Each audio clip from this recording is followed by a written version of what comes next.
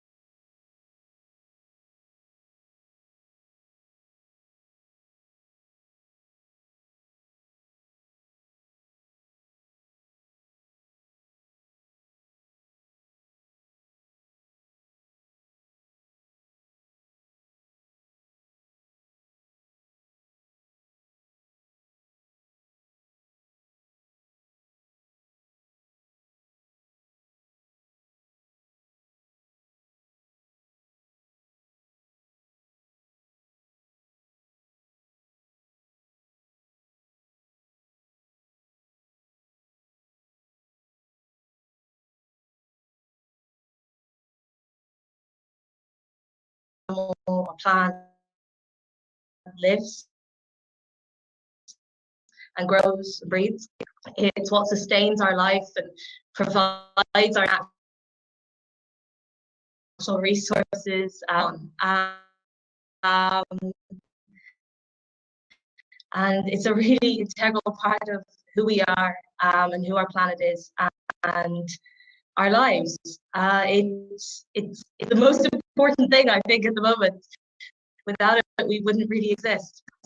And our environment and us, because we live at equals a healthy person, a people, a community. But in the current day and age, that relationship is really fractured. So we don't necessarily appreciate or treat our planet with the respect and, I suppose, love that it really needs. That's quite like a, I suppose, cheesy way of putting it, but we've been so focused on using our planet and using the resources and taking it in a modern day, we've depleted so much of it, and it's not a healthy planet anymore, it's a struggling planet. And that result of that is climate change. And climate change has basically thrown our planet out of balance, with greenhouse gases rising every year, and carbon production and this protectionist paration food, the resources that we need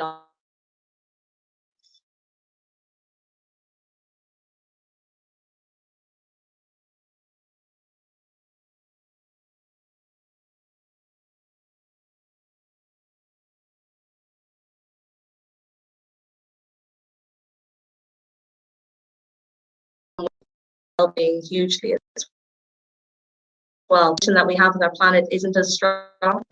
But that connection means that when our planet is in despair, we are as well.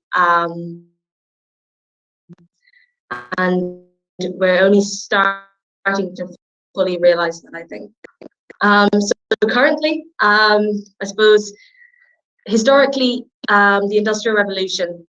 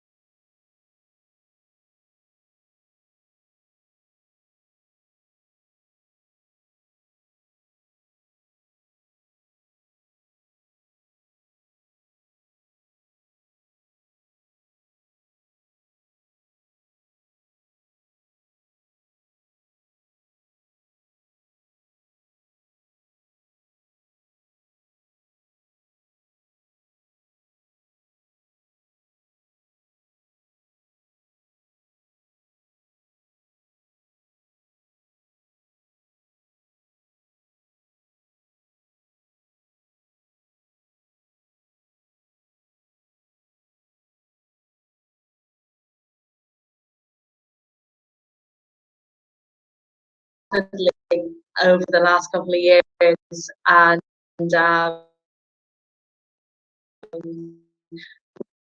we can see that impact in the ice caps melting and sea levels rising. Unusual, it rains here all the time, and the fact that we're having like warmer summers here means that we're having even colder winters, and it's impacting on the way we live and the way we grow and how we used to do things.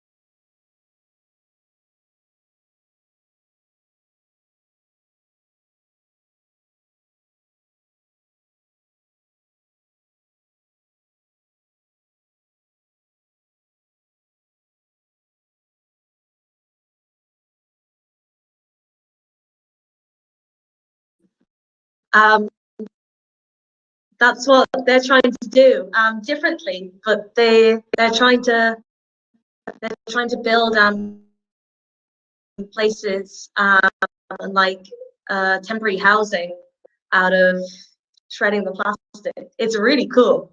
And so maybe you need to put us in touch with them so that instead of us being isolated doing this, we can start a network. So here in the Marshall Islands, they've collected a couple pounds, and couple is not 10 or 20 pounds of plastic. They've got the community behind them in collecting this, and I'm saying to them, rather than sell it to the dump, where I think they get 5 cents per bottle, why don't you make money? So you're making money and you're also providing employment. Why don't we make you and make this an entrepreneurial activity? And I'd like us to begin to think like that. So Mary's laughing at me, so she'll send the email. But for the rest of us, how are we treating with the environment?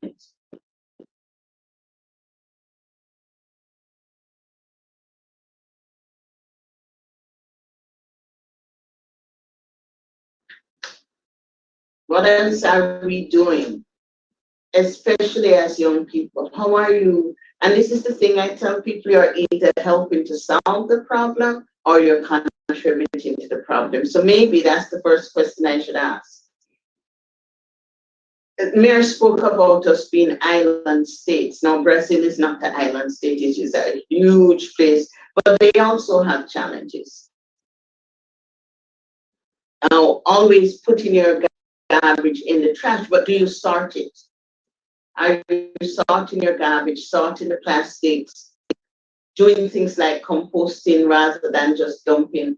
How are we giving back to the earth? We're talking about a bleeding earth. How do we help to stop that hemorrhaging of the earth? And now I'm going to put on the teacher me and begin to call on people. The people on Facebook are getting away with murder. I actually should have both streams up so I can call on them as well. Morning, Lily, good to see you. And people being honest and saying not as an individual, but don't we need to start thinking as an individual? Here's the challenge I find, and Mayor referred to it, that we blame others, we say it's the big people, but each one of us is a part of that. So let's talk about it. How do we solve it? Kelly, how do you in Brazil help to stop this problem? What can you do? Let me bring up my screen so I can name names here. Okay, so I try to take one of those bags with me to the supermarket, not so I don't have to use the plastic bags that they offer. So sometimes I use my knapsack as well. Right. For me, it was a little bit muffled. Can you repeat that? Oh, I'm sorry about that. I was saying that sometimes I try to use one of those bags that are reusable instead of using the plastic bags from the supermarket, or I use my knapsack when I remember. So reusing bags, and can I say, come on, I see your hand raised. Can I say, even when we have what we would call those scandal bags, those plastic bags, how do we dispose of it? And can we stop burning? Now, I know that quite often for those of us who have to use wood or coal to cook, we often put plastic, use the plastic to light because it catches quicker, and to know that also damages the environment. But can we use those scandal bags or plastic bottles to even do things like gardening? Conroy, I see you on, but I'm not hearing your voice. Kimon, you were going to comment? Hello, can you hear me? Yes, I'm hearing you loud and clear. Yes, one of the things I have been doing, well, with my students, the time when we were collecting bottles the other day, I spoke to them about the importance of recycling plastic and what are the negative effects of not recycling the plastic. And to my surprise, some of them they said, you know, Miss, I have been doing it at home. But some of them went on to say, I have been sorting out the plastics. So instead of throwing the plastics in the garbage bin with other waste materials, they sort them out. And I think if more and more persons or more and more children get into that mindset of sorting out, I think it may be a better, I don't know the word to use, but I think that things may start to look positive for us in the future. So that's one of the things. I've also started gardening at my school, and you mentioned it a while ago, and I was laughing. I started gardening right on my block there. So we use the bigger plastic bottles, water bottles, to plant things in them. So that's my little way of contributing towards that.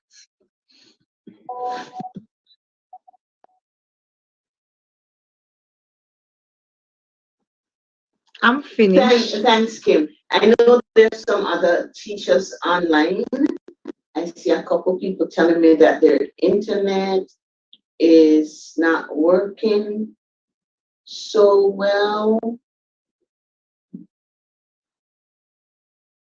Hang on. So, Mira, let's talk a little bit more about these eco bricks. You say they're being used in Peru. Are they being used in Ireland? And can we tie this discussion in with the one we had yesterday, which interestingly I continued, where somebody who was on said to me, "Oh, do you know that the way that we build our houses using all this concrete is also not contributing to the environment?" So talk to me about the eco bricks, if you can, and then let's talk about the houses in which we live and how do they contribute, one, to the environment and the healthiness of it, but two, how does it contribute to our mental health?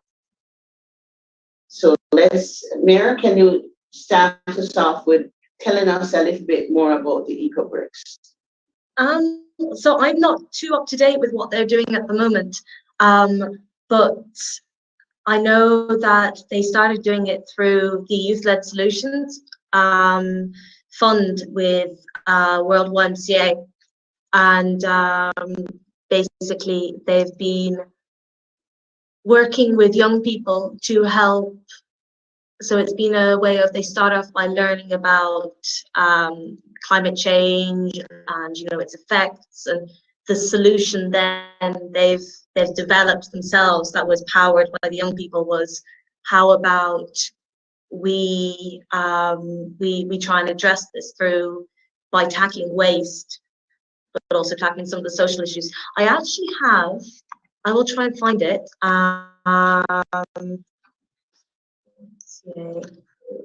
They have a little thing. I can send it into the chat. Where is it?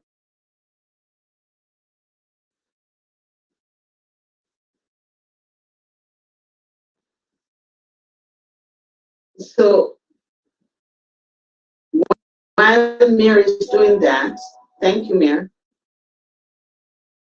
The comments that this young lady made yesterday, and it's actually Angela who spoke about cyberbullying on our first evening, and she was saying that as we spoke about the environment yesterday and mental health, she has lived in Nigeria, she has lived in Senegal, she's an American citizen. I'm thinking she's lived in Aduba, Okay, I'm saying it wrong. Dubai and the eastern states. Oh wait, those rich eastern states. And she was saying that one of the things that we do wrong is how we build. And that we're not building thinking of the environment, even the way we construct houses in the tropics tends to hold the heat rather than to allow airflow. And I was thinking about it. My parents' home is over 100 years old. It is actually mud. Nobody would know that to look at it. So it's what is called Watlandab, traditional methods of building. We've been straw and sometimes a little bit of chicken wire and then packing mud around that and just concrete on the outside. Now that house doesn't work. It is also built in state for air conditioning. And you would all know, I think you would all know, that our heating and cooling devices contribute in large part to our carbon footprint. So talk to me about your own houses, either opening your mic or putting in the chat and tell me, how does your house make you feel? Mental health, that's where we started. And how does the construction of your house fit into the environmental picture? I know it's hard questions. I'm going to ask one of the members of the team if they can also check on Facebook and if there are questions or responses coming up on Facebook to put it here in the chat as well. So talk to me. Let me see who I will call on first. Our next speaker is here, but let's just wrap this up first before we go on to my last. For us, how does our living conditions, one, contribute to environment, affect environment, and two, how does it affect our mental health? Conroy, we want to type something into chat. Alicia, morning, Ging. You're up early. Martina, Dr. Tapper, hello and welcome. And Dr. Tapper is a psychologist. So hey, so welcome. How does our mental health? I need to type it. Encourage someone else to, but I know it for me where I live at the moment. I live in a block of flats, and in terms of the environmental impact, it's not great because they're built with just literally housing as many people as possible, rather than, so the electricity isn't great, the waste disposal, so we don't have a separated waste disposal, it all goes into one, and it's mostly, I think, gas based rather than like electric based and things like that. And in terms of the mental health aspect, we have no access to, so we can't open our windows a certain amount. So we can't get like very well air, like great air ventilation into the place. So it's quite claustrophobic. And then we have no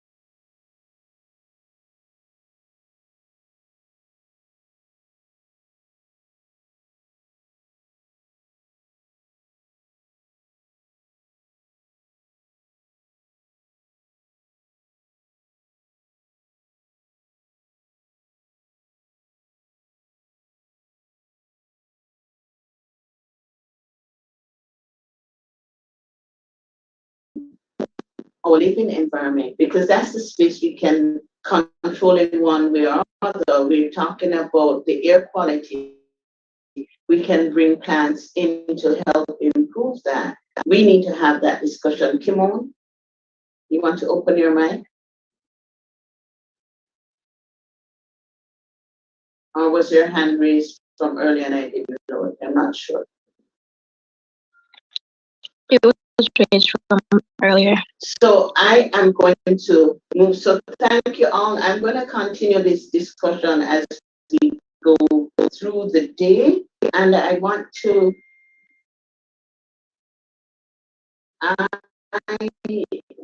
just introduce our next, hang on, oh my God, my manners, my manners, my manners.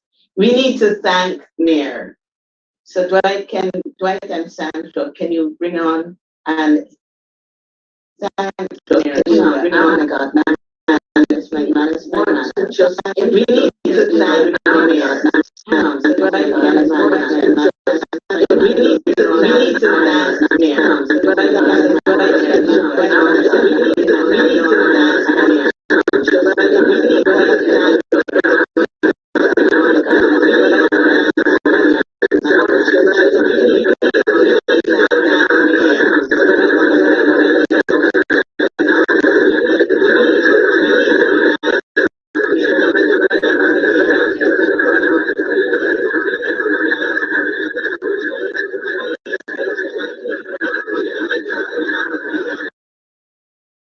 apologies for that, and don't think that's the only person who, it's like, okay, all the gremlins just came out and said, you are challenging us. Ah! So I guess they were getting back at me. So, okay, let's try this again without the gremlins. So again, Sandra and Dwight, over to you. Without gremlins, please. The gremlins are serious.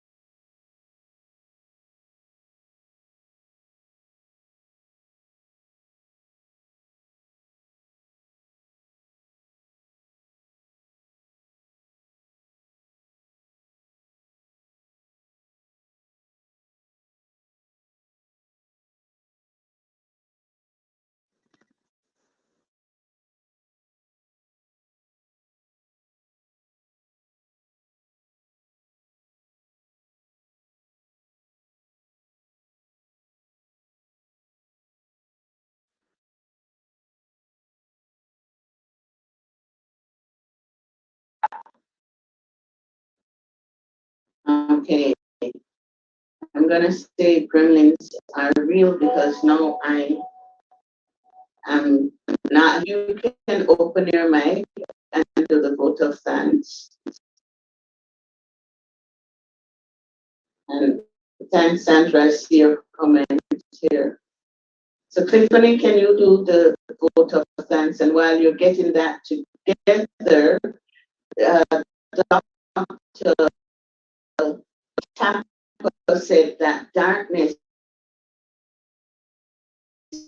has its place, especially during the night. However, fresh air and natural light are essential for our mood and our respiratory system, to name a few. So, Tiffany?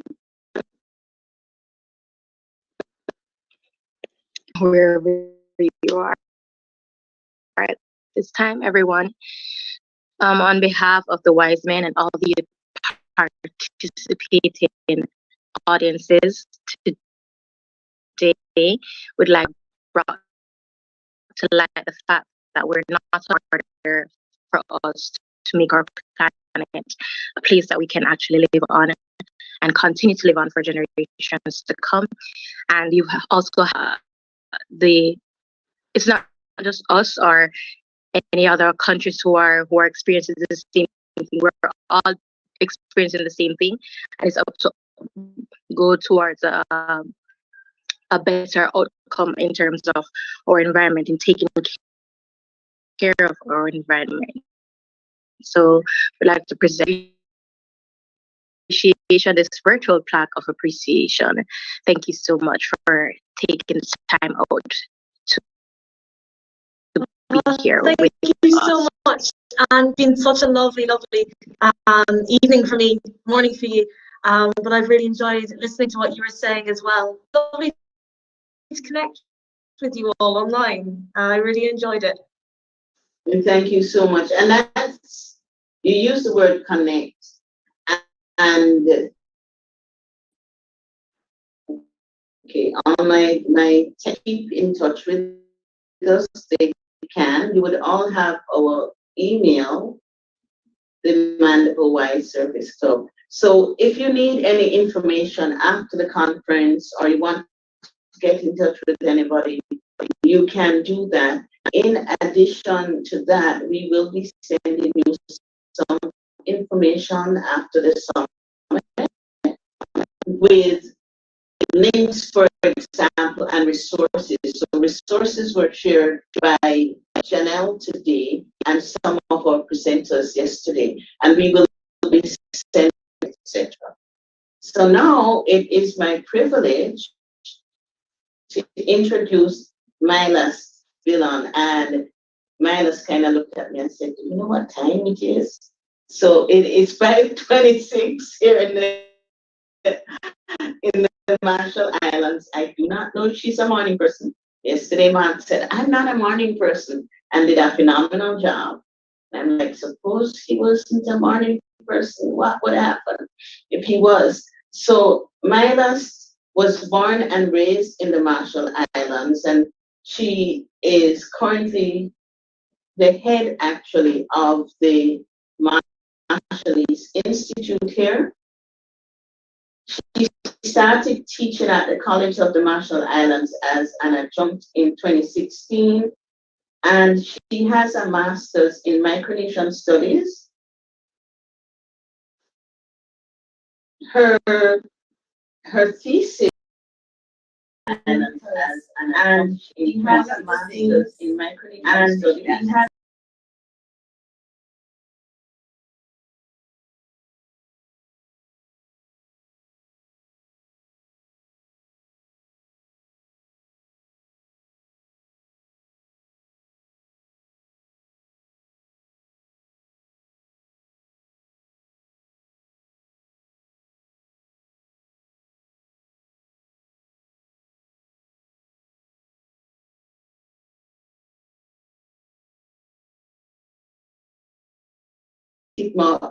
In various ways, in various roles. And she's going to look at the traditional and how does that interface with modern life. I think that she's a great person to follow on looking at the environment, because our ancestors were one with the environment and understood it so well.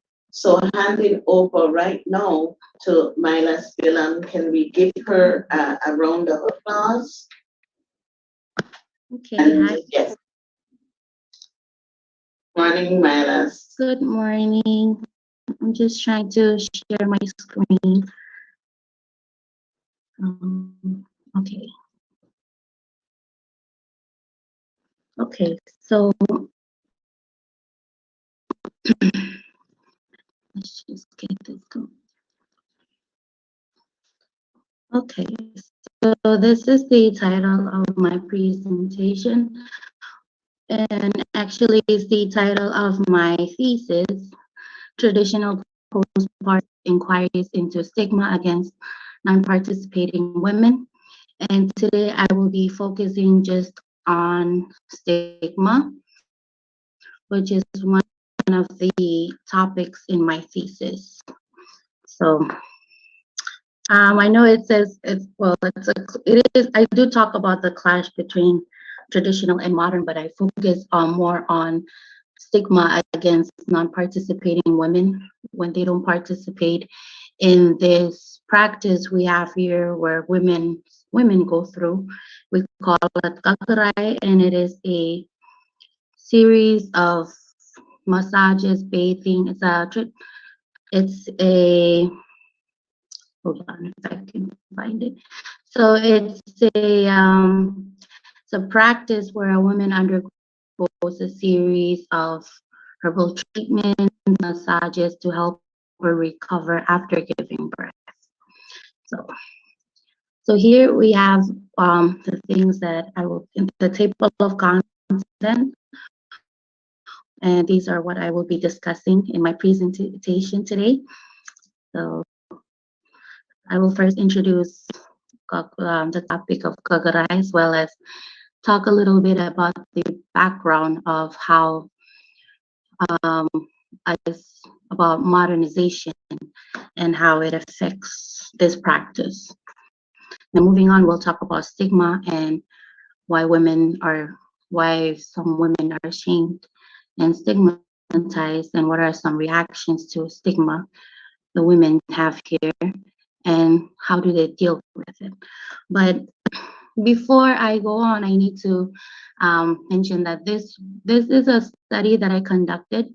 I conducted for like 6 months. I had to go through, I sat down with about 23 women, mothers who, Marshallese mothers. I sat down with them and interviewed them, talked to them about this, about stigma and the postpartum practices. So, okay, so in the introduction, so in the late 1960s, modernization was introduced in Micronesia, which is a region where the Marshall Island is in. And within this context, modernization began to replace traditional based knowledge with Western based knowledge. Modernization policies also led to the devaluation of traditional forms of social organizations such as subsistence economies, communal family structures, and it also devalued practices like traditional practices, and one of them being kagurai. It's the word down under modernization, it's the Marshallese word. And so the United States of America, the US, who introduced and promoted modernization in these islands, intended to turn these traditional island societies into modernized island nations. And over the years, the Republic of the Marshall Islands has undergone many social changes influenced by modernization. And one significant practice that has been changed, and according to people I've spoke with, they said that it has been tainted, is the practice of kagarai. And again, this practice is a Marshallese postpartum practice where a woman undergoes a series of herbal treatments, internal and external massages, to help the mother recover after giving birth. And as Dr. Hamilton has mentioned, the Marshall Islands is a matrilineal society. And traditionally and culturally, the health of a woman's health is very important. And this practice it's one of the most important cultural practices, according to people, the women I've spoke with, and even the practitioners who bathe these women, who do these massages. So, so there is a speculation after modernization with all these changes. There has been like speculations that changes to Kagurai due to modernization has caused a clash between women who value the practice and the women who simply choose not to practice it. Maybe because they would rather do Western treatments or just personal reasons, but there has been some clash between these two types of thinking. So moreover, not practicing Kagrai may have prompted some women to shame and stigmatize these other women who do not go through the practice. Okay.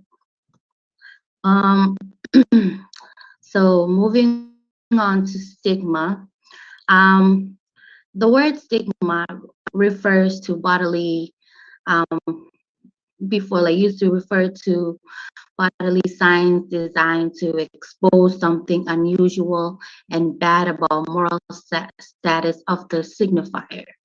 And Irving Kaufman, he stated that there are three types of stigma, which are the physical stigma. The physical stigma, the first one is the various physical deformities.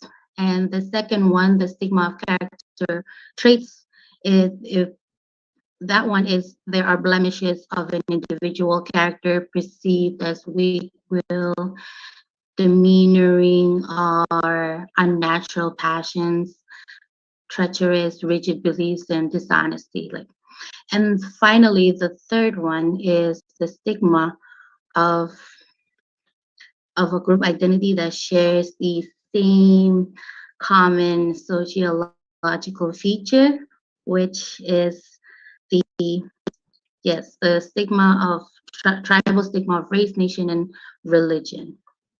And Kaufman continues on and explains that an individual who might have been perceived easily in an ordinary social intercourse possesses a trait that can obtrude itself upon attention and turn those of us whom he meets away from, breaking the chain that other attributes have on us. So, example, he talks about the normals. So people who are who are not stigmatized, he calls them the normals. And these are the people that in my study, I refer to the normals as the mothers or the women who practice or who are the ones who are stigmatizing the women, and the stigmatized are the women who do not go through it.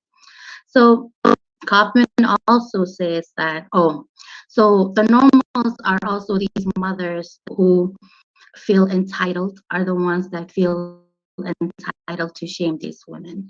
And Kaufman says that normals do not always do this to shun, to stigmatize, or to shame them, but the reason some might do this is to bring order to society. And in the next slides, I talk about, I discuss um, the women who are shamed and stigmatized for not going through Kakrai and how they react and how do they deal with it. Okay.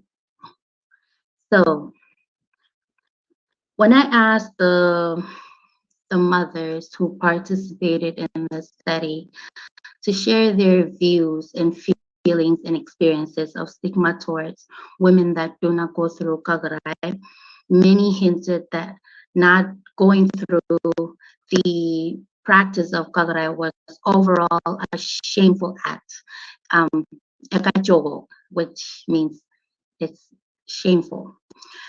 The mother's preconception and some of the mother's preconception and description of shame and stigma associated with the traditions and the effects of not going through stigma or going through Kagura were very evident. When I asked the mothers why they felt that not going through the Kagura was shameful, some of the implications refer to these women as opposing and neglecting traditions or becoming too westernized due to modernization. Like for example, the first implication, which was opposing and neglecting traditions, one of the mothers described this as kajatoyen, and it's that word up there, kajatoyen manat. It's the first bulletin up there, which means neglecting, translates to neglecting traditions. And she goes on and say, I say this because this is part of our culture. When a woman does not go through the kagarai, it is in fact very shameful, and this will cause people to gossip and make fun of her. This is because these are traditions. I think women who decide not to go through kagarai are completely neglecting our customs and beliefs. She does not want to better her health.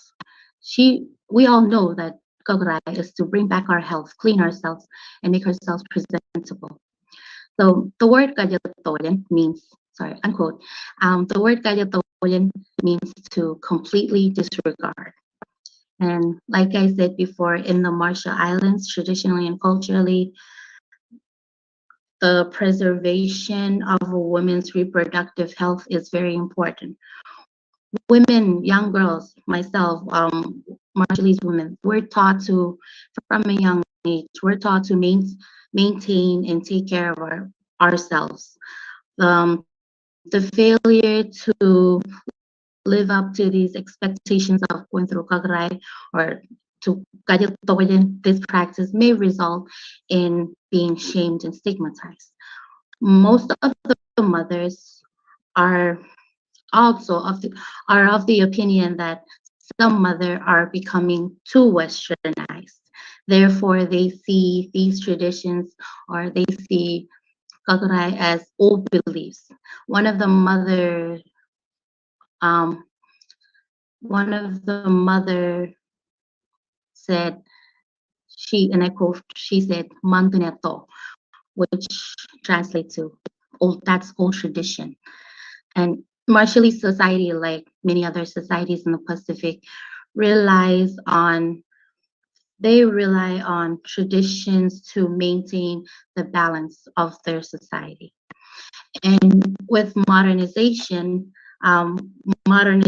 it requires traditions to be stripped off, and in order for a society to be modernized, they again need to strip off anything cultural. And this has resulted in some negative reactions, like in the case of Kagarai, some women are saying other women are becoming too westernized. Therefore, it can be seen as negative because denying Kagarai is seen as disregarding the culture. And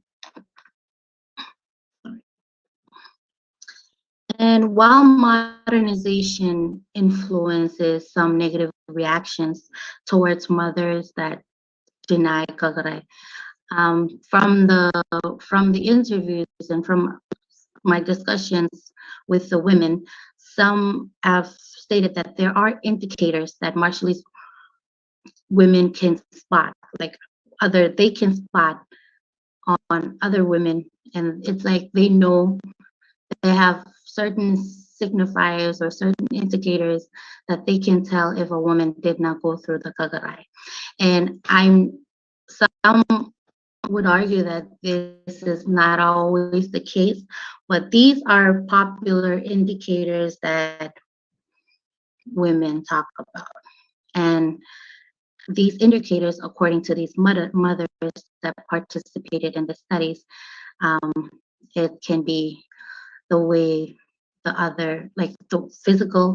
way their physical health, their how they smell, and surprisingly, one marker was the woman's relationship with her husband. And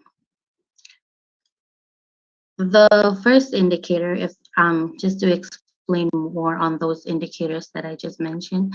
The first one, which was physical appearance, physical health, is if a mother did not go through the kakarai, it is believed that there's a it is believed that the smell, most women um, they can tell by the way a woman smells.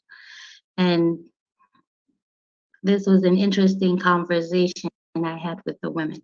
They would talk about, there's this certain smell that they exude, and it's from not, because when they're going through the kagarai, they are, there's this one part that they reference to where the practitioners are massaging them, and they're massaging their stomachs and massaging them internally through their uterus, and they're trying to get everything, all awkward bad things out.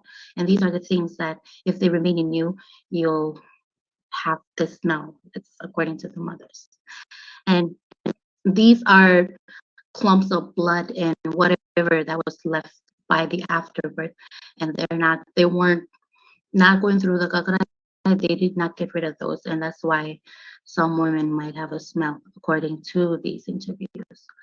The other indicator is for the mothers that did not. Oh, the interesting one was how their relationship was with their husbands. And these women would often claim that, some people would often claim that the reason why some men would cheat or leave their wives is because they did not go through the kagarai. Or if they did, even if they did, they didn't go through it properly. And here I'm going to read an excerpt from one of the interviews with the mothers. And this is what she had to say. She said, "No one can truly know if you went through kagarai or not, because they were not there with you. Maybe you went through it, or maybe you did not. Those people talking won't know because they weren't there. But you know how they will know? Your husband. The husband start cheating, or he will leave you for another woman. It does not matter how much he loves you or how much a couple loves each other. Not going through the kagara can cause the husband to leave." And okay, unquote. But I went on and asked, but how is the husband leaving his wife a sign that the woman did not go through kagarai? And I also spoke with these 23 mothers. I also spoke with women who actually, this is their job, or they practice this. These are the practitioners. And one of the practitioners said that this is what she said about this. "It is very shameful when a woman does not go through kagarai, because later on she will give off a foul smell. Keep having bad vaginal discharge, and this may lead to losing her husband. Her husband will not feel satisfied with her because he cannot have any pleasure from her. People might ask him why he left his wife, and he might respond with something like, 'I've tried everything, but I'm not satisfied.'" Unquote. While some mothers have stated that not going through kagarai can put a strain on a woman's relationship with her husband, not all the mothers agreed to this. Some stated that kagarai or no kagarai, if a man truly loves his family, he will not cheat or leave his wife.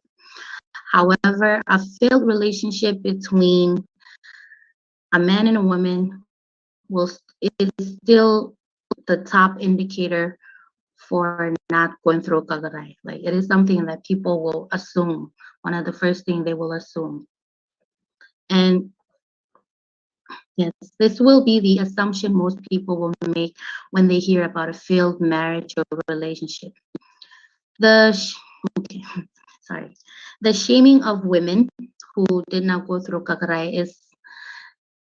something was a question that I wanted to figure out if it was new due to modernization or was it has it been always been around. And some of the women have said that it is not new. And yes, they've said that this is not something new, even way before modernization, or it's been around like this kind of attitude towards women.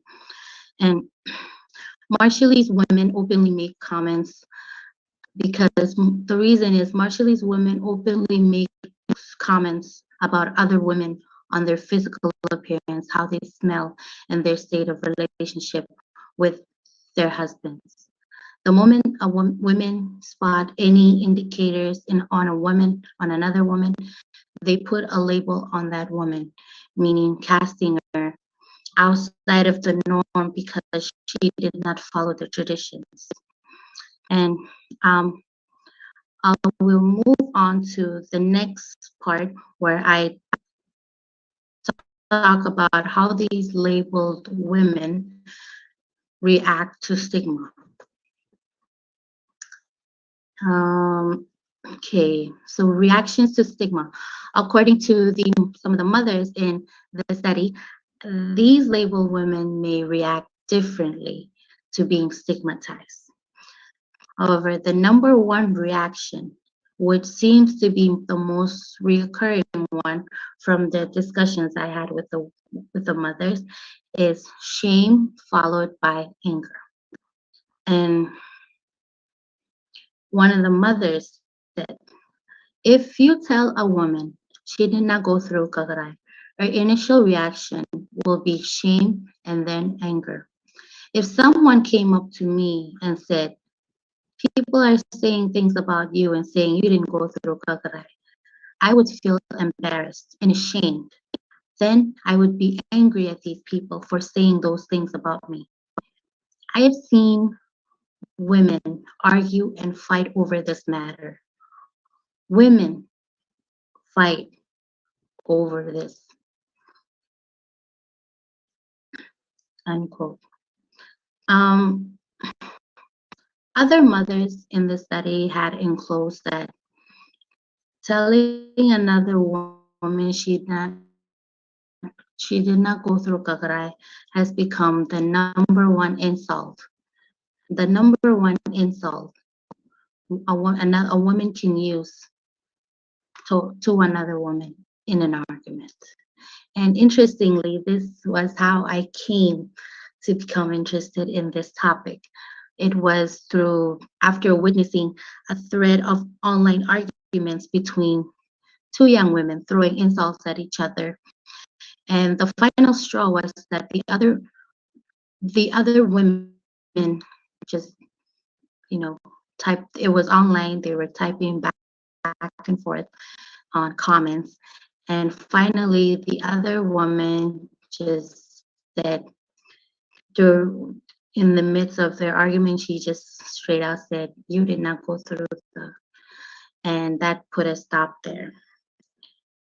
And it was interesting because I thought that was not, I mean, even before doing these, I've seen it. And then when I've spoken with these women, they also have, they also talk about it. And one of the mothers, she said that during a heated argument between two women, if a mother, if a woman gets angrier at the other one, she will, without any hesitation, blurt out, "You did not go through Gagarai." And the woman knows that this is the most painful and insulting thing one woman can say to another. And though she continues on to say, if I was in that situation, I would be mad because to be told that is embarrassing. Okay. Several mothers in the study had expressed that stigmatizing women for not going through Kakarai can be seen as a strategic scheme, which I found interesting. And some vented that while it is negative towards women, it can be effective And I saw one mother shared her experience about growing up in her home of Atoll, which is not here in Metro. It's another island in the outer islands. And she told me the story that whenever one of her aunties give birth, um, the auntie and the practitioner at every morning at 6 a.m. would get up and get ready to go to do kagarai. The village women nearby would all come early in the morning to the house. And she said she would get annoyed and because she would be helping out her grandmother, cooking breakfast for everyone. She would be cleaning outside the house.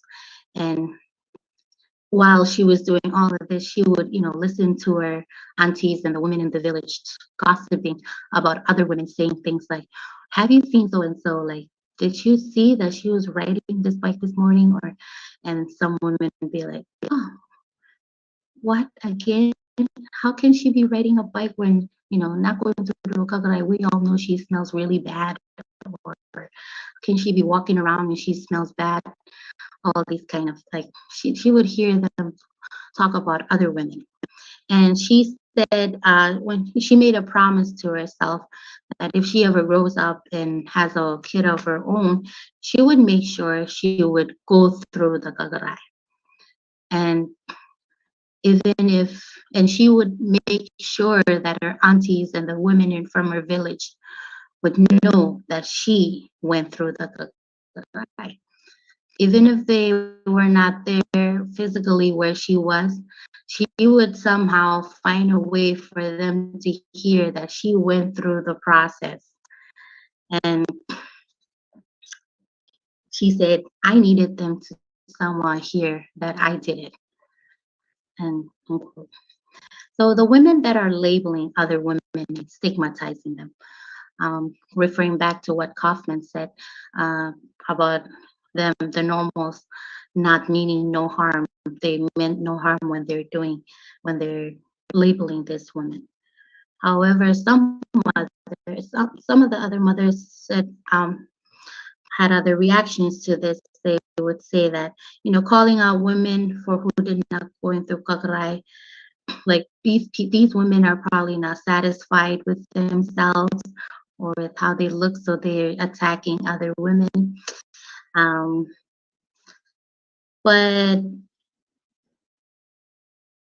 and then there are some women who said, these women probably do it because they really want to hold on to the practice. They really want to hold on to this practice so that we don't lose it. Therefore, they use this, shaming and stigmatizing women as a tactic to keep this practice alive. And yes, so however, some women would disagree with this. They said that a woman should not be shamed into going through the kagarai because your body is your body, your responsibility, and it's your right. No one should use these kinds of schemes or tactics to force you and play with your mind into thinking that you have to go through it. So because it's your body, your choice. So the women in the study that I did were very much aware of the shaming of women, and it appears that they do not condone to any negative attitudes towards stigmatized women. And some of the findings of my participant acknowledge that it is up to the women to make a choice of whether or not she goes through the kakarai. And if she chooses not to, then it shouldn't be an issue to anyone else. Several mothers in the study do not agree that women deserve to be shamed and stigmatized, and others felt that women should exercise kakarai if they want to avoid being stigmatized and shamed. So there were a lot of mixed responses to these women's reactions to these. Okay, moving on to how do these women deal with stigma? So before I conducted this study, I knew that women do not disclose easily this kind of information that they if they did go through Kagura, if not. Only two mothers shared with me that in out of the 23 mothers that I spoke with, only two mothers openly shared with me that they did not go through the Kagura. And and now going back to talking about people who are stigmatized, Kaufman, he said that these stigmatized people who are stigmatized, they decide what information to disclose and to whom and how do they disclose the information to. But yes, only two women out of the 23. And mothers in the study that went through the Kagaray, they openly shared the information and shared their experience of the Kagaray. The question of whether or not women went through Kagaray was not a question in my interview questions, because I know it's a personal issue. I mean, it's a personal question and it's a very sensitive topic, and I did not ask. But again, women, some of these women who went through it, they proudly shared it, but it was not something that I asked the mothers. Um, so how do other mothers deal with it? How do women deal with it when some of the mothers have shared, and even the practitioners have shared that, after dealing with this, some women do go back and ask for help with the practitioners or the mothers in their families or with friends, and they don't. But the thing is, they don't help. They don't go back to them and ask them to, help them maybe take some herbal medicine, go through some massages to improve. They don't do it to break away from the label. They do it because they deal with the consequences that they were told, like in the future, if you don't go through Kagara, you're gonna get your stomach ache, your body, your bones will keep hurting. So that's why they go back and do this. But they, according to these women, they don't do it to break away from being labeled, but they do it to improve their health. And how other women do it also is they disguise themselves. Like going back to Kaufman again, stigmatize people, figure out ways to disguise themselves. And these women try to disguise themselves and make themselves look presentable. Um, they go through lens of things to disguise themselves to make sure that people don't know that they did not go through the Kalahari. And again, it's not always like before they said they can spot a woman. That's not always true. It's not always true. So one of the questions that I asked them women was, suggestions on how a woman can deal with stigma. And I've put up some of the responses that they've given me here. Like for one of them, she said, how women can deal, the Marshallese women can deal with stigma towards non-participating women. They talked about, most of them referred to WUDMI, which is the Women United Together Marshall Island, which is an organization here. And they referred to that. They said, round up all the women, tell them to lessen the gossip, the stigmatizing of other women. We need to stop the negative attitudes before it spreads to the younger generation. We need to start with us older women first, then help each other understand that shaming other women will not do any good. And this kind of attitude will keep spreading if we don't. And, one down here said, we can have all the women come together and talk about Kagara instead of shaming each other. We can teach each other. Stop shaming other women. Teach them. It's better to teach them than to embarrass them because you do not know how it might affect them. So a lot of them talked about raising awareness, coming together as women and talk about it, coming to an understanding. And one said, raise awareness about the shaming of non-participating mothers so that all women should know and understand. We need to know and understand that divorce does not always mean that the wife did not cover it. We need to change the way women think. So these are just, this is just 4 out of, there were a lot more, but these are the ones that I chose to put up here. So,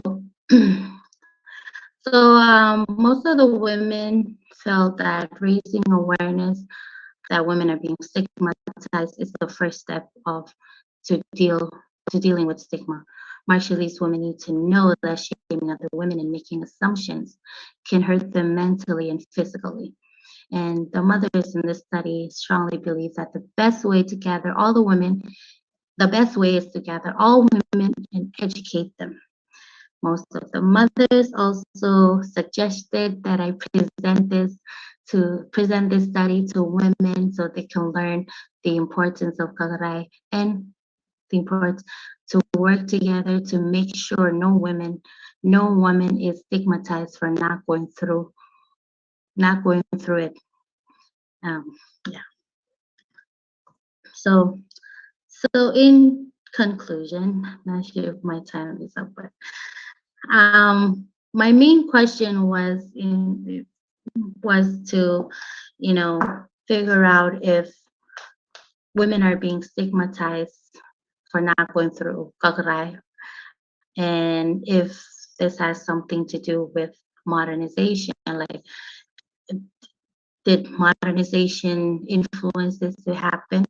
And this research has revealed that women are stigmatized for not going through kakarai, and women today feel that women should not be stigmatized for not practicing it. And traditionally and culturally, maintaining the reproductive health of women, Marshallese women, is important. So disregarding Kagarai is seen as a shame to the Marshallese culture and to the society.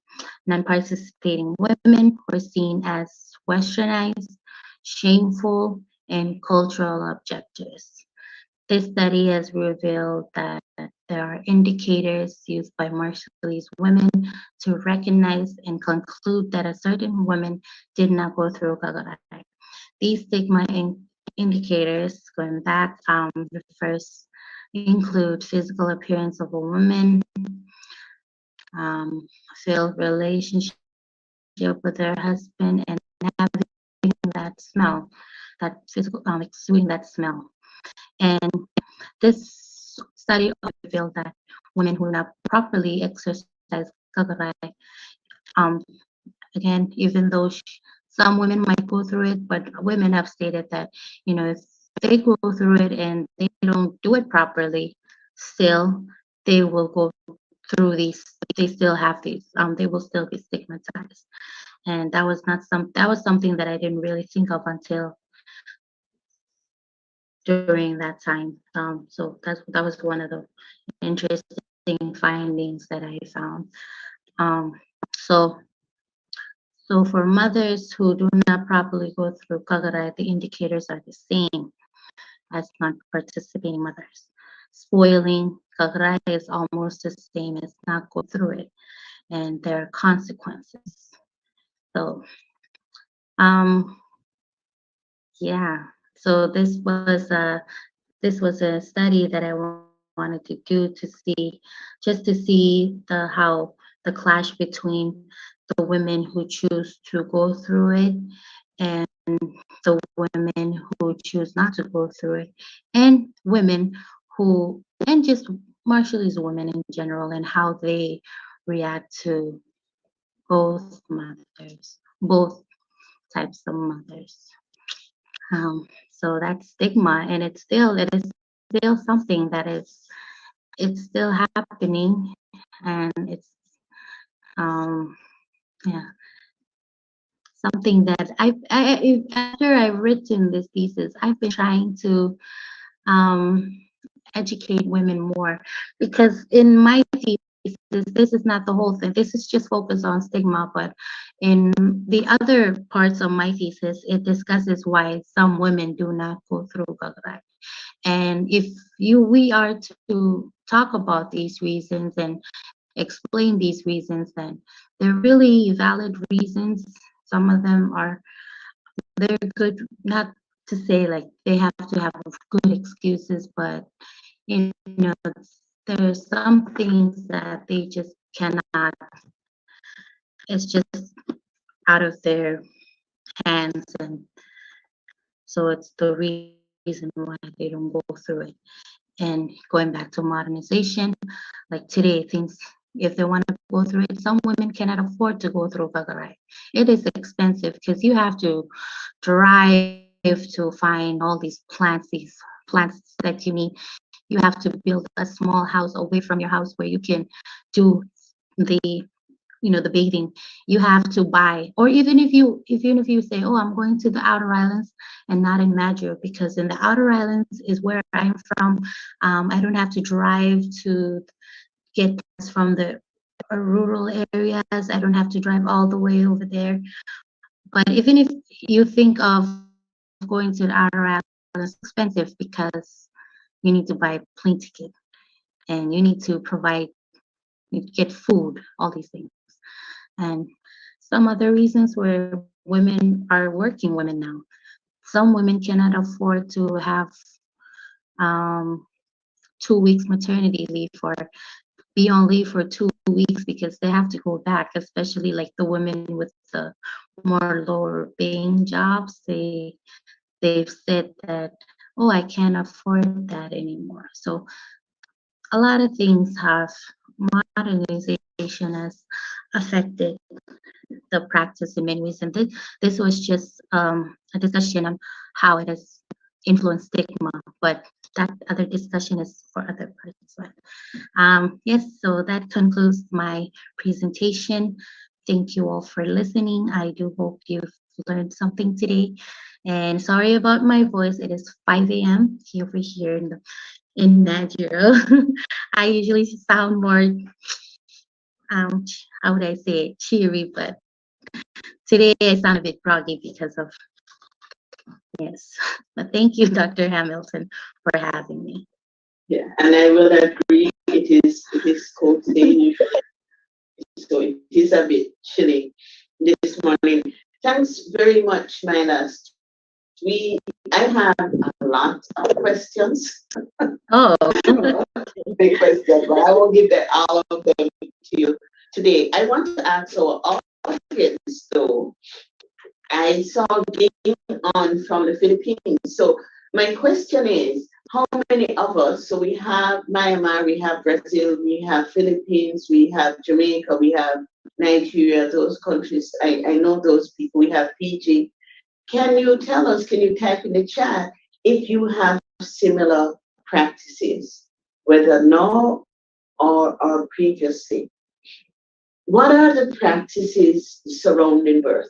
And this is an important thing because birth is very particular to women. When we listen, and that whole idea of stigma, earlier when we were listening to Janelle, she also mentioned that term, stigma, and how so often as women we are being stigmatized. So things that came up, that notion that if you didn't do what you're supposed to do, it almost gives the man permission to be violent to you. It gives him permission to cheat. Yesterday, we looked a lot at, not directly, but if you listen to the talks, there was that thread of cheating, of being disowned, that ran through yesterday's perceptions. In Jamaica, we have this, used to have this concept of if you did not have a child, somebody can, Jamaica can help me. I don't know if there's that age, but a lot of the young girls, when I worked deep rural and in a city, it was if you did not have a child, say by 18, you were considered a mule. Something that I find, and a mule does not give birth, cannot give birth. Eh? A mule is a cross between a donkey and something, I forget. But a mule cannot give birth. And here in the Marshall Islands, one of the reasons I find this talk so interesting is that I see girls here pregnant at a very young age, and my brain goes, okay, so they have to go through this, and how does that affect them? So, and I also saw bullying coming out, which we dealt with both Friday and yesterday. And then I was very intrigued by that idea of the use of herbs, that the natural, the traditional ways of healing, and of course the idea of cost.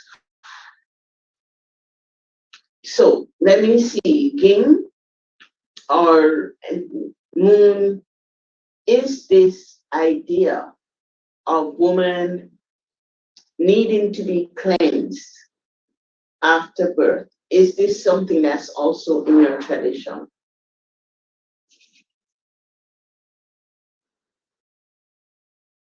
Talk to me. I know it is in the Muslim tradition, but it's not a country, it's more a faith-based practice of being cleansed. I'm getting a lot of private texts. So anybody? Anybody?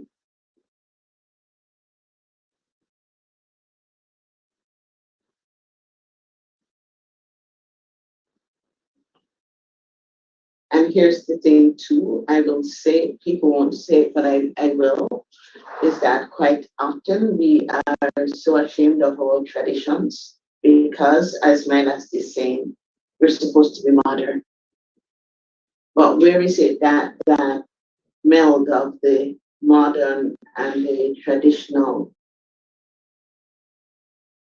come together? I wonder if some of these traditional practices that are being done, has anybody looked at it from a medical, scientific point of view, Milas? So I'll give you a chance to answer that, and then there's another comment. Has it been studied from a scientific point? Is it healthy? Is it Jacqueline in Aruba? Is there anything like this? Good afternoon, everyone. In Aruba, it isn't really in that form in which our speaker shared.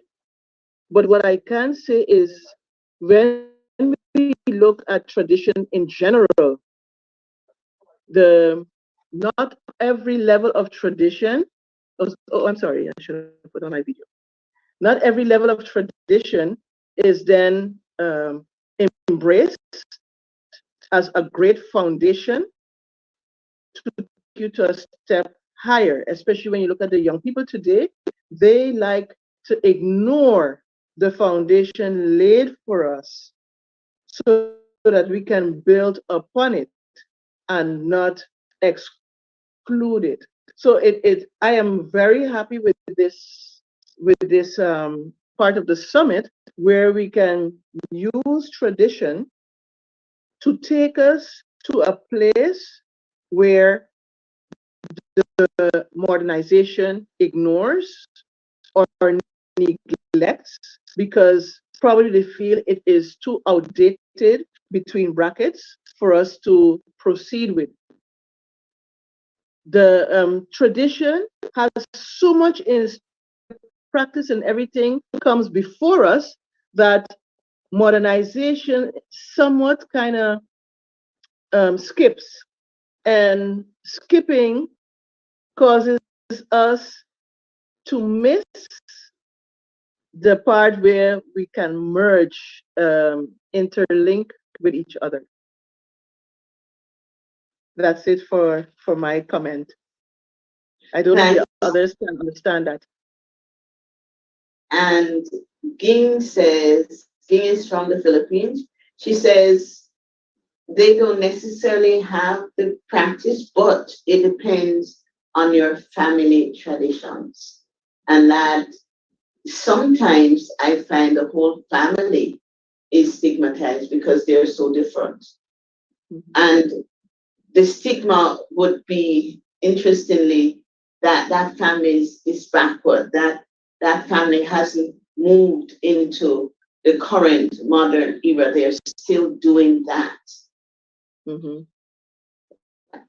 So Milas, do you know if any study has been done on the health effects, scientific studies, not ethnographic or ethnology studies have been done? I'm really curious. On the medicines, And on the practice. not yet, but I know that the hospital there's this upcoming, I think we building a lab at CMI. The hospital, the Ministry of Health and CMI are partnering up to, they want to study these plants, like their properties. I'm not really sure how they said, but they want to study how they work in a person's body, especially like a woman, because women who go through Kagura, they say really good things like, oh, it's really good. It helped. I used to have really thin hair, but then now my skin is glowing. I feel healthy. I feel like they all say all these things, and people. This partnership between CMI and the Ministry of Health, they want to build a lab and then bring in people to study these plants, because it's not just for kakarai, but it's also because here we use a lot of our plants for, something. It's always said here, like, before someone goes, like, the hospital is like second option. You get sick, you go through like remedies, that you drink herbal medicine, you drink something that's given to you, and then if it doesn't work, then you go to the hospital. But it's The hospital is the last resort. yeah, it's the last resort. And yeah, there has been some questions of, okay, but how do we want to know what's in these plants, and what is it like, what part of them works inside a person's body, where do they, so there has not been a study yet, but I know that there will be soon. There's a lab that needs to be built first so they can study these plants. Thank you. Dr. Tapper says, I believe that the focus on the female reproductive health is something that should be considered in our culture, and she is in Jamaica, because it embraces more than a physical refresh.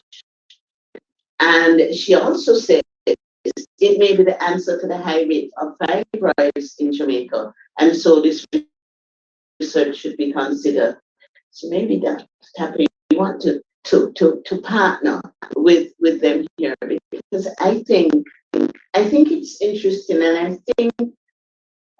I know that so many of our traditions are basis. So the periwinkle, ramgoat roses, for example, it was the people from, I'm going to say, Sweden, who came and spoke to the grandmothers and the great grandmothers. And it is through that conversation, that storytelling, that they discovered that leukemia, ramgoat roses, periwinkle, cures leukemia. And hence, this is an important thing to do. So for all of us who are young or older, for all of us who think modern day is the thing, to remember, as Jackie says, that foundation and Dr. Tapper, who, as I told you, she's a clinical psychologist, she said, yes, it would be great. So we may be able to bring her in when you're ready to do that. And so that the research is not just on the scientific part and analyzing the plants, but also collecting the stories and understanding the stories. Because as we use the plants, certain parts of the plants do different things. Moon, you're here. In Myanmar, how is the use of the traditional medicines, the medicines? How is that done? And Kelly, I'd also like to hear from Brazil. What is that like? Hi, London. How are you? So, Moon, I'd love to hear from you. Okay, Kelly, I see had to leave. Yes, you have to unmute more. Yeah. Thank you. Sorry. Yeah. Question. One more, please. Can I? To repeat the question, I was asking about what's the use of the herbal, the folklore, the traditional medicines in your country? Returning? What's traditional medicine in your country? What is that like? Yeah, it's like a hop, hop, from the tree. So we got it, and sometimes we got it from the how can we say that, tree and hop. So we make it, and then we from those kind of situation, we boil it or we scratch it. So that kind of situation, and then when we are going to use these traditional medicine, so for example, we can use with like how can we say that, we can boil, and we can boil those things, and then we drink it, and somehow we make with how can we say that, we scratch it, and then we use it. Those kind of things that we do, in this is traditional, and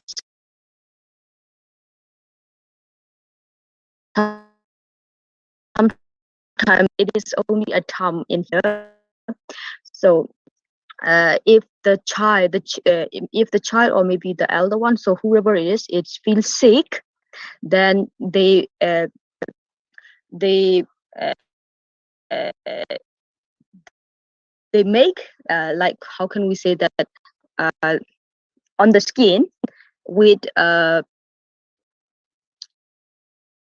coin, or maybe we make it, and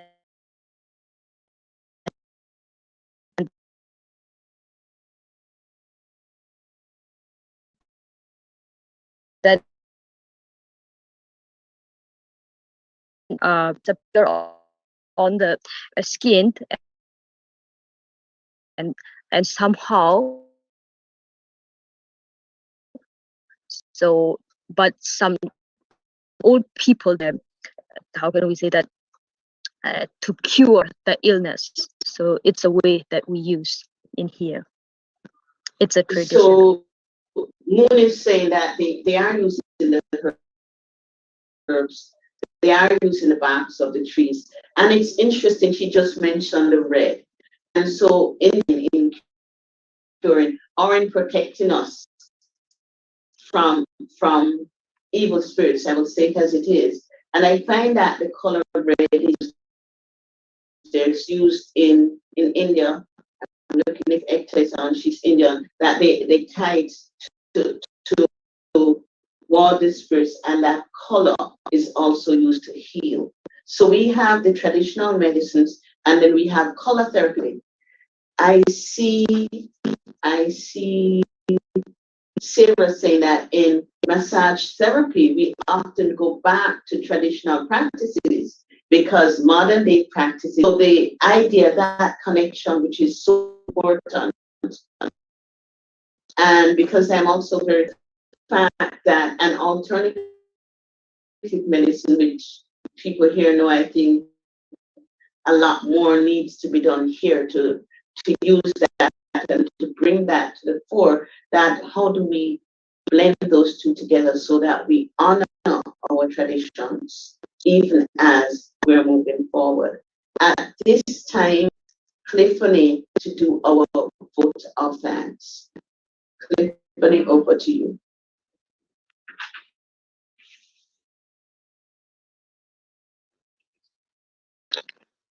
Okay, so on behalf of the Wise Milk of Appreciation to my last for her very informative um, presentation on what the traditions of of her island.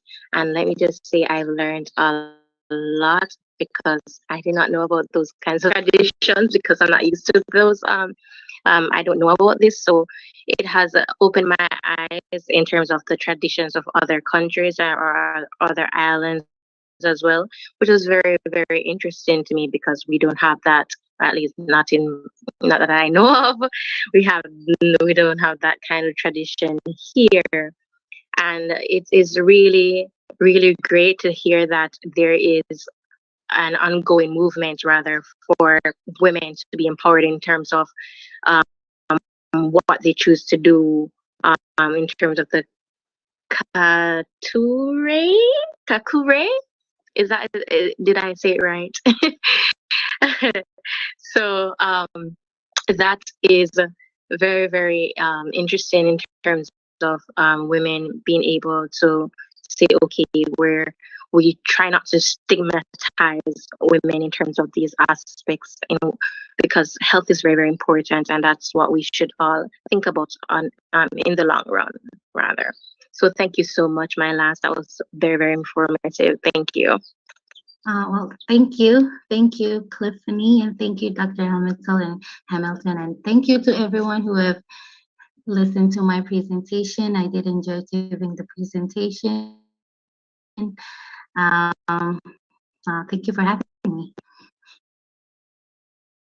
Thank you. And Tiffany made a statement that I am going to just say.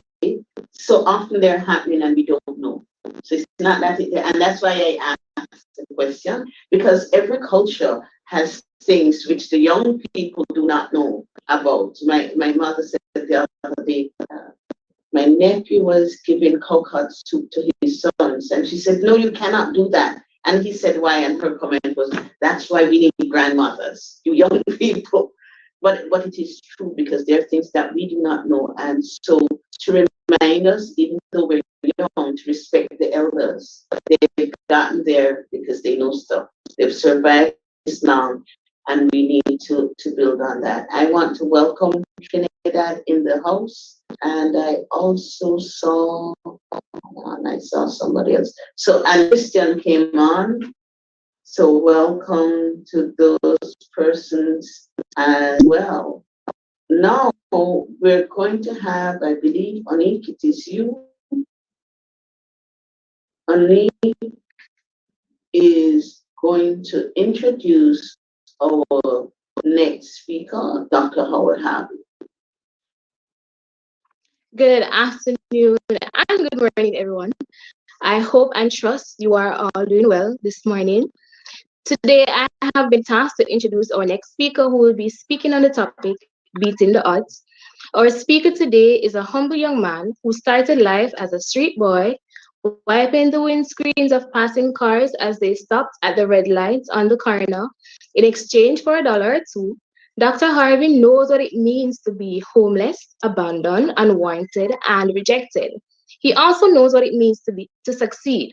Dr. Harvey earned his doctorate from the Temple University in Philadelphia, several certificates from the University of the West Indies, Vocational Training and Development Institute, and Micro University College.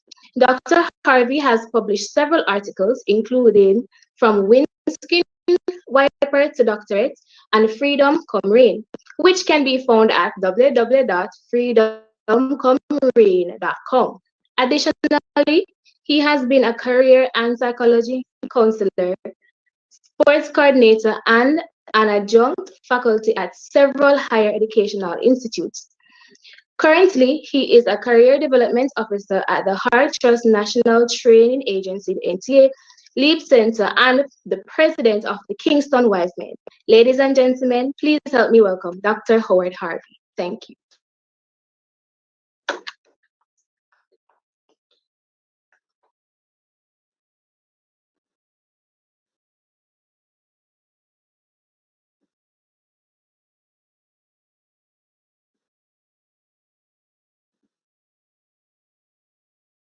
I'm going to tell you just before Howard comes on that Christian, this is the interesting thing about us as generations, how we communicate.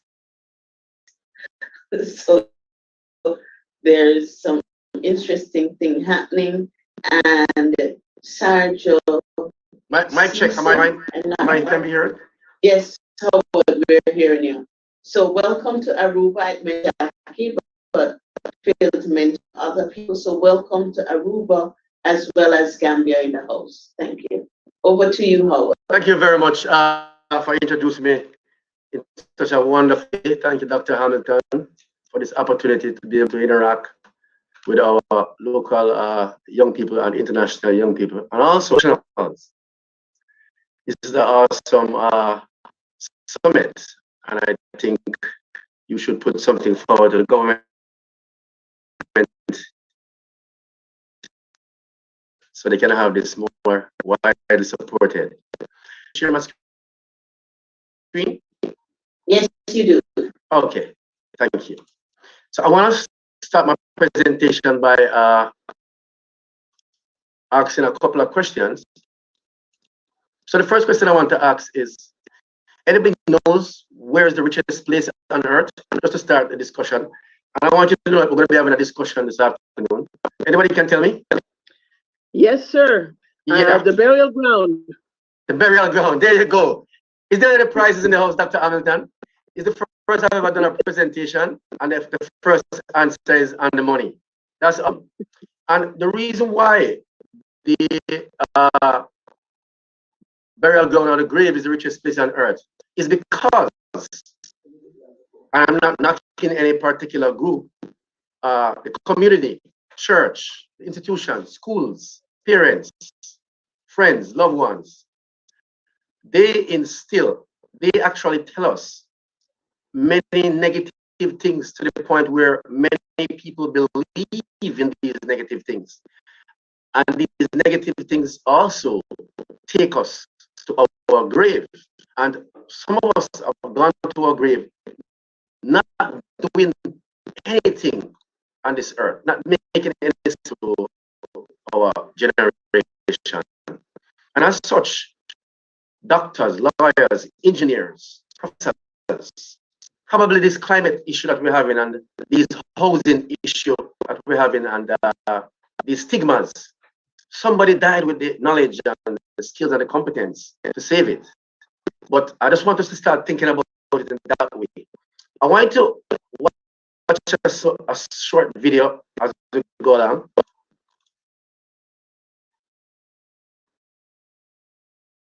Did I get it right?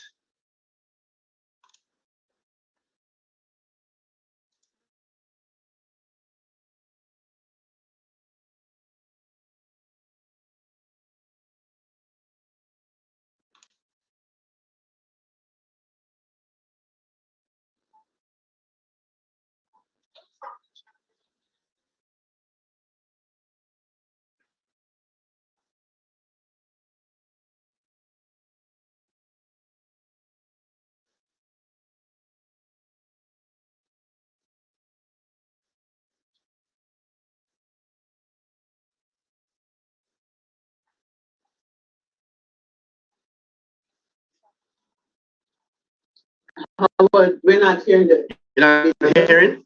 No. All right, let me stop.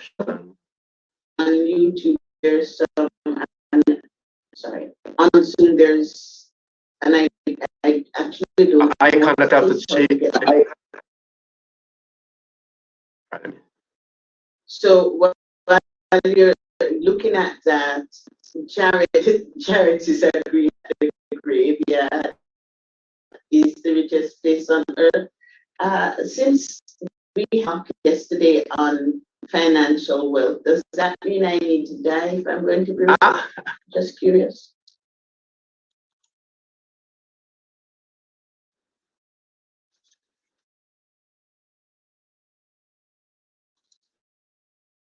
All right, so let me try sharing screen. Thanks, Jared. So I'll stay around just for a little bit longer. If you have that video. I'm going to play it. Sandra, can you tell me if you hear it? Yes, go ahead. No, but if you send us the link, you can send us the link and then continue your talk, and we'll get. All right. We will play it from our end.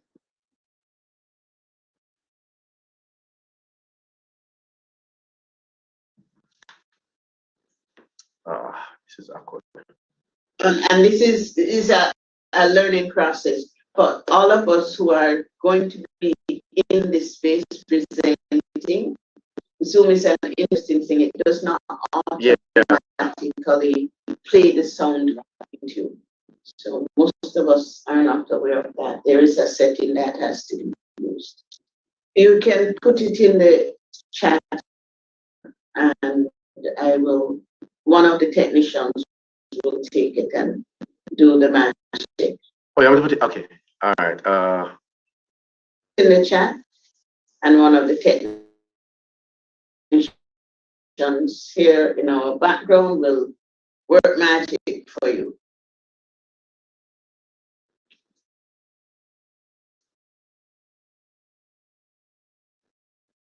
While you're doing that, to say one of your videos earlier, I still want the music video. It would be great if we can play the music video. So I'm going to be messaging you. Right.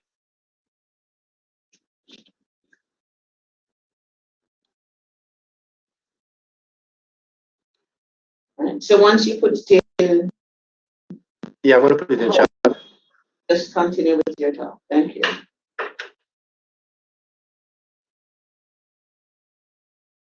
I'll send it in the chat. So it's I want you to stop at the point where me and the young ladies, that's where I wanted to stop, all right? All right, will do. Yeah. So that's the presentation. And while he's getting ready for the presentation, it is interesting that they say that over 85% of humans go through a process of demoralization, negatively created or negatively developed, and they become blossom like big trees with fruits on them when they become adults, and they become negative as well, and they also project these same kind of behavior that they are socialized with, and as such, their families, their children, perpetuate this kind of act. And that is how, especially Jamaica, our country, has developed over the years, and we have lost a lot of quality versus in a way where we're unable to succeed or do well. And it's a different path, but it is the mercy of God why some people actually pull through these kind of early childhood orientation. There are also parents who really try and do their best as it relates to How do they grow their children in terms of preparing them mentally, psychologically, and emotionally, plus physically for life ahead? Some do it the only way they know it. Think about this. There's no actual textbook or programs that somebody can go to learn to be a parent. So did parenting up as our teachers, some of our pastors, some of our clergymen, some of our lecturers, they actually perpetuate some of these things because they break out of the situation and break through the cracks, but they still carry these psychological scars. And as such, they actually are some of the perpetrators that continue these kind of activities. And so it's important that what we're going to be looking at in terms of breaking the odds is not just telling somebody to do this or to do that. It has a deeper psychological embedment. And if you listen to the presentations over the weekend, I must say to Dr. Sandra Hamilton and our team, it has been created in a way where there's a synergy and the information that has been presented and going to be presented throughout the rest of the summit. It's amalgam practices. Any progress with the link? Give us 2 seconds. Just go ahead. Go ahead.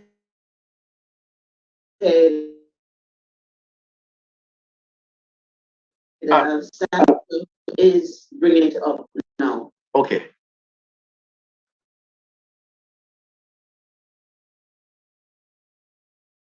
Hold on a second. So Sandra, can you share? Good.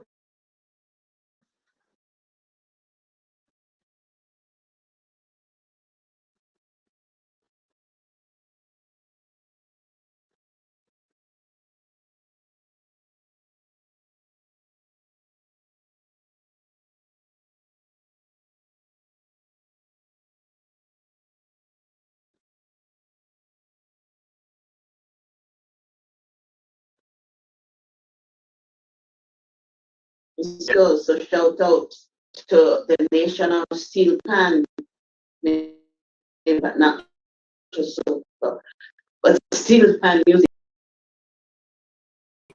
For the next level of success in our life. So Holly, tell me, because everything in life is about how you start and where you start. This is the start, right? Yeah. So you said this is where you grew up. So this level of last right success. here, For the next level of success. Tell me, because everything in life is about how you start and where you start. Everything about that, right? How you start and where you start. This is where you grew up, right? So you said this is where you grew up. Level of success. Tell me, I'm saying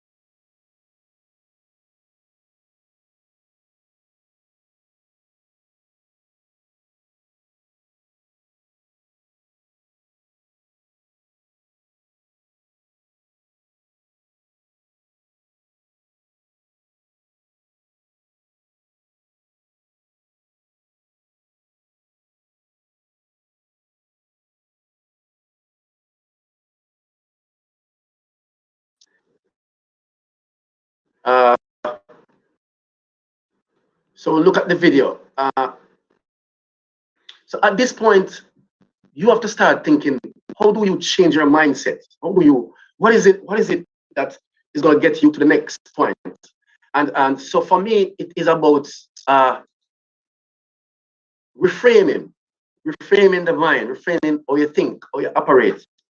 And this is a particular expression of mood that influence one attitude or behavior. So I have to start looking at, how do I get out of here? I'm telling you, gentlemen, some of the things that I spoke about them very, very gently and mildly. You'd have to literally fight for a living, basically, in those communities. Literally everything you have to be fighting for. And there's a lot of things that you learn. And but one thing though that is important that I point out right here that I have on the screen is that I later on learned that there's a theory called theory of multiple intelligence, which came out about by Howard Gardner.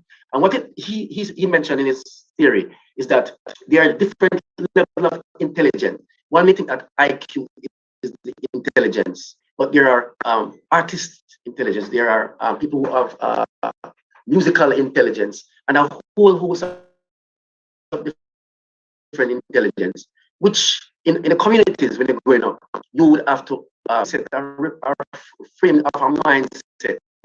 It's really setting the mind at a stage. I was a keynote speaker and guest speaker throughout my career. I must tell you that when I look at clients who consider me versus other speakers, I said, what I tell myself before the call is critical. Is if I am the wrong frame of mind, then I set myself to a self-talk, and I want to say that I am not good enough, or why do they pick me? This comes out because of my socialization, and according to one of the psychologists, Albert Bandura, is what you hear and see. But in true essence, I have to think out of the box now and start looking at the positive, and it must be something more. I am confident I can deliver a great keynote presentation or a great motivational presentation. I am the right person for this opportunity. The key to getting in the right mindset is to stock up moments of certainty. So you have to look at the times when things are going right, things are going good, all the things that you did good. And dead bird cannot fly. If you come to yourself and start giving yourself pure injection of negativity, you're killing yourself. And if you're killing yourself, you won't be able to fly as a bird. Also, people have to move out of that box, move away and do something. In the Bible, store my house and prepare because I'm coming to check you. It means that if you're not doing something, if you're deady, you're not going to achieve nothing. So dead birds cannot fly. And so frame of mindset is very important. If you write on a number of times, 5 or 6 times, you got yes. It could be when you got your first job, or probably an award, or eat these up in one mind and remember how great you felt, and then put them in your head versus fearful thoughts. See yourself at the end, the result you are expecting to even start. So what am I example? And you go to the classroom with no lesson plan, no content material, or whiteboard marker, trying no thoughts, no alignment of topic. Each of these steps is a formula, is a key component to you. You can be used to succeed, to be successful. Whether you're a businessman, an owner, a student, who must make to perform, in order to grow your GPA, or a leader who must inspire your team to resilience. So it is important that your mindset change. So nobody really can cross it unless you understand it. So persons like me who have gone through the struggle, we understand not just the hardship or the lack of food or lack of resources or going through a mental, psychological disorder because of housing 7 brothers, 2 sisters in a 1.5 room. It is a total different mindset. And so you have to reframe your mindset, refocus and rebuild. And those are some of the things that I use to create the stage for me to move on. So I will ask anyone from now, do you see yourself as that refined diamond on the right or on the left of my screen, to showing that I've gone through the fire and through the hard work and that I've reframed and refocused and rebuilt? Because if you stay on the path that you were built on from a child coming up and it's not giving you no success, you will have to think about reframing. So how many of us see yourself 5, 10 years from now? What do you see yourself doing? Who are you? Where are you going? You're going to get there. It's important that you start thinking like that. And I want to understand. Start seeing things different, man. Start looking different. Start looking different by even changing the way you dress. See yourself. I remember one time I listened to a presentation by Les Brown, and he says, see yourself at the highest point of where you want to be. And he says, go to the point, if you see yourself at a particular institution, go there and try and live that life. And I must tell you, I saw myself years ago becoming the director of the Heart Trust NTA. I still have the dream though. And I went there and I dressed up nicely, and I went and I watched the gentleman, and let's go and say, look at him. And I watched him the way he dressed. I actually checked out for, and I went up well dressed, and I watched him on his desk. But I went there for a particular issue, but he didn't know that one of the reasons why I came here just to observe and look and see how he operates, because I'm planning to come and take his job. If I don't take his job, I'm planning for look at it, observe it, live the life there right for that moment, even if it's 5 minutes, live that life of dream that you have always wanted. And so I still haven't got the job yet as the director of the Heart Trust NTA, but I still have that dream. But you know, the greatest thing about it is, ladies and gentlemen, that helped me to beat the odds, is that I have lived that moment, whether it was 5 minutes or half an hour. So we want you to start thinking different. You must have a plan. And planning is very, very important in every respect. But the traditional planning describes it as is a process of thinking regarding the activities required to achieve a desired goal. What is your goal that you want to achieve? Planning is based on a foresight, the fundamental capacity for mental time, travel, the evolution of for a lot of things, not just one thing, but many things. And so I did a little sketch there to show how strategic planning come in place. You sitting down and writing and putting things together.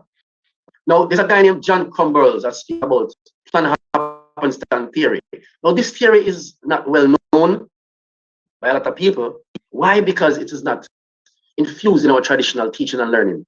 And what he says that you do not have to literally sit down and plan anything, because throughout your lifetime, you have been planning by not even knowing. You have sent the message in a cosmic energy to create something better than what you are now. And I tell you a story. I remember once when I just started studying, and the lecturer came to us and said, you must write a fake resume. I'm like, this guy is crazy. Why do they want us to write a fake resume? And well, anyway, I did it, and I wrote a fake resume. And he said, write everything that you wish or you dream of achieving. But it was mostly academics. So I wrote I wanted a degree and a master's and a PhD and all these things. And I wrote it, and years ago I put it down. I never went back literally to look at it. And one day, it's like the Lord speak to me and said, go back and look back at that fake resume. Ladies and gentlemen, I must tell you that that fake resume has all the things that I achieved at the time. Probably some of the areas are different, but I achieved a Bachelor's of Science degree and a Master's of Arts from a major university in Jamaica, and I also went abroad and did my doctoral studies. Now, one would say, but you literally didn't plan it. But yes, I planned it. According to John Crumbles, you would have planned this in your head and have it put down. And you're acting on it day by day, according to John Crumbles. He said it's in a cosmic energy. It's according to how you were socialized. And when you look at your life, you wanted to achieve things, risk. You wanted to take risk. You were curious to find out why this is so, why that is so. And in many cases, you probably don't even realize you were so proactive that you were taking action before some things happen in your life. You are making decisions, creating an atmosphere of futuristicness.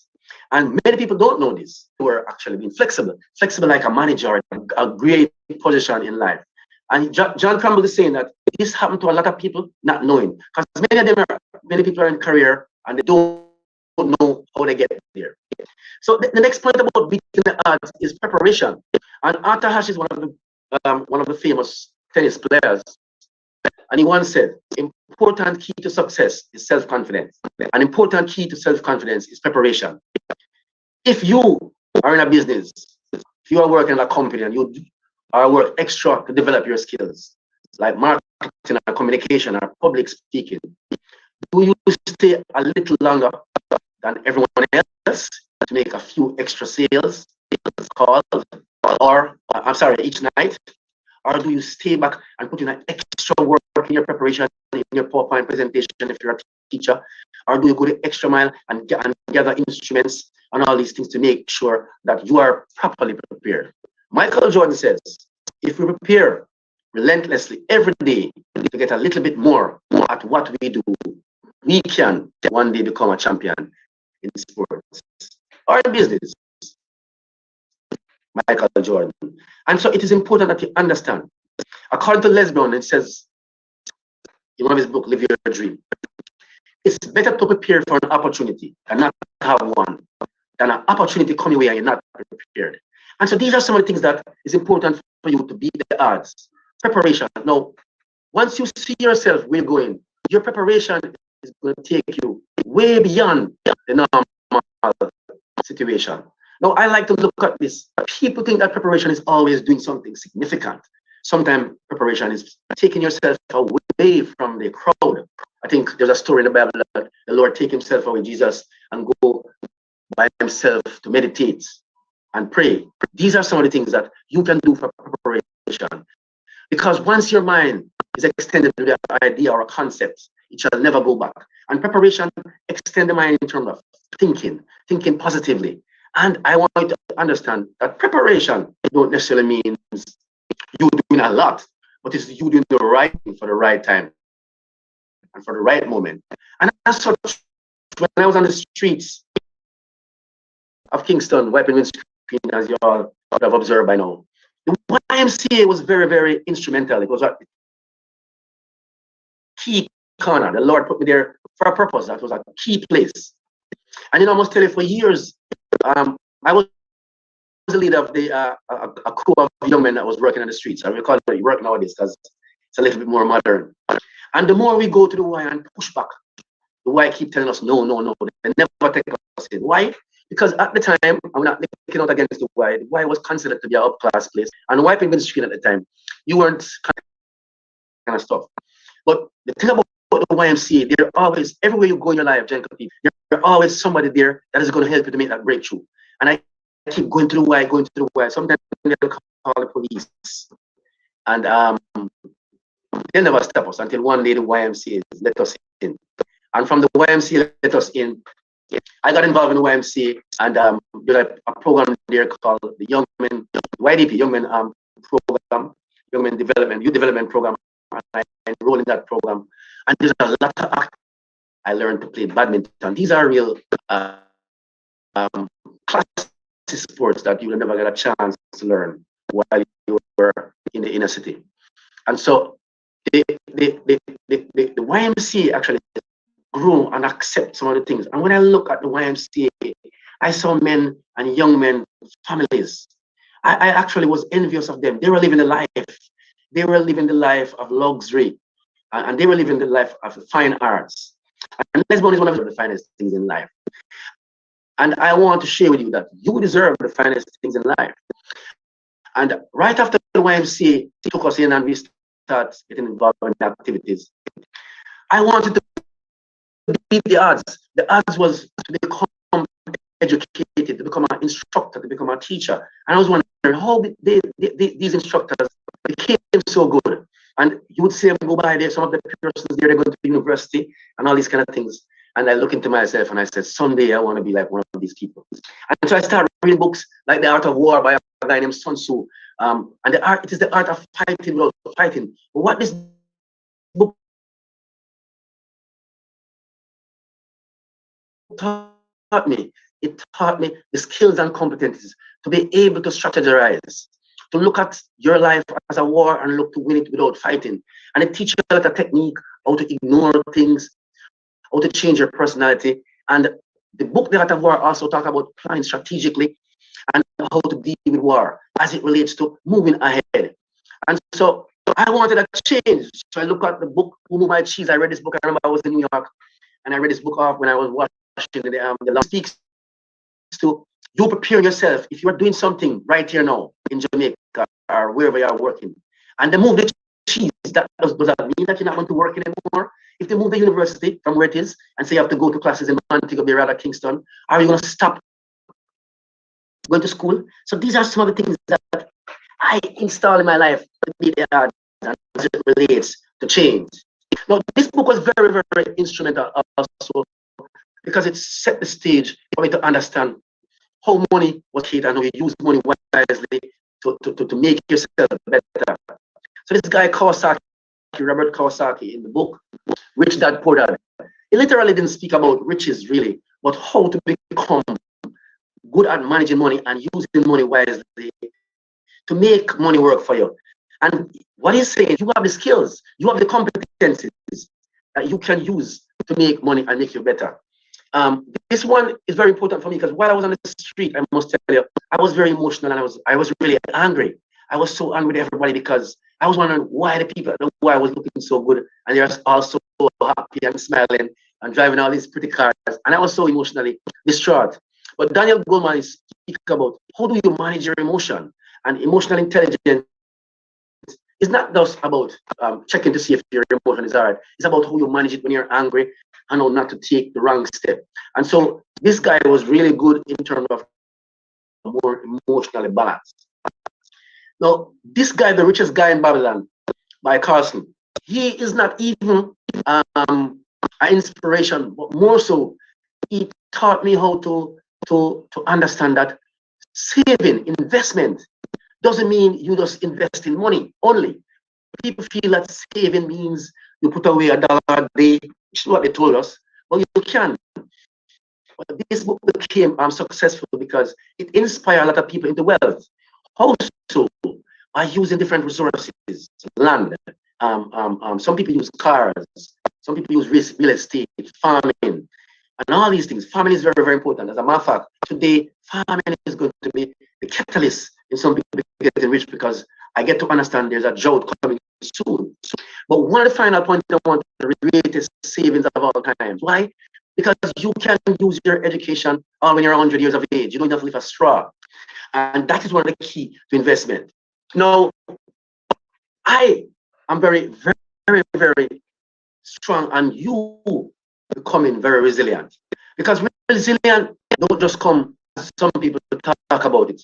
And I use this example with this budding tree and asphalt. It reminds me of the streets. It was rough and sometimes I was out there barefooted and it was so hot. I couldn't stop wiping the windscreen because if I stopped, I wouldn't have a meal. I wouldn't know where to go to get a meal because in those days we were about hustling. And so resilience really speaks to a psychological quality that allow you to really, if you get knocked down through any kind of adversity in life, you can be able to come back. Any kind of trauma that you have experienced or anything that really affects you in a negative way, whether emotionally or whether your goal. And if you go back to my early childhood, I think I was being prepared for this resilience. And I must tell you a story. It is very important that you understand that resilience don't just mean you going through some minor things. It means hardship, literal hardship. And in my time as a basketball coach, I could tell you sometimes when I look at some of the players, you can see the difference between the players that have done well and are going to do well. Is the ones that take a shot, for example, and miss. He continues to take that shot until he gets it in. Or a player who is always getting blocked by the other player or their opponents, but just continue to making an attempt to the basket. The elites are going to go far. They have gone far. And many of them, the ones who don't have these resilience, they moved over missing a shot or getting blocked. And they beat down on themselves, and sometimes they become depressed. My key to resilience is to never take rejection. Tell me all kind of hurtful things. They'll tell me all kind of bad things. They'll tell me things that if I tell you right now, you would even believe it. But they didn't know that where I'm coming from, I couldn't allow them to let me turn back because I was coming from somewhere worse than what they're telling me. And so I developed that resilience. And I must tell you, as a windscreen wiper, I use the YMCA as a real catalyst. And they are the one that helped me to turn. Even though they turned me back, even when they called the police, I never hated them. Later on in life, I became very important to the YMCA. I became one of the presidents of the Kingston YMCA Youth Club, and I'm sitting on the board of the directors of the Y. Just imagine this: if I wasn't resilient enough, if I wasn't strong enough, if I wasn't tough enough, and every time when they call the police and they push back, today I wouldn't be even here. And so I thank people like Vernie, Sarah Newland, Trevor Spence. Sandra, you didn't realize, but you were like one of those social learning entity. When I saw you sometimes come to the Y, all well dressed, all these you were so eloquently spoken, and when you walk like you're going for a purpose. I wanted to be you, would have realized who you were. And so it drove me. And people at the YMC like Clive McKay and also was very instrumental. Sarah Newland was a catalyst. She guided me always on one. She always wondered why I have to be so this and so aggressive, but she didn't know that she was laying the path for growth and development. And today, I must say, through resilience, through the YMCA, I become important. Michael Jordan says, I have missed more than 9,000 shots in my career. I've lost over 300 games, 26 times. I've been trusted to take the game winning shot I missed. I have failed over and over again in my life. And that is why I succeed. Michael Jordan is a 6-time champion, many times MVP, have scoring title, was called to the defensive player of the year a number of times. He's ranked as one of the top basketball players of all times. So failure is something that you shouldn't look upon as anything negative. I must tell you, when I started studying at the VTDI, I must tell you, ladies and gentlemen, that I remember failing, and there was a gentleman that came when we were doing repeats, because you get a reset time when you fail. And every time he's called in, he's always asking for Harvey, because he knows that Harvey is going to be repeating. And I'm telling you, ladies and gentlemen, I failed in high school because I walked away from high school without any kind of academic achievement. And so at VTDI, trying this academics, lo and behold, I just keep failing. Well, I didn't know that according to Albert Bandura, I have learned through social learning theory, through the YMCA, when I came there and observed these people studying and going to school. There's a guy, a gentleman, Peace Corps volunteer, Edge. He's always motivating us. And so when I went to the VTDI, I couldn't look back. I couldn't fail. Failing was stopping. Failing wasn't just failing a course. I remember failing one course probably 3 times. And the guy would come every time he comes to do the repeat or the resit. He would ask for Harvey. Eventually, ladies and gentlemen, I graduated. Nobody knows at the VTDI that I flunked so many courses because I graduated at the same time with all the persons. But you know what happened? I was determined. I was determined to succeed. I was determined to succeed for the inner city men, for the inner city persons who knew that I was stepping out. I was determined to succeed for the men on the street, the boys on the street who saw me left the posse, and they trusted me and said, I am going to be one of them. I am representing them. They gave me the push to push for them. And when I came to the YMCA, commitment was one of the things that the YMCA also pushing me. And so when I went to the VTI, I complete my degree the same time that I started with all the persons who weren't failing 3 and 4 times. And so the YMCA is one of, it's like a mentorship platform. I went there and I learned basketball. I learned to play aerobics and teaching swimming. And it also gave me the opportunity to become a young man, out of a lot of young men who fail their lives. I did auto mechanic at the YMCA as a skill, not knowing that it wasn't even ordained for me, but it was a pathway. And if you remember earlier on, flexibility, I wasn't going to push my nose up, and I went and learned everything at the YMCA. And today, I have taught a number of courses at the YMCA for free through volunteerism. So I want you to stop for a moment and think about this. What is right with you? Many times we are thinking what is wrong. There's a positive psychologist by the name of Martin Silman, and he says everybody wants to be happy. Think about it. All of us want to be happy. All of us want the best in life. And for this, think positive. Is the glass half empty for you, or is it half full? If you're a coach or a teacher and you see a child or a student not achieving, is it that the child cannot at all? For me, it was just not yet. Because I had missed quite a number of things in school, so I had to make up. I said it wasn't not yet. So if you're failing academically, if you're failing at a relationship, if you're failing at anything right now, that's not the end of it. Those failures are preparing you for success. Positive. Think accomplishment. Put meaning to your life. Engage in a lot of activities. Positive emotion. Speak positive to people. Speak positive to others. Become a part of a relationship that will encourage everybody. And so I started volunteering.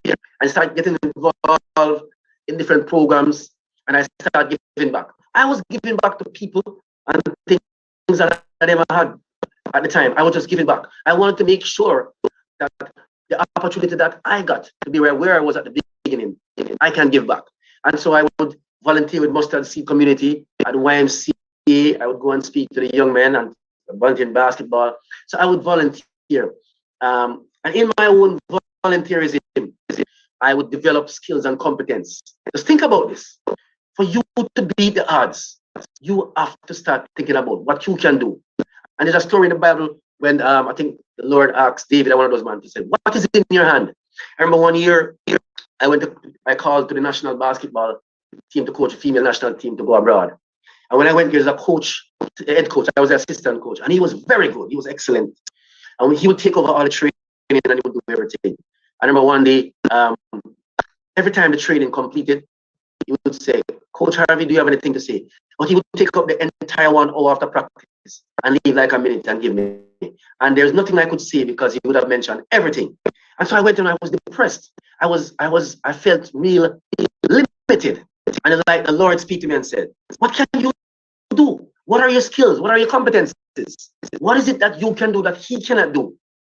So you're looking at somebody who already done a bachelor's degree of science and major in education and psychology. And I wasn't even trusting myself. I wouldn't believe in myself. Until one day I get up and I look in the mirror and I said, "Harvey, he cannot do psychology. He doesn't know psychology." So I went to train the next day. I well prepared myself. And when he gave me the 1 minute at the end of the training, and I went and I started speaking about mental health and meditation and focus in psychology and how the players can get themselves more top performance. It was amazing. And I had the skills and the competence in me, not realizing that I have this. And so look in your hands, look inside of you. You have the skill and competence. And later on, I became the head coach of the national team. Went and played Bahamas. I think we came second. You have to look within yourselves. Look inside. You have the skills, you have the competencies, you have the knowledge. How can you say that you can't climb a mountain when you never climb it? And so I became the founder of a basketball club called Swift Sons and Angels, and I became the head coach, and we would travel abroad and play basketball in Jamaica. And I became very prominent in basketball, all because the YMCA gave me the chance, and I mentor people through basketball. And I look within myself of the skills and competencies that I learned. I also developed to become a public speaker. I remember the first time when I spoke with some street boys at the Leap Center. I didn't even know what I was saying. I was just speaking to them. And they didn't even know what I was saying. They would cheer me on. And I was competent to them, but I wasn't competent in my mind. And so one day I went to a function and I saw one of the young men and he said to me, "Sir, how are you doing?" And I think I went to a career function and he said, "Are you going to speak here today?" And I said, "No." And he said, "But sir, you're a good motivational speaker. You should start speaking." And from that day later, there's a young man that I was talking to. He was one of my students from coming off of the street, and he was motivating me. And from that day, ladies and gentlemen, I took off, and I went, and it was off the chains. I got involved in a lot of things, and to the point where I became a very, very prominent speaker in Jamaica. I did from the Temple University. The doctoral degree, that very, very rare species. My background is in psychology, and I do psychosocial counseling, and I teach psychology. I teach one of the hardest courses I get to understand in Jamaica, which is called research methods. Think about it. How do a young man coming from literally nothing to become so influential? Because you cannot look at yourself as just a normal human being. You're not. God made you special. There's a purpose for you on earth, and nobody can take it away from you except you. You have to sit down and look inside of yourself, and you have to start working. What is it? What are you? Where are you going? Or are you going to get there? One will never know that. I never dream, literally never dream of becoming who I am today. I want to also say in conclusion that you have to commit yourself to many things to be successful. You have to commit yourself and pray to the Lord. Ask Him to give you the direction and guidance as to where you're supposed to be. What is your calling? Lesbian says one thing. If you are not doing a career or a job that fits you, you're committing spiritual suicide. He says over 80% of people are going to jobs that are making them sick. They are doing jobs or that they're not called for. So what is it that you're called for? I didn't know that I was called to speak. I didn't know that speaking was my calling. Because when I was growing up as a young man, I could barely talk. When I speak, I would stutter so much that you wouldn't believe it. Until one day, to fight. Every time I stutter, I would fight because I couldn't say out words. Until one day, the Lord speak faster. I don't know. And from that day, I start speaking fast. And I want to share these little incidents with you. And I start reflecting in myself. And that was one of the things that pushed me to become a speaker. And even though when I was older, I still wasn't that confident in it. It was still in me until one day I got that breakthrough where that young man told me that I can do it. Also, you have to surround yourself with people. I was surrounding myself with people like Clive McKay. He was a very good scholar. Eben George from the USA. Tony DePaz, who was a YMCA young man, and he became a very prominent lecturer and professor in Brooklyn University in New York. Liz McKenzie, Professor Liz McKenzie. These are people that you have to surround yourself. Surround yourself with people who can empower you. Phil Jackson says he wants his assistant coach to be 10 times smarter than him so that the coach can enhance and that people are for you. There are people with all the skills and competence to move to your heights and your deeper depth. I remember I was in New Jersey.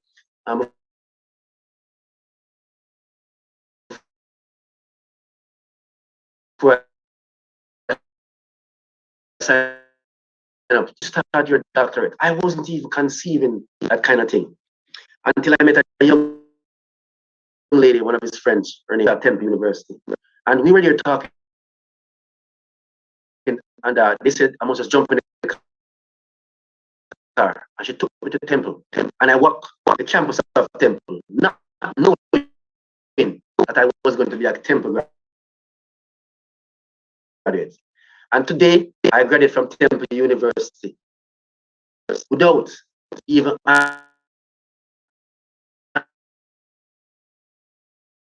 understanding how can someone graduate from a university like Temple, which is a major university in the USA.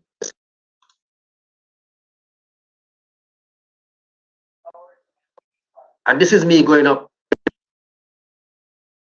to be voted at Temple University. No Jamaican.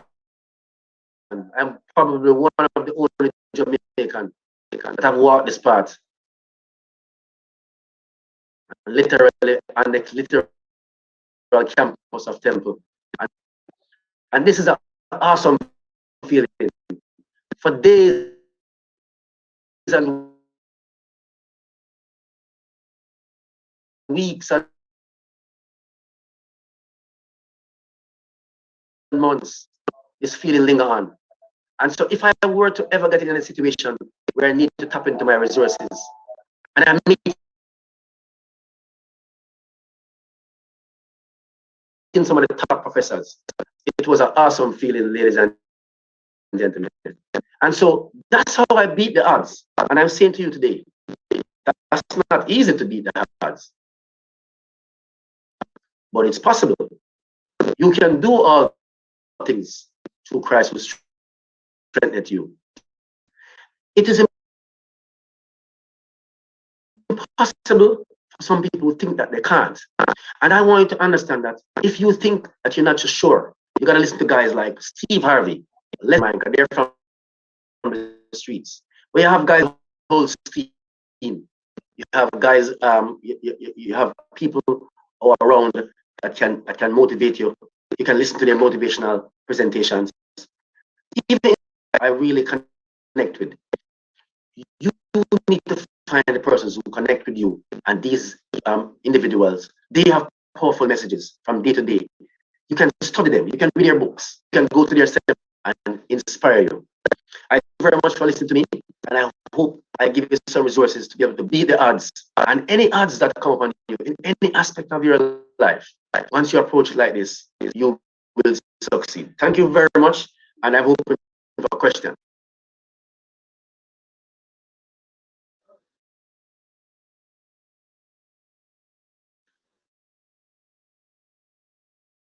Sergeant Mike is muted. Yeah. Asking if you remember when I invited you to come to Devon House, and then years of I'm going to say, you need to be up, you need to be up there. Yeah. So Janet says the sky is the limit, therefore we have to be open to that. Howard was able to bring in what Angela said yesterday. Howard, were you on for that? Badminton player from yes, I was on for yes. England. So you tied that in very well yesterday. You that part of that is surrounding yourself with people who could stretch you and lift. So questions for our any questions for our speaker? And don't also.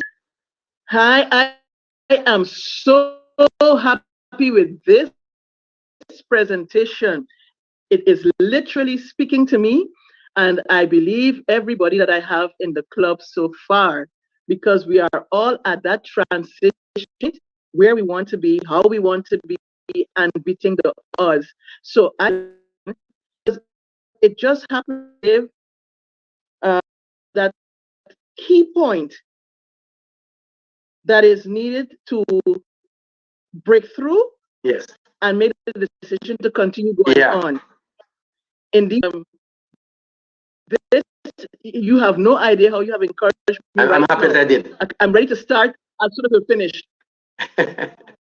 I'm happy that I did. Is that I have given, I can also say Dr. Howard Harvey. Howard, what's your middle name? Anthony. Dr. Howard Anthony Harvey, you know, giving you the prominence, is to rebuild our club, which the Wise Men's Club is actually the first service club in the Caribbean. found July 1390 about history and about pride and building on foundation. He's now charged with that. So do not forget that charge. I'm expecting you to live up to it. Ma'am. Good afternoon. Thank you very much. I had suffered a traumatic experience in 2019 where my life has moved from being able to visually see everything around me to not being able to see properly, and is in college fighting my way through to finish my degree. They had been cumbered with so many assignments, want to move the mountain that is in front of me, and I am so grateful for your talk today. Thank you. You're welcome, ma'am. I'm happy that I'm able to contribute to you. And I would like to know who that was. Can you just type your name in the chat? Oh, sorry, it's Tanisha. Okay, thanks, Tanisha. We weren't able to spotlight you, so if you wave your hand so we know where you are. And team, if you could spotlight Tanisha. So while we're doing that, Dwight says for the push. Sarah is saying yes, yes, yes, lots of claps. Dwight says, do not allow struggle to be your ministry. Get up, dust yourself off, and do the work to beat the odds. Your success is your responsibility. Cliffy says, great presentation. Sandra says, awesome presentation. Keep being resilient and never stop. Smolina says, wow, wow, wow. Thank you, Mr. Harvey. We must know our purpose to be able to break through and continue with our goals. Thank you, because I learned so much on this presentation. Dwight says, remember of the story of the donkey in the well that they kept on throwing the garbage on? It shook itself off and climbed out. So I'll continue in your comments. I see several people have joined us from Aruba. Kibwe, is that your name? Not sure. Where are you from? I like that name. I'm from Jamaica. So, I'm my Dr. Harry's student. Well, he's my coach. Okay. I'm also telling you that we need to get a badminton going, but COVID interrupted that. I have so many challenges for this young man, so he's not done yet, because I have given him a list and I'm so accountable. So Dr. Kappa says, truly inspirational presentation. Congratulations, Dr. Harvey. Looking forward to you achieving your goals. I understand that Romario, Tanish raised her hand. Ah, that's you. Okay. Okay. Thank you. Tanish spoke to me a couple of days ago and studying counseling. And she actually moved. Guidance and counseling. Guidance and counseling, right. And so she motivated other people to also come, who called me and said, how come? So thank you so much for being here. Let me share with you, just building off what Howard has said, that the YMCA, the Young Men's Christian Association, is pivotal in the life of so many people. What we do as YMCA worldwide, the way that we help, what we do is say, well, let me even go to the wise man. Our motto, to acknowledge the duty that accompanies every right. Every one of us has that seed that needs to grow through the concrete. Because no matter how you look, there is concrete somewhere in your life and you need that breakthrough. We are here for you. And if Sandra will put into the chat how you can get in touch with us, we want to move forward. And we're asking you, how do we do that? I've been asking that from Friday. How do we make our motto practical? How do we get to the next level? This morning, for those of you who were here, we sexual trafficking. And we were shown a different face, the one we don't usually see. And that, again, It was heartwarming, but it was so filled with pain. And how often we see people in pain and we don't see the pain. We're not aware we're seeing it, but we're not seeing it. So for all of us to remember that as you look at somebody, look beyond the clothing and try and see into their soul. Right now, again, there's so many people in pain who are resonating with this story, who are now saying, Christian can speak to this. If he could do it, so can we. Because as Molina says, I have to go back and look at something she said here, being able to continue. Yesterday, Rona spoke about the challenges, as did Dane, of having children and going to college, but having children and have to leave them or share them so that you could better yourself, and that dual mentality. How do we live with ourselves when we have to make difficult choices if we are going to go ahead? Mario, if you are on, I know you're on somewhere, I'm going to invite you to come and do the vote of thanks.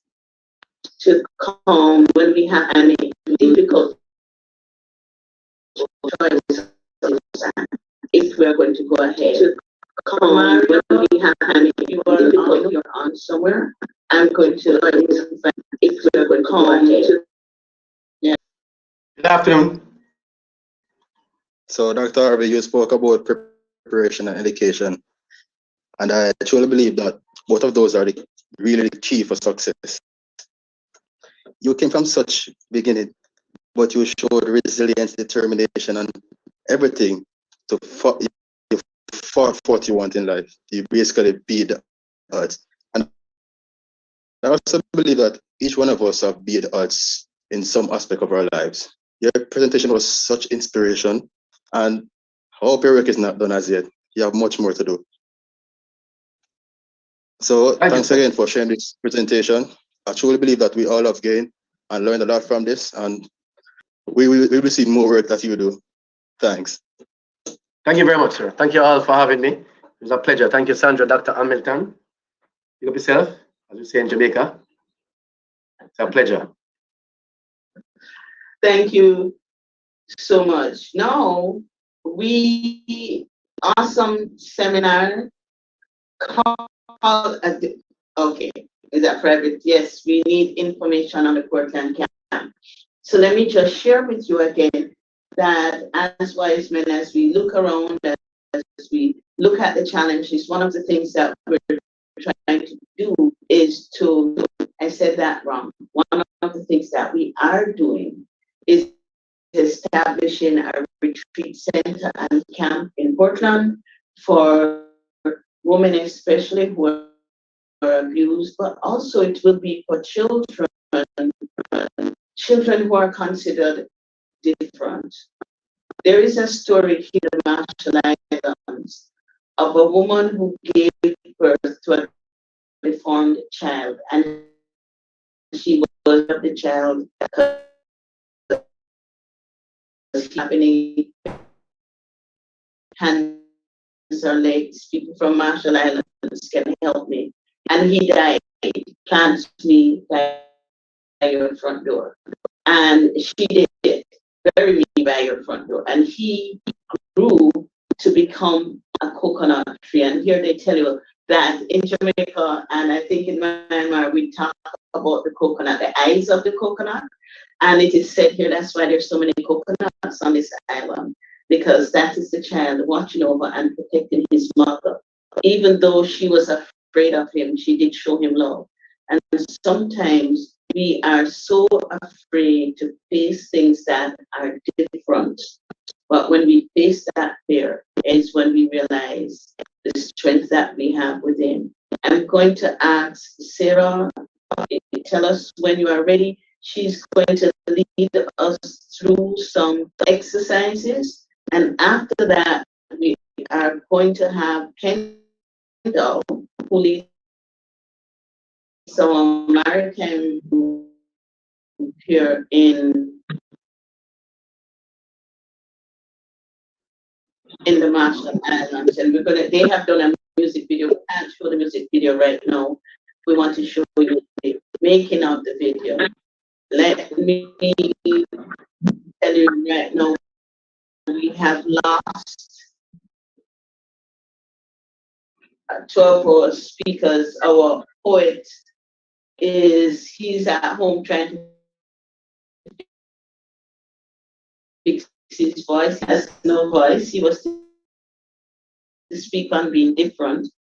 So we're going to do a little exercise and ask you about difference. And then I will come back and wrap up. So Sarah, let me know when you're ready. I'm ready. Right, can we spotlight Sarah, please? Can you hear me? Hello. Good. So we need to get up from where you. Hello, everybody. Over to you. Yeah. I would like for you to join me. Have a little arm movement next, because we'll be a little stiff from sitting down so long listening. But to God be the glory. We have been informed righteously. So take our arm, take a stretch. Other side. And in front. Some of you might experience some cracking, but that's okay because we're a little stiff. And up. And then we do some and the other way. And we will do shoulder rolls. And front.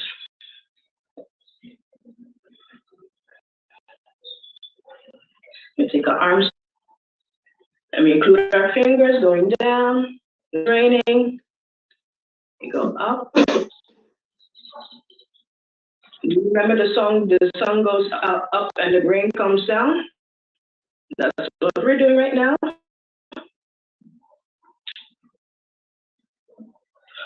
And down. And we take our leg,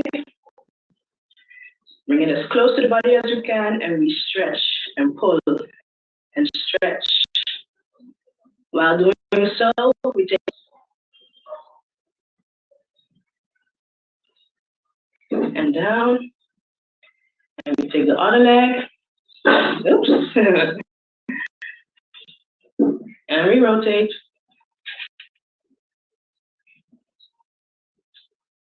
And we go down. For those of you who can, we go all the way down as close to the body as possible to stretch all our back and back leg muscles. For those who can't, they can sit down and do the same. Here we go. And we go down. All the way. You can pull your legs and go as close to the body as you can possibly can. And come up slowly.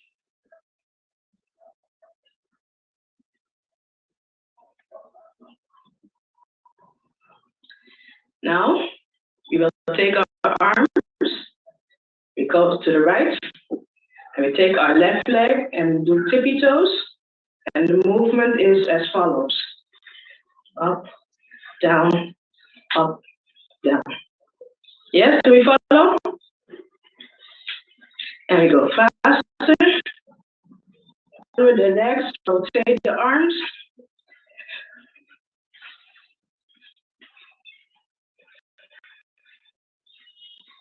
And front.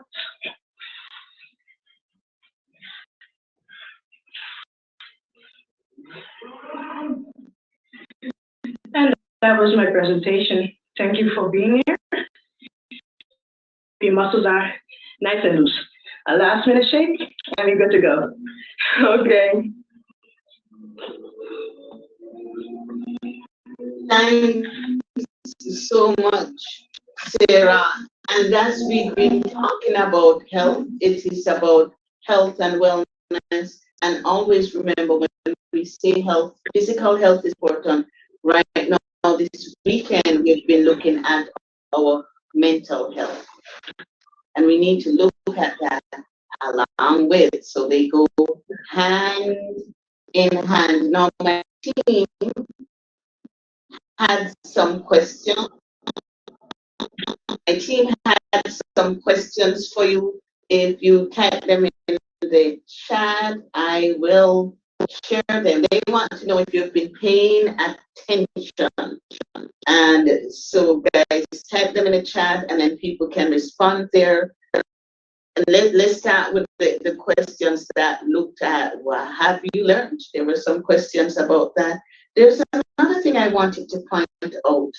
Yesterday, and this was very important in Dr. Harvey's presentation, we spoke about our environment yesterday. The physical, the built environment. And some of the scenes you saw today are what Kelly Ray showed yesterday, but Howard was able to make them real for us. And if you put that then together with what you saw with that video from the Marine students here, and you look at how much we are able to achieve, and that question of mental health, of overcoming, of I think it's Bonnie who spoke to us about having those mantras that help you to overcome. Even if you are from middle class, sometimes that garbage is in your head. So the home might be beautiful, but you may have that yucky stuff in your head. And Vivian spoke about that as well. Where are you in your head space? So remember, when we talk about mental hygiene, it's taking out all of that, taking yourself out of your situation. And this is the thing. School does that for you. Education does that for you. For those of you who are still in school or contemplating or think school is a waste of time, remember that this is how you lift yourself. Always remember, team, I am waiting on the questions. They're going to tell me they sent them to me. My team is very bossy. So, okay, guys, send it to, put it in the chat, please, and then I can discuss it. Please, please, please. And then, in the meantime, Kendall, I'm going to ask you to open your mic, and I'm going to speak to Kendall a little bit about, thank you, now I'm seeing them coming. Thank you, thank you, thank you. I'm going to ask Kendall about what gives you, in this country, you're called an alien if you're born here. What gives you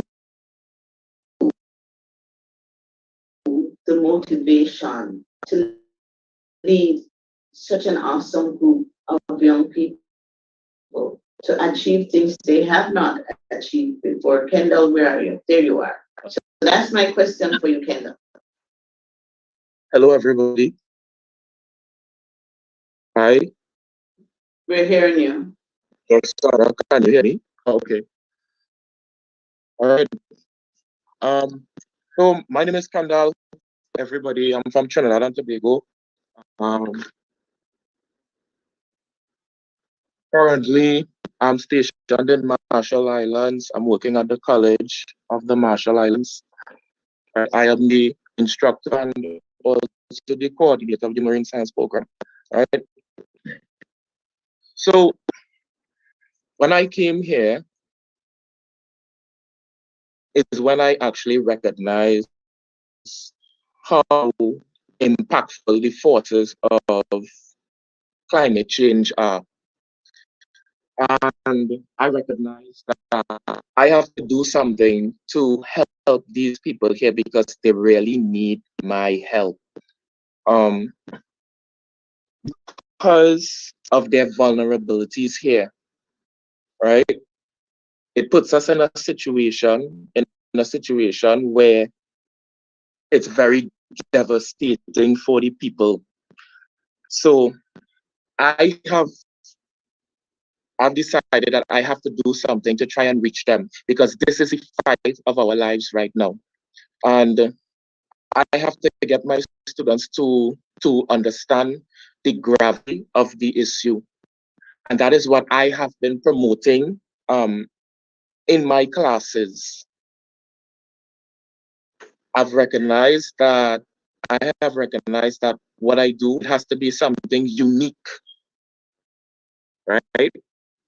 Which is embedded within my teaching methods. We have recently developed a music video.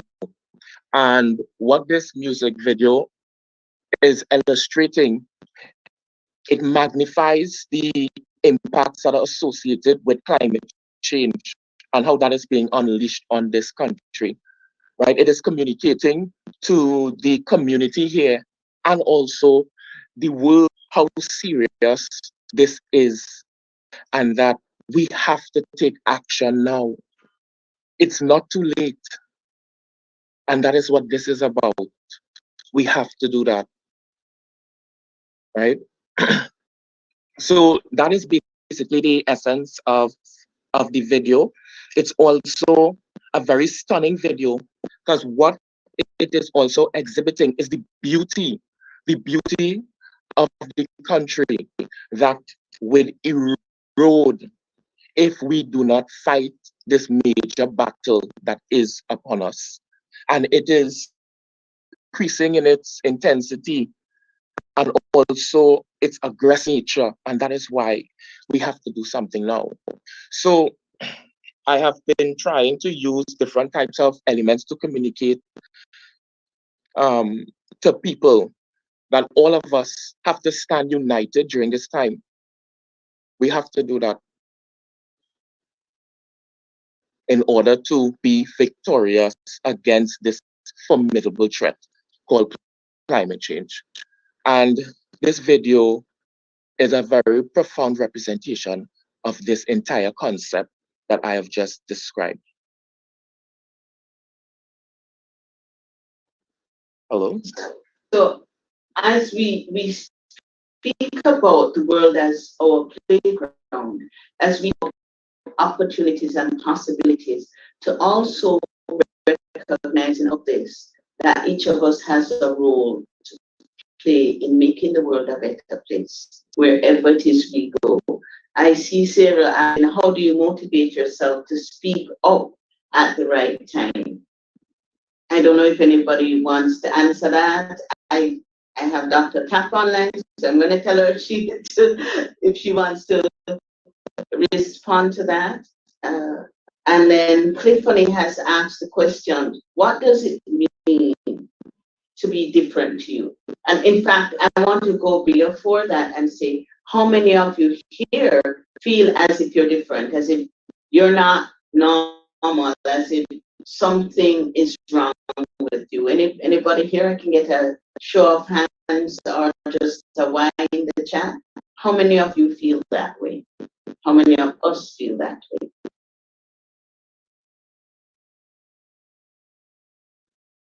So I see one hand raised there, and just giving other people a chance to raise their hands. And then my question is, and Sarah is from Aruba, she just led us through those exercises to relax and stretch. Anybody else here who feels different or not normal or weird or like a geek? I have on my geek glasses today.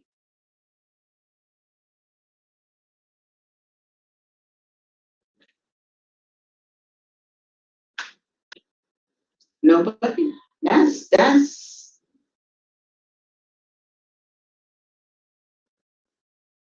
that is, you are the first group I've had, and I know some people in here who feel weird and they haven't raised their hands. So let me just say that. Guys, can you put the rest of the questions in the chat, please? The question of, Sandra says, if you are not a wise man. In other words, she's saying as wise men, we often feel different. I don't know if that's what she's saying, but the fact of the matter is, we as wise men, many of us in our group have felt betrayed, have felt isolated, have felt beaten down, have felt different. So many of us in the group. And that's one of the reasons why we put on this seminar, because we have been there. And the topics for this, every single topic was suggested by a young person and reflects what they have been through. So that loneliness, the housing situations. And Tiffany here saying that she's learned to be adaptable. Jackie saying true that. Yeah, we know the struggles. But here's the other part of that. I believe that we're all leaders. I believe that if you took the time out to be here today, you are most definitely a leader in this space. I need one, Christabel. I'm going to ask you to take over. I have a second. I'm not being disrespectful. Somebody is trying to come in. I should actually send this to the team. Sorry. I'm sorry about that. As I said, we're doing a lot of different platforms this morning. Tiffany says, I believe I don't always conform to the norm, but I try to make my own way.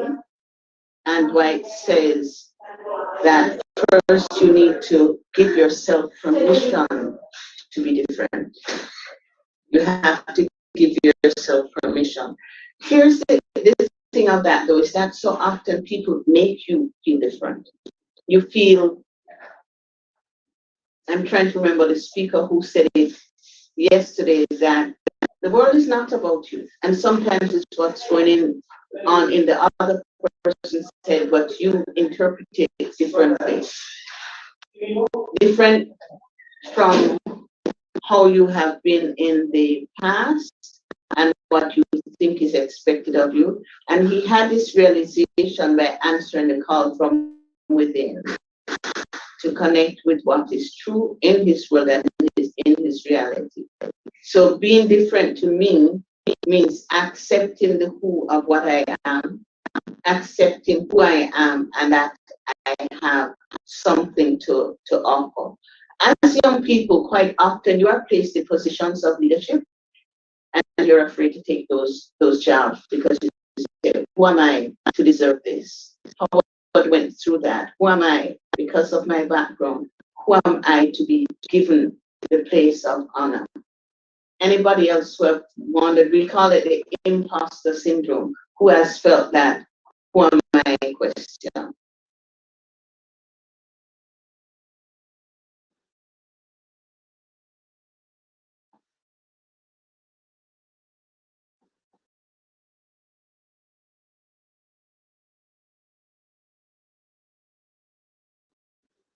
We have a raised hand from Shara.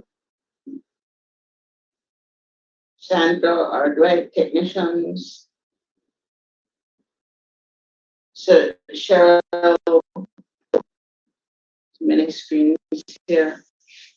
And your question is, who am I? So I want to, and team, remember my phone is dying, so if you can, please send me the things here in the chat. I'm sorry, I actually rushed out. I'm going to be honest. We had a rough day and I had to leave. Dwight called me at 2, fortunately, to wake me up. It takes me half an hour to get here. so I kind of rushed and didn't bring my charger.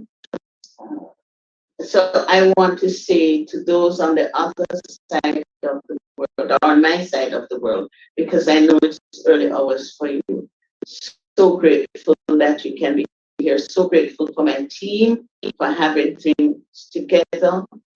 Cliffany said, they said you're not the most, these are things that were said, that you're not the most important person to others, or the center of others' world, so that you should be one within yourself.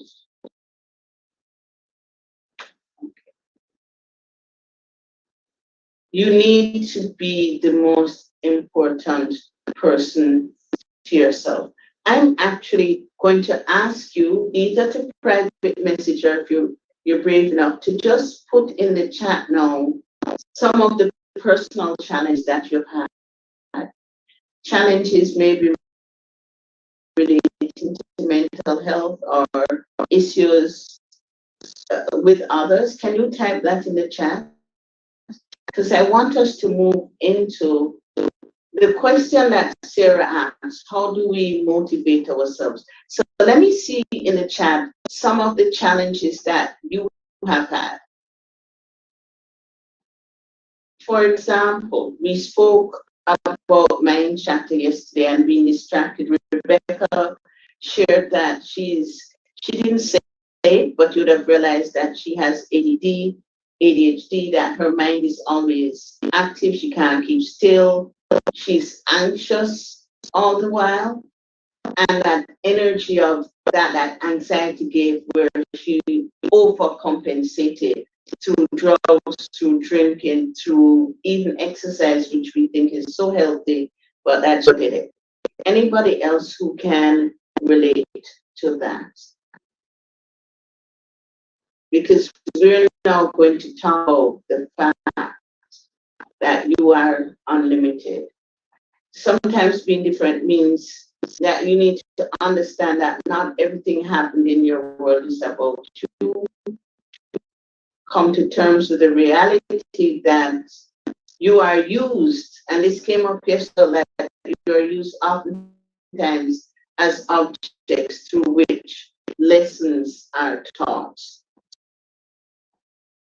So talk to me, people. Tell me the challenges, because as we've been saying, until you are willing to face that, you will not be able, I shouldn't say will not, but you make your own healing harder.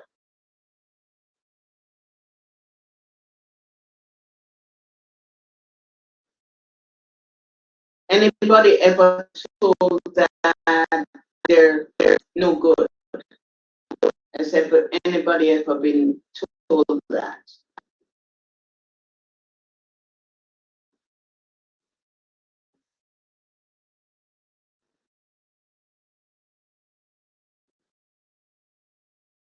At the end of, well, let me see. So Sarah says, when I know I'm the person for the job, but there are others with the same skill set or more who are able to do it as well. So you go into that self-sabotage mode. Jackie says, at the end of the day, you have to give account to being who you are called to be. You have to give account for who you're being called to be. And that speaks to me of the fact that so many of us, especially when we're young, we do what everybody else tells us to do, or what we assume society tells us to do, rather than listening to our own heart. Purpose plays a great role, and you are destined to be more. Christabel, I actually need you.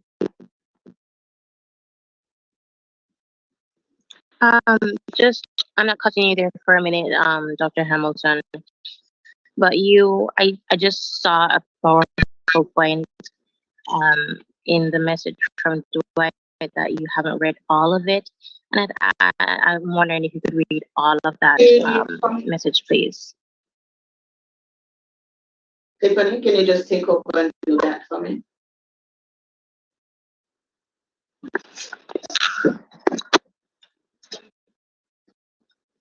Okay. So, what I saw in the chat, and I'm going to be reading it for you all, and it says something. No, not that one. My apologies. So this one says, um, first you have to give yourself permission to be different, different from how you have been in the past, and from what you think is expected of you. I had this, this is from Dwight. I had this realization answering the call from within myself to connect with what is true for me, what is true in my world, in my reality. So being different to me means to accept that who I am and what I have to offer has a place in this world. And this connects with me so much because I'm feeling just the same as well. And let me just say that these topics so far has been an eye opener. I've learned a lot about myself, as we just as it was even stated, the unlimited you. We're here for you, right?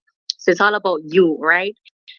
So far, your comments have been wonderful, and I've seen that you're all able to resonate or connect with what we're discussing at this time today. Thank you. All That's right. it. So let me do an exercise with you just to show you, and my brain is not doing the things I want it to do. I have to tell it to do those things. Thanks, Dr. Tapper, for having been with us. Yesterday we did an exercise where we put our hand behind our back. Remember that? I want to build that. Angela is the one who did it. I want us to build on that because I want, part of the thing is that our brain is like a vault, and anything that we have ever heard, anything we've ever been told, we actually remember it. And so part of the challenge in becoming unlimited, in unleashing that potential, in discovering your purpose, is to recognize that there are things in this vault that you need to get rid of. So I want you to think of a line. Everybody knows what a line looks like. I want you to close your eyes for a minute and visualize this line. I want you to feel it. I want you to cut it. And then I want you to squeeze it directly in your mouth. And then tell me, what's your reaction? Open your mics or put it in the chat and tell me what's the reaction. Squeeze it directly in your mouth. Bitter. Bitter. What else happened? Tell me, what's the physical reaction that happened? It's like I felt it going down the throat, and then I jumped because my eyes are closed, but I'm tasting, and it's bitter. It felt as if I really had a line in my hand and being put to my. Anybody else? What else happened to you as you squeezed that line? What else happened?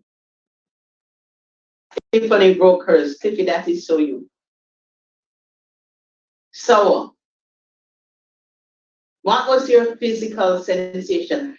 How many of you felt, I don't know what you call this part of you, contract, shivers, yes. So even though you know that you don't have a line, the memory of what the line tastes like affected you physically. I hear that, I imagine steel, so I couldn't squeeze it and couldn't get it couldn't be swallowed as it hurt my throat. And these are powerful things because these are real things that happen to the body. Everything that you've ever heard, you've ever been through, reacts with, lead you through a series of exercises. Not quite like, because you've learned the Montemat on our opening night. You've learned the drumming to heal. I'm going to take you through a meditation, but you have to be a part to help us to let go and to heal and discover our potential. But right now, Sandra, if you're ready, I'm going to ask you to show us that video led by Kendall on making a music video, because here's the thing, we are music.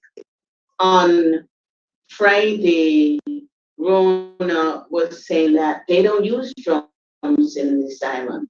That is there when, in fact, the elders here tell me that it used to be a cappella. And I say this little strip of land always has music. Yes, people are asking if they can, and people have to answer in public, private message at Dr. Hamilton. Yes, please. Thank you. The waves are the music of this land, and there are a couple of us who are from islands. The people who are from an island, just raise your hand, please. Hi, Demiana. PNG in the house. I don't know a lot about, I'm just checking here. Most of us are from islands, and we need to recognize that the waves are our music. We are also made up of 90% water, so that we always have music, we always have sound with us. Even if you're hearing impaired, sound is always there. You feel the vibrations of that. That video, oh, I'm to say Sandy and not Sandra. So Sandy, can I have the video, please? That link of the music video. Can I have that, please?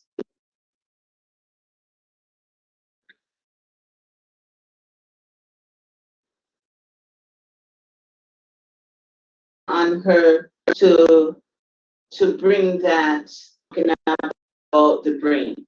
So you always remember, but you think you forget. So all of you who are studying, who are working, who are older, the people who are 70 and older, keep on saying, I forgot. You never forget. What you have to do is ask your brain to tell you where it is. So instead of saying, we need to change the language that we use. So Howard spoke about language and the words that were said to him. We need to begin changing the language that we use when we speak. If people said to you that were negative, can you put those in the chat? What were the negative things you heard growing up from your family, mother, father, parents, brother, sister, from your teachers, from your church?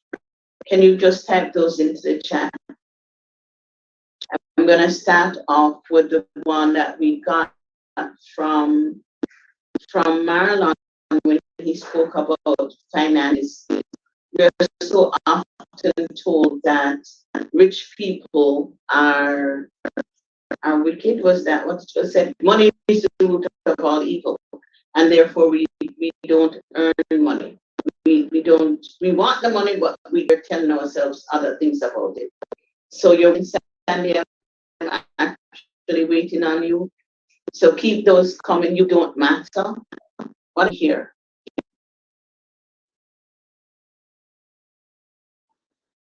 You're ugly like your father. You're ugly like him to be better than your father.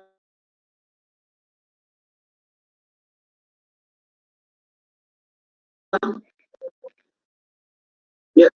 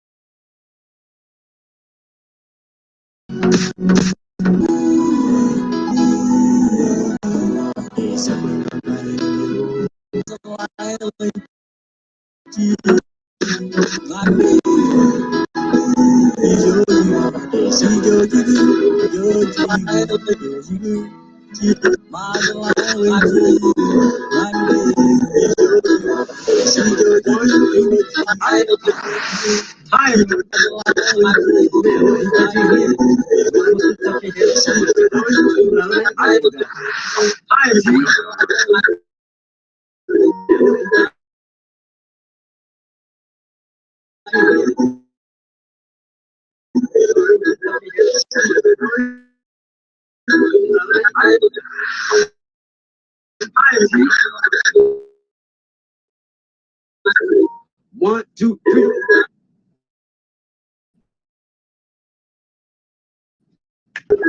And welcome to the Making Room Breeze. And this is an extra special voice. And this is an extra special voice. This video reveals some moments of the exciting music video production, the interesting perspective of the artist, as the team are allowed to let's get this music video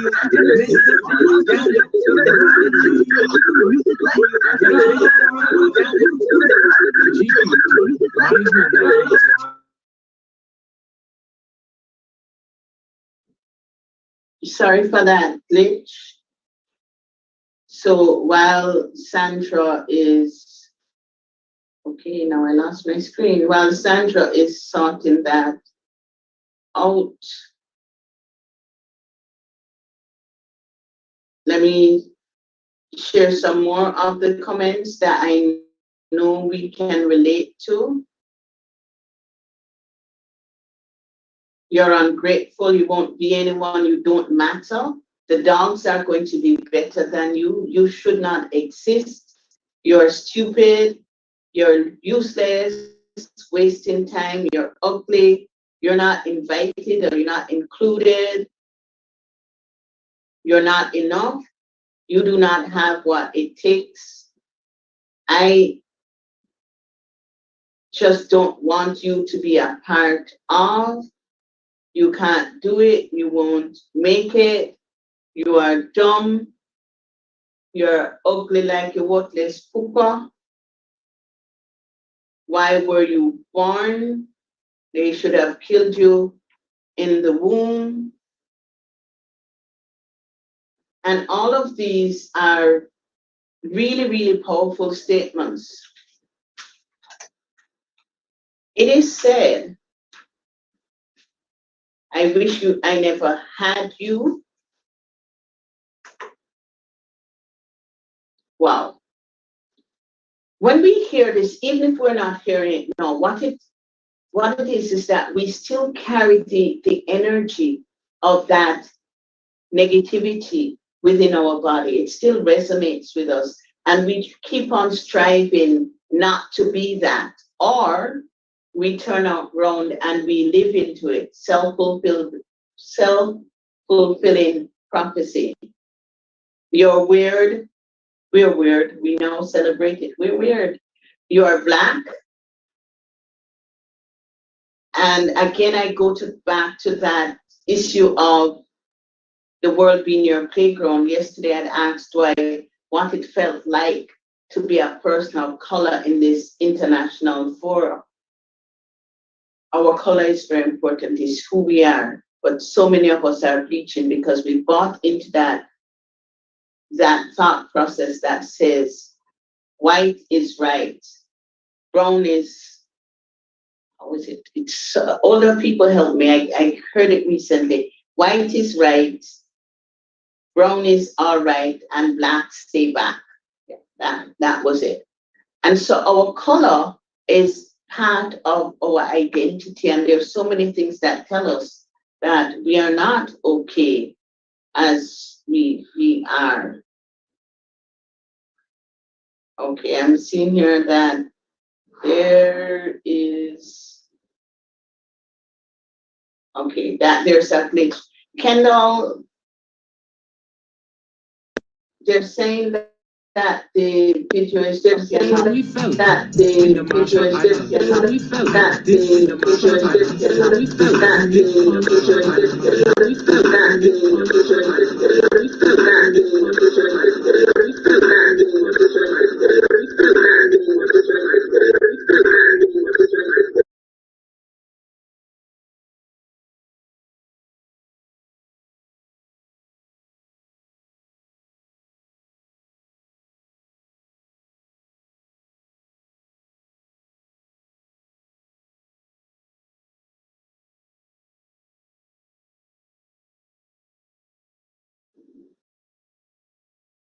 no, we have the video and no sound.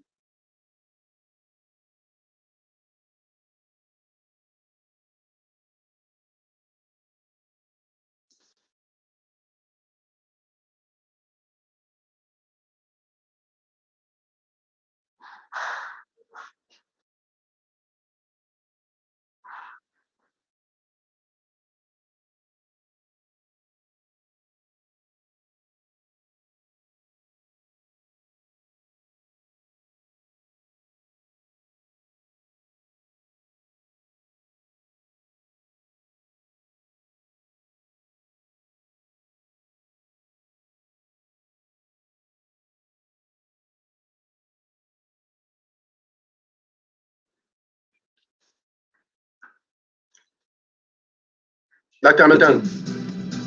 Dr. Hamilton. Being and teaching the Dr.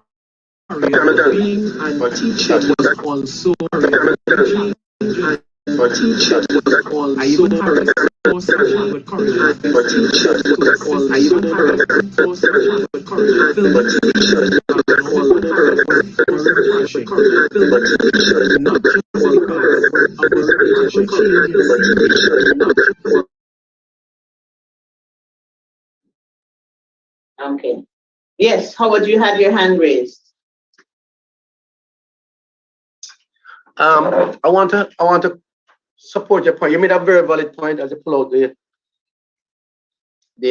early childhood orientation and you speak to it. One of the things as I experience, and it is very, very significant what you said, is that it can either make you become to prove or you can suck into it and fall into what they say about you. But one of the things potential positive impact. when you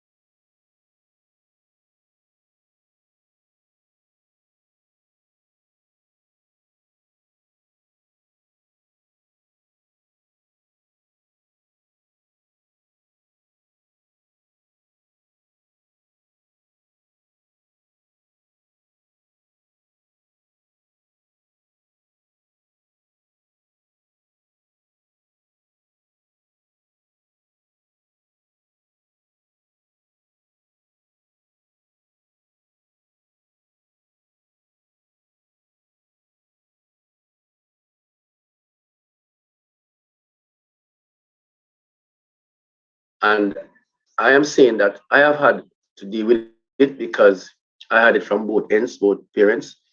And then some of the things that is said to me really, really can really mess you up. But what I found is that when I look around and see the persons who are telling you these things, are saying them to you, are making them known to you, when I look at what they are doing and what they have done, they're not doing better or they're not succeeding in a great way. And so it clicked to me that people who are supposed to be telling you these negative things or showing you the negatives, they're supposed to be better than you, or at least have some advancement, but they didn't. And so when I looked at it, I said, oh, it kind of clicked. And then that gave me the push now to become, gave me the push now to become, gave me the push now to become, gave me the achieve more, to become, gave me the achieve more, to become, gave me the achieve more, to give me the achieve more.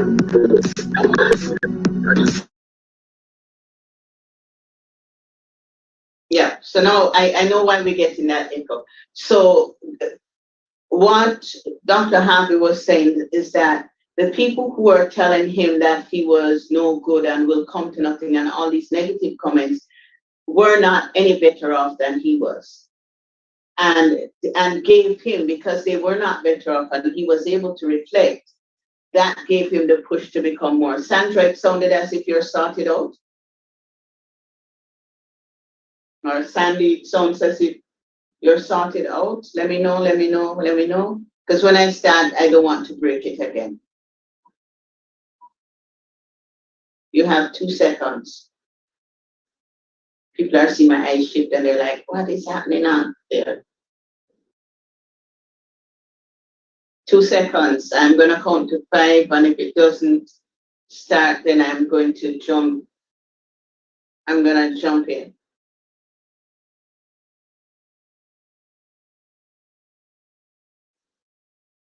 All right. So let me jump in. Cliffany, I may ask you to be monitoring the chat, because once I open the PowerPoint, I won't be able to.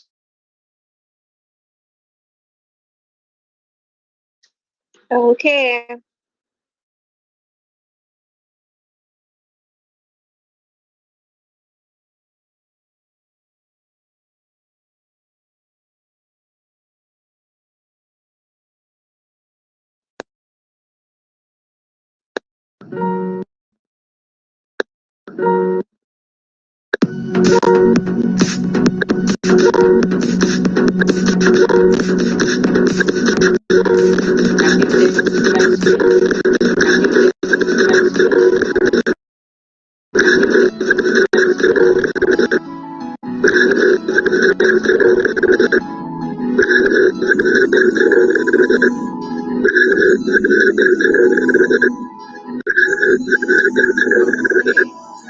So I also got another comment here that so I want you to look at your beliefs.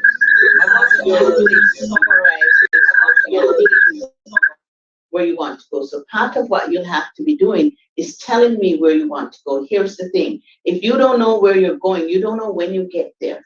So we're going to look at, where do you want to go? Where do you actually want to go? Howard said it nicely when he spoke about your beliefs. So Dwight says, when these negative words are hurled at you, ask yourself, is this true about me? The challenge, Dwight, is if you've heard it from a baby, the answer to that becomes yes. Everything becomes, and everything negative becomes about you. But the positive things, when people say positive, you don't believe it because you've been fed a negative. So let's start by looking at, how do you feel on a daily basis? How do you feel when you wake up in the morning? Are you lousy or are you on top of the world? 1 to 10. And put that in the chat. So on a scale of 1 to 10, how do you feel on an average day? I'm waiting to see things pop up in the chat. And I have a 7. Tiffany is pointing out that when you're told something several times, you begin to believe it. Chanel this morning spoke about that.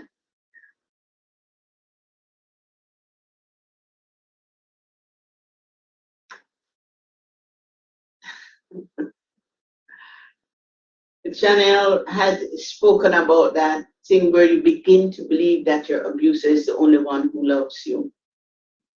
So Moon says during these 6 days, she's at a 7. Oh, 6 during these days, sorry. Anybody else? How are you feeling?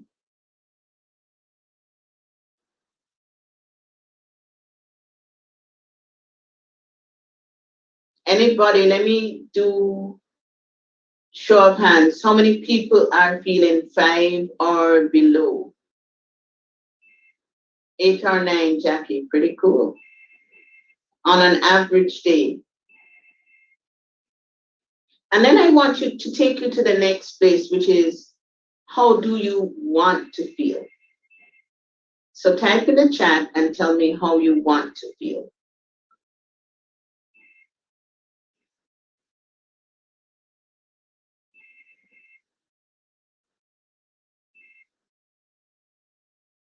Demiana says she's at a 9. How do you actually want to feel? Smelina is at an 8.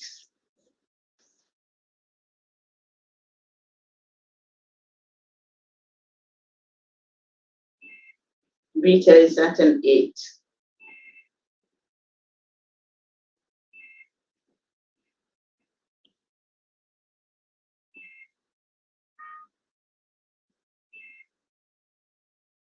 Demiana says she wants to feel on top of the world every day. She wants to be at a place where she can be at 10 every day.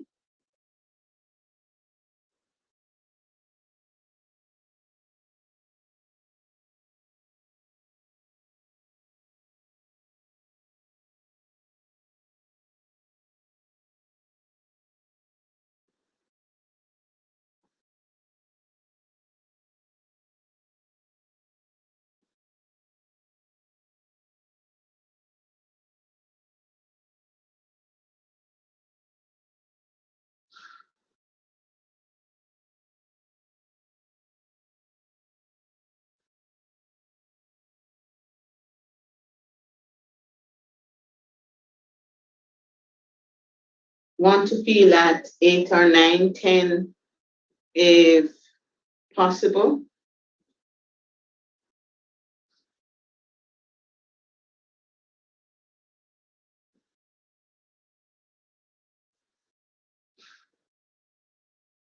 How will you know when you get there? What will tell you that you're at a 10? So I want you to stop and think about it. How will you know that you're feeling on top of the world? How will you know that there's, this is as good as it gets? Jackie says, I want to feel good at all times, no matter what the environment or what people say. Jackie, I'm going to tell you though that we're human. And no matter how good you get, there are times when the world is going to get you down, when, especially in the work environment, and I probably should say especially in the home, things can get really toxic. So I want you to think through these things. How will you know when you get there? And as I begin my session, I'm going to ask you, so Moon says it will feel great and pleasant, okay?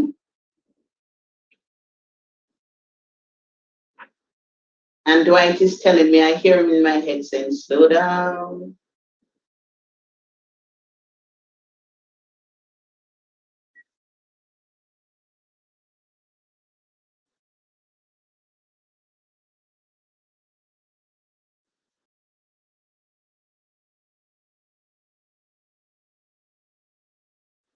How do you want to feel? How will you know? So as we go through, I want you to give this your all, to really buy into the fact that you are unlimited. Kendall says he will know by the feeling of satisfaction and enjoyment that he will get. I want you to think of what do you actually want to get out of this session. We're going to be looking at how you become unlimited, moving you from where you are up a notch. So if you told me you're at 9, I want you at 10. Rita says that she'll be able to accept the situation no matter what and not to be stressed. And my response to that is stress is not always a bad thing.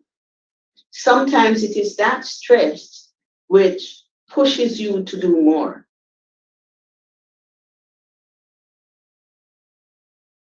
So feeling that sense of satisfaction and completion, feeling like you're on top of things. Thank you.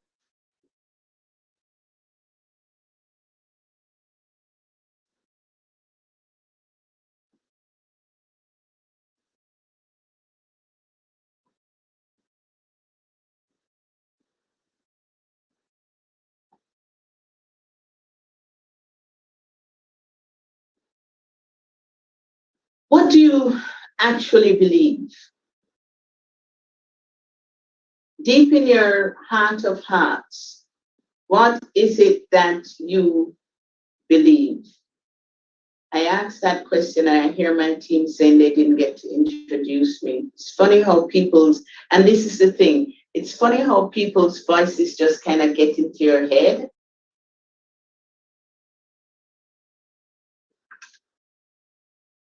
So team, if you send me a message and tell me what you want me to do. Or at the end, you can introduce me at the end.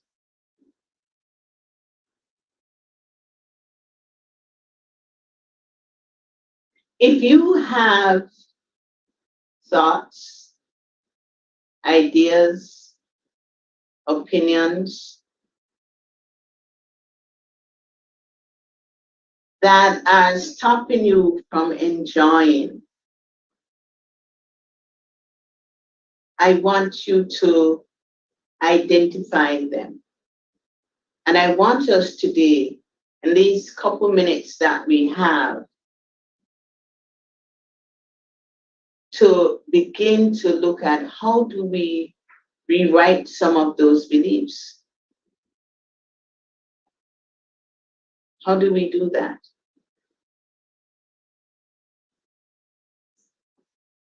So I'm going to slow things down a bit.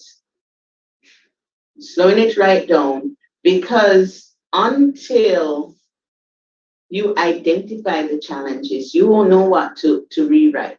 So we're going to identify and rewrite them and get to that point that Howard spoke about, where we can begin to watch our life change. So where are we? This is just a picture of a young boy standing in the sea, in the waves. How do you feel about this? Rita says, I believe in who I am and who God has molded me to be today. Moon says, I believe in myself and I believe in God. What are your beliefs? What are the things that are very important to you? And I want us to look a little bit at how they were formed.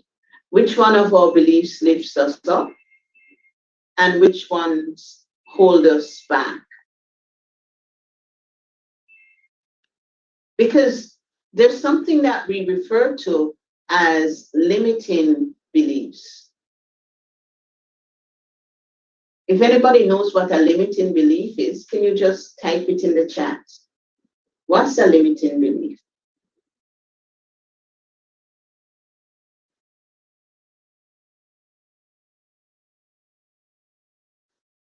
slowing things right down. What's a limiting belief?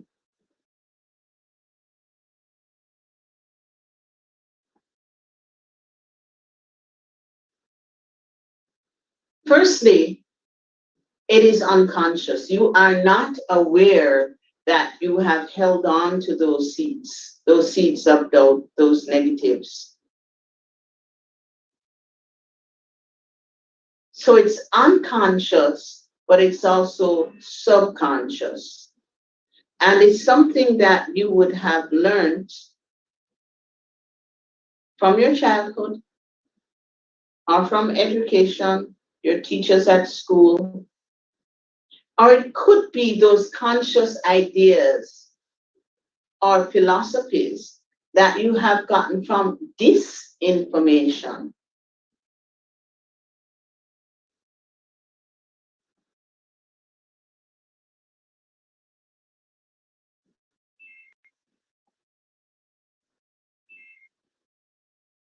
You could have found your limiting beliefs because of well-meant parental lessons. As parents, we tell our children things so that they fit in the world. The question earlier was about difference. But as parents, so often what we want is for our children to live a normal, healthy life, for them to fit in. And a limiting belief can come from a personal experience. Limiting beliefs hold you back. They hold you back from going after your goals. They tell you that you cannot succeed, that you can't make it, that you're not good enough. And it's hard to make good choices when you're basing those decisions on false ideas. Limited belief is not allowing myself to go where I'm going for my own growth. It's those things that prevent you, unconscious, subconscious, that prevent you from growing. And it prevents you from experiencing the success and the happiness. And I say that based on years of seeing people who look successful. Howard spoke about that today, of all these people he saw who looked successful. But the fact that you look successful does not mean that you feel successful. You might not recognize your success. So, real story, I won't call, of course, the names of people, but there's this young lady, she's from Venezuela, had to move because of the vindictiveness of the political system there. So her mother and her migrated to Canada. The girl is wildly successful. We would look at her and think she's successful. However, she had to do a presentation, a bid to get some money. She was the best in the room. She knew she was the best in the room. But when she stepped up and she saw faces of powerful men, not just men, but powerful men staring at her, and there was no female in that, she absolutely froze, because those powerful men unconsciously reminded her of who the powerful men were in her home country, why she had to run away and escape, reminded her of people beating down the door and robbing and raping and killing people in her country. And it was an unconscious belief. And those unconscious beliefs make up your mindset, and your mindset then affects your idea of what is real. And so I've shared some potential limiting beliefs with you. I'm a failure. I'm not a leader, so I can't make anything happen. I don't deserve a better life. Nothing works out for me.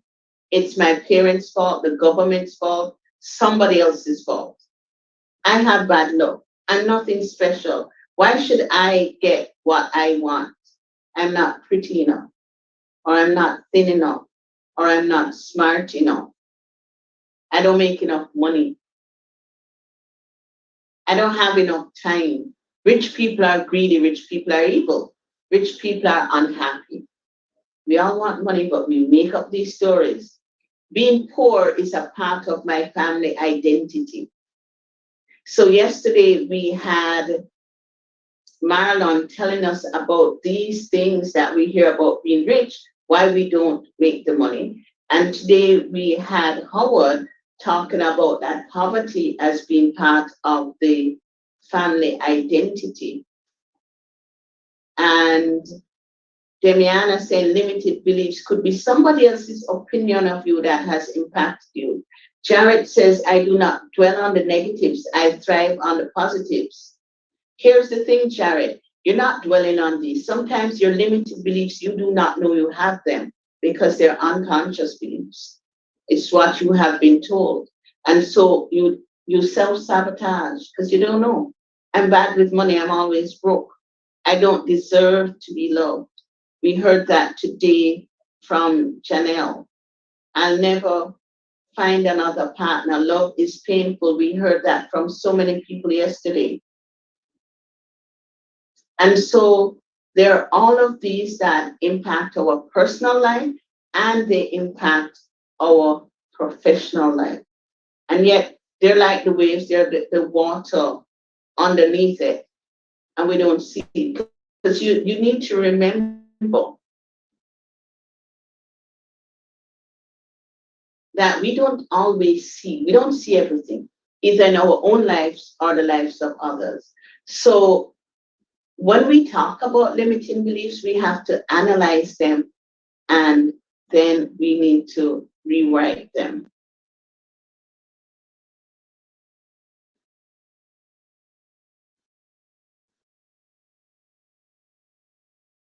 So as we rewrite them, so I'm giving you a couple minutes to really think through this and be honest.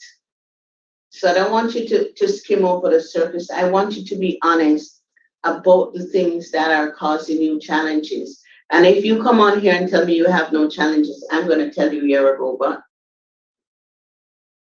And even if you're a robot, you're going to worry about, is the oil going to run out? Am I going to rust? So let's be honest with ourselves. So if you are going to rewrite those beliefs, you've got to make personal development. We heard this yesterday from Marlon. You have to make personal development a priority. You have to be able to define your beliefs. And then identify the beliefs that are actually holding you back. And so you're going to study that. And narrow down how you came to this belief. As I told you, the beliefs are unconscious. And then you prove yourself right or wrong. I think Dwight had said that earlier. You know, after you've analyzed it, you can then look, is this true about me or is it not? And that's how you begin then to reframe those beliefs. But there is a specific process. Dwight said it, not Dwight, sorry. Howard said it, Marlon said it, Chanel said it this morning. You need to surround yourself with positive people, with like-minded people, people who want what you want. People, we said it when we spoke about the playground. Who is in your corner? And how do you get them there? And I am not sure that I didn't bring that worksheet, I'm sorry, not able to share that. So I want us to look then again at what we have been saying. Let's look at it again. Saying to yourself that you are loved and you're smart. Saying to yourself that you can make it. And whatever that religious belief is, whether it is the Christian belief or the Muslim belief or a belief from the Asian continent, being able to say to ourselves, there is a power outside of us whether you want to call that power God, whatever the God is, or the universe, knowing that there is a power outside of us and that we're part of something bigger than who we are. So let's do another exercise that will show you how powerful your brain is. So I want everybody to just bring their hands in front of them like this. If you can open your cameras so that I can see you.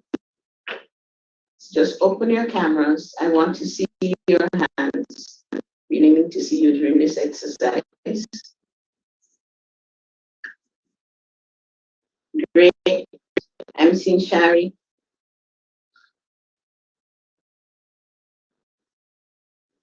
I'm seeing Moon.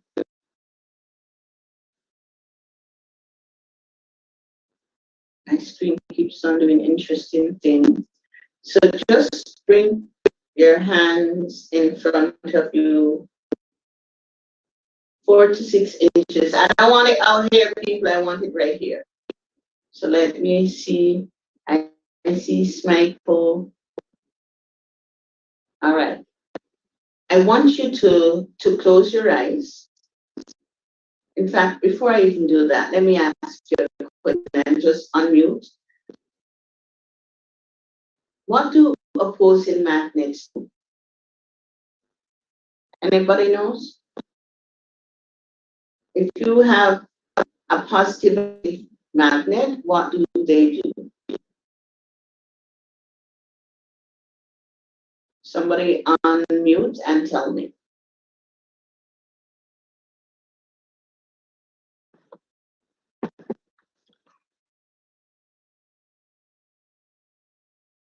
It is early morning here. When we talk about beliefs, there are some crazy sounds.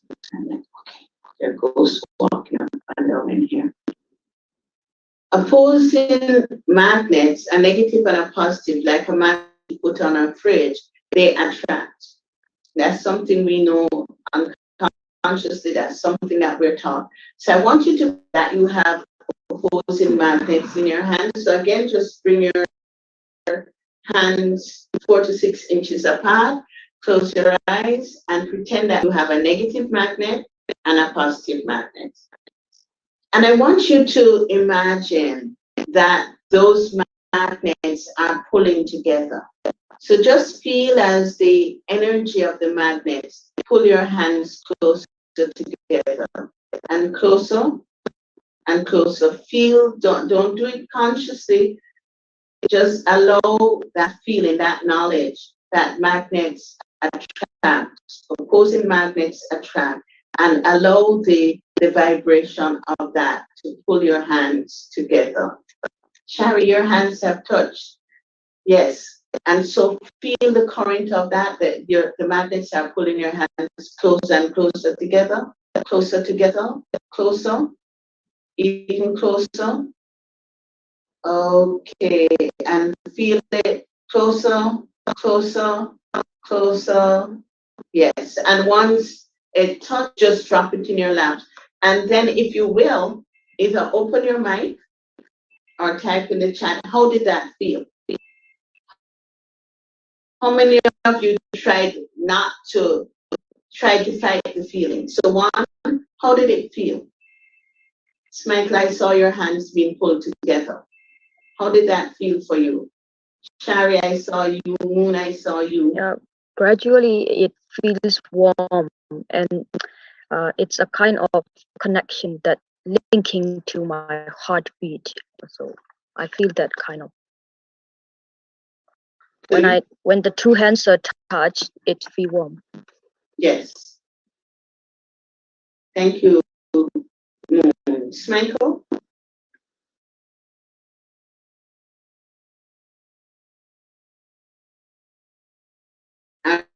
Are you going to unmute? Yes, thank you very much for the opportunity to speak. All right. So in this activity, I recognize that I was thinking about the magnet, and the thought of it would be your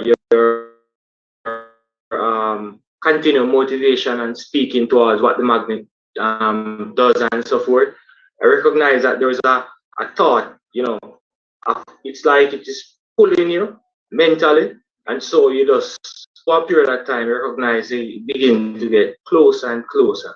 And as it's closer, you begin to fight it in your mind, wondering what's going on.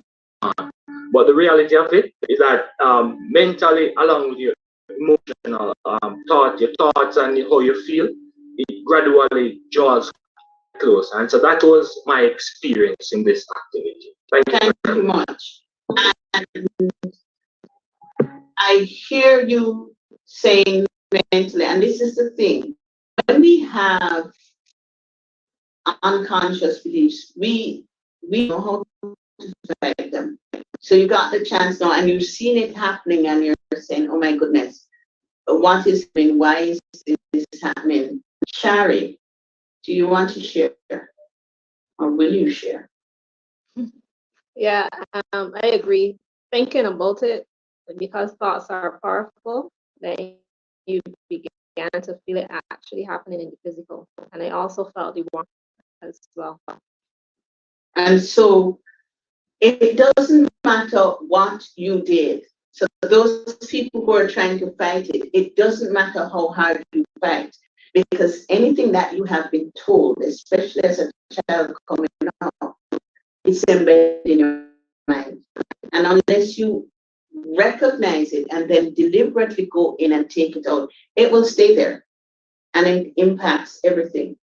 So you know that opposing magnets attract, and they're going to come together. If I did the same exercise and I told you to bring your hands together, but they're two similar magnets, your hands would have gone like this. Because your brain knows, your brain does not forget anything. And I want you to remember that, and remember it as you speak to people. Your brain never ever forgets. So if we look back at the things that you said you heard growing up, then all of those things are still affecting you. So you knew them, but you didn't know how to change them.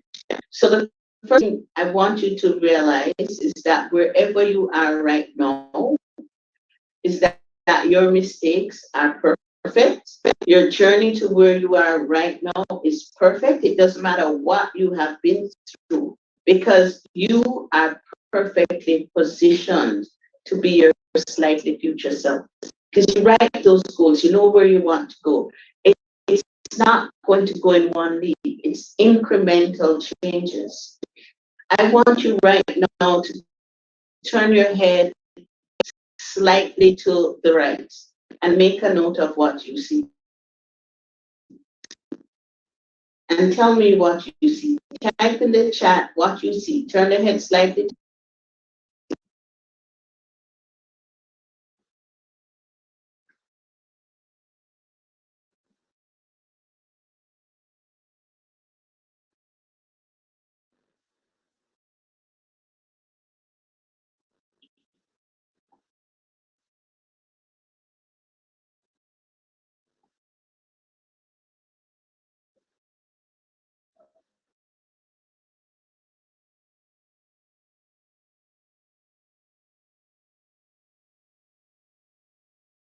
Yeah.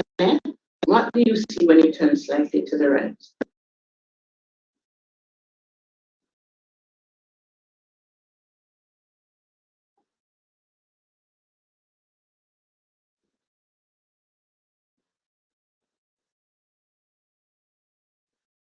Now,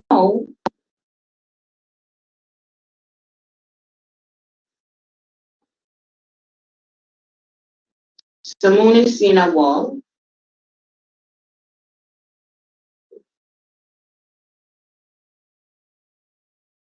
Anybody else? What do you see? Sandra, if you can, as you turn your head, Monique, what do you see? Damiana, what do you see? Type it in the chat. The sun.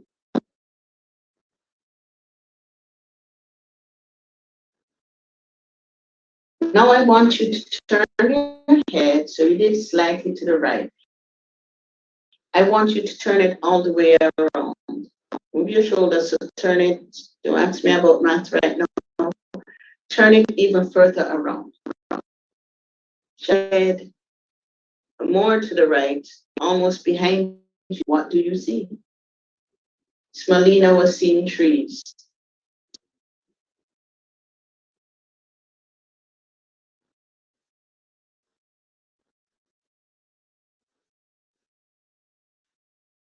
So now that you turn your head almost behind you, what are you seeing?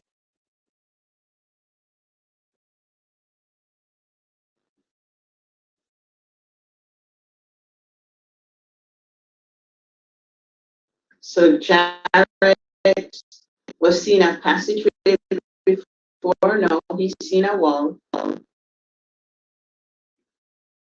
Do you find that your vision has changed? What you're looking at is not the same. And that's how I want you to think of your life. All you need to do is change your perspective. Not a lot. It doesn't take it changing it a lot. Just a little bit of change of perspective. And I want to say to each of you on here that you are the person who is to help people change their perspective a little bit, to make it positive a little bit. Because each of us impacts another. We're like waves in the sea. We bounce back. People bounce off of us, we bounce off of us. Moon has gone from seeing, let me see what she before. She was seeing a wall, and she's now seeing a chair, table, fish tank, tortoise, and mirror. Look at how much your vision, look at how much more you are seeing with a simple shift. A simple shift. And so I want us to take this with us into the future. When you are feeling down, switch your view. Just make that simple switch. When somebody is standing in front of you that's frustrating you, look over their shoulder. What's there beyond?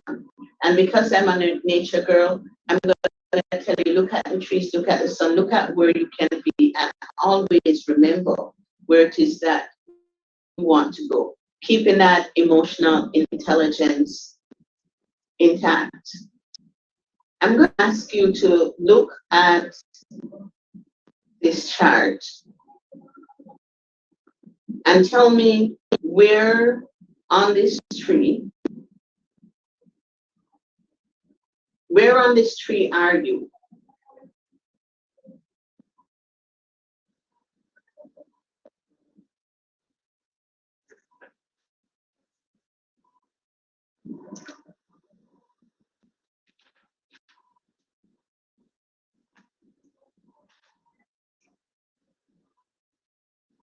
So just write in the chat, where on the tree. Which person would you be?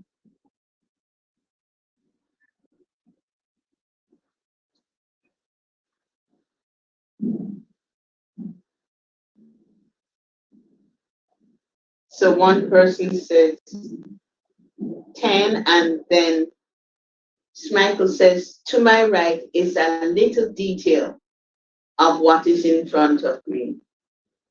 Turning my head allows me to see much more. Thank you.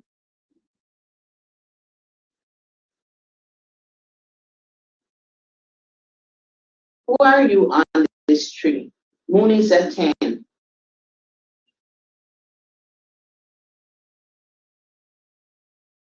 Smalina is a 6.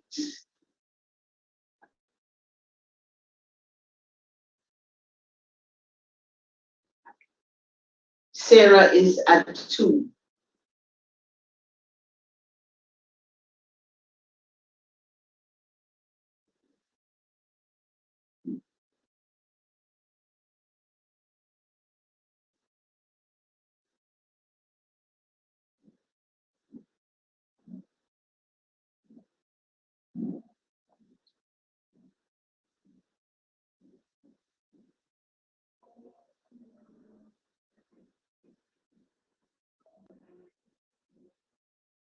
As you look at this tree, I want you to think of, firstly, I want you to write down whatever number you are, and then I'm going to tell you a couple things about these people.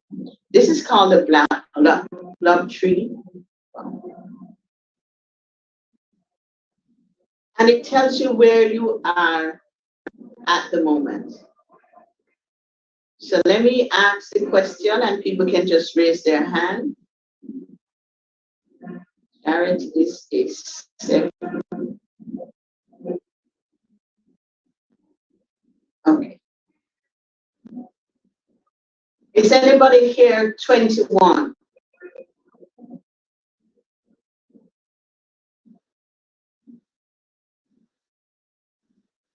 Jackie says she's 15. Anybody at 5?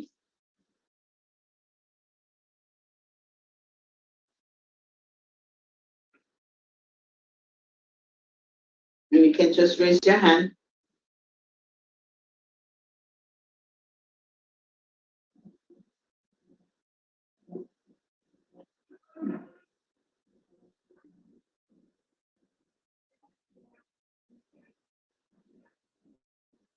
There are 6. So let's analyze this a little bit. The persons who are 1 are barely holding on, really struggling. You need help, and you might know how to reach out for it. If you are here on the ground at 5, you have checked out. And I'm going to say that you need to find somebody to talk to.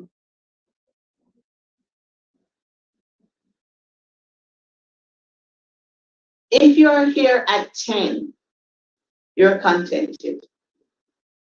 You're contented. If you are at 7, you're helping people up. If you look, he's helping number 6. Again, if you're 21, you're not a happy person. Which are the numbers we got?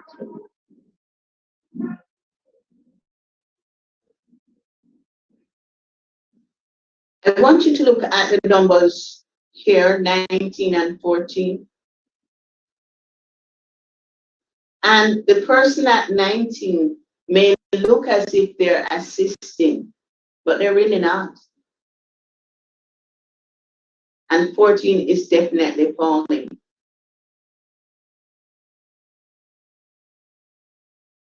If you are at 20, define where 20 some is. Okay. You think you've arrived. And you are very satisfied there being at the peak. And if you notice, you are not helping anyone. You're really focused on you. If you're number 2, you're helping people up. If you're number 9, you're happy. Again, a contented person. Number 8 has checked out. They have their back turned to the world. 11 and 12 speak of your role as support, feeling supported. If you're 16, 17, 16 is carrying a heavy weight. So I want you to think of it. Where are you? And this chart doesn't reflect where you are all the time. It reflects where you are now. So it will change. And I want you, therefore, just to focus, where am I right now? And where do I want to be? All the time? No. We're humans. And so at some point, we want more. We're going to strive more. Howard said, and we as wise men believe that we need to help people up, not down. We're helping them up. There are different areas of our life. There's our professional life, there's our family life, there's our financial life, there's our leisure time. And my question to you is there anybody here who is totally satisfied all of those areas of their life? In fact, let me throw health in there. The work or study life.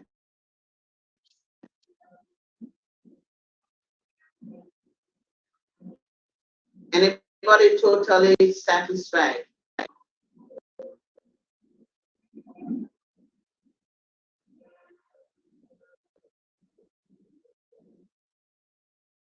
I'm expecting to see a yes.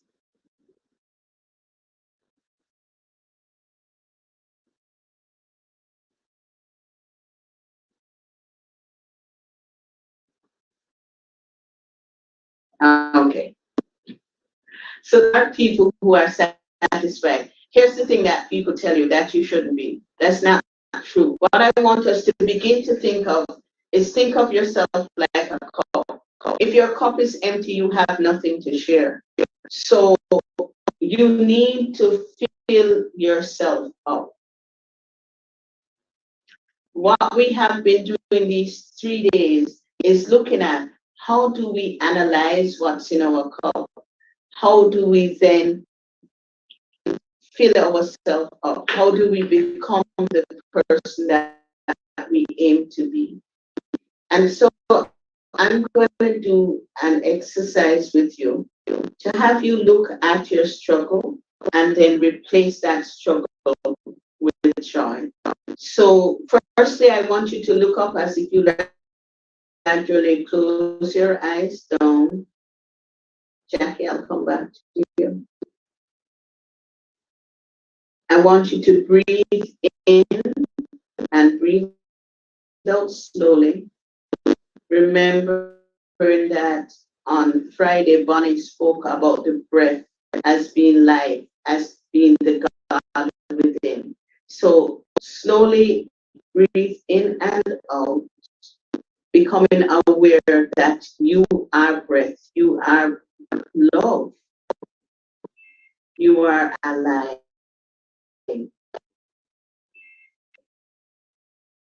I'm very aware that there are people on here who are feeling slightly brittle.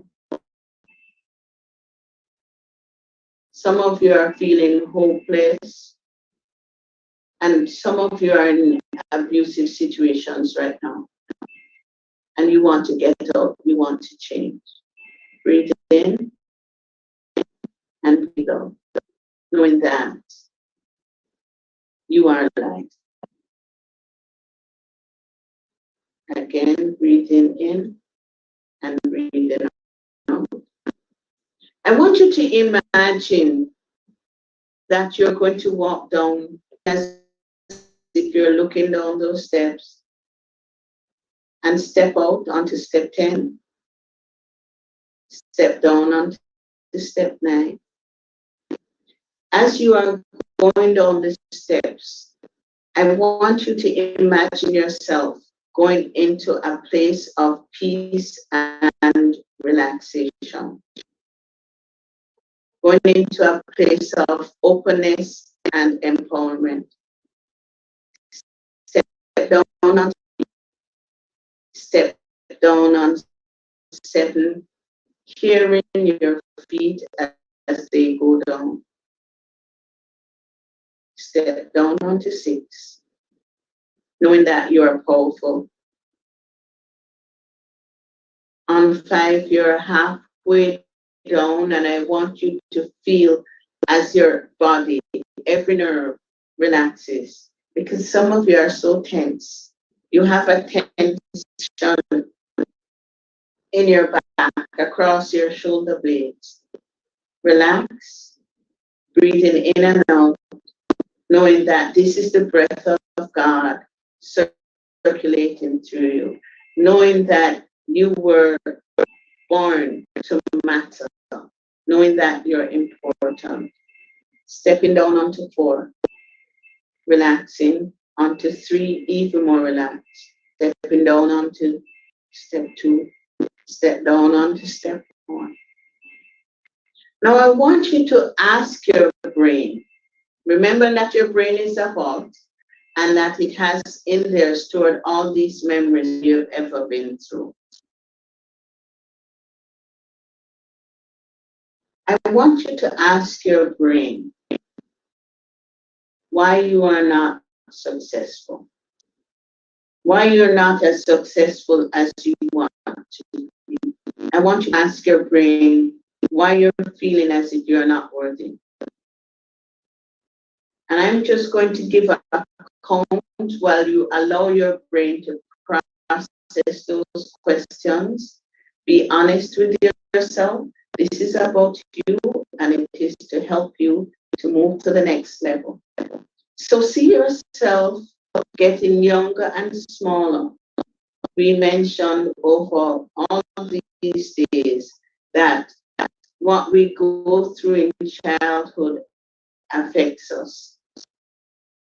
So getting younger and smaller on the count of 5, asking your brilliant brain to go into that vault and to take out the memory that has to do with your lack of success. On the count of 4, getting younger and lighter, getting smaller, even smaller still, getting younger. On the count of 3, being younger, being lighter, being smaller, asking your brain powerful questions. Why don't I feel like I'm good enough? Why am I still so angry?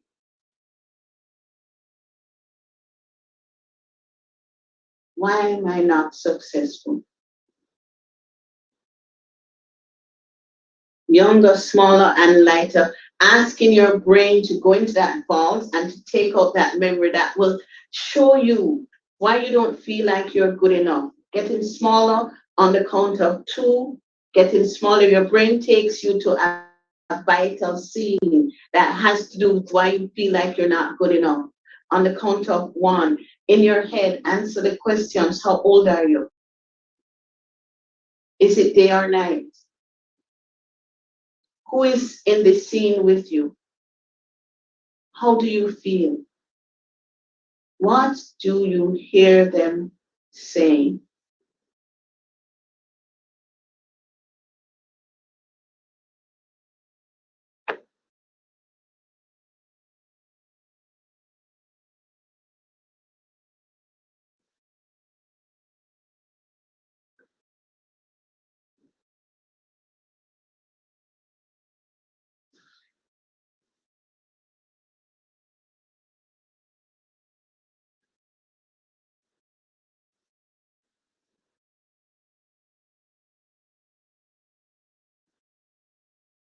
Being open to the answers, not fighting it, but just having those memories come to the fore.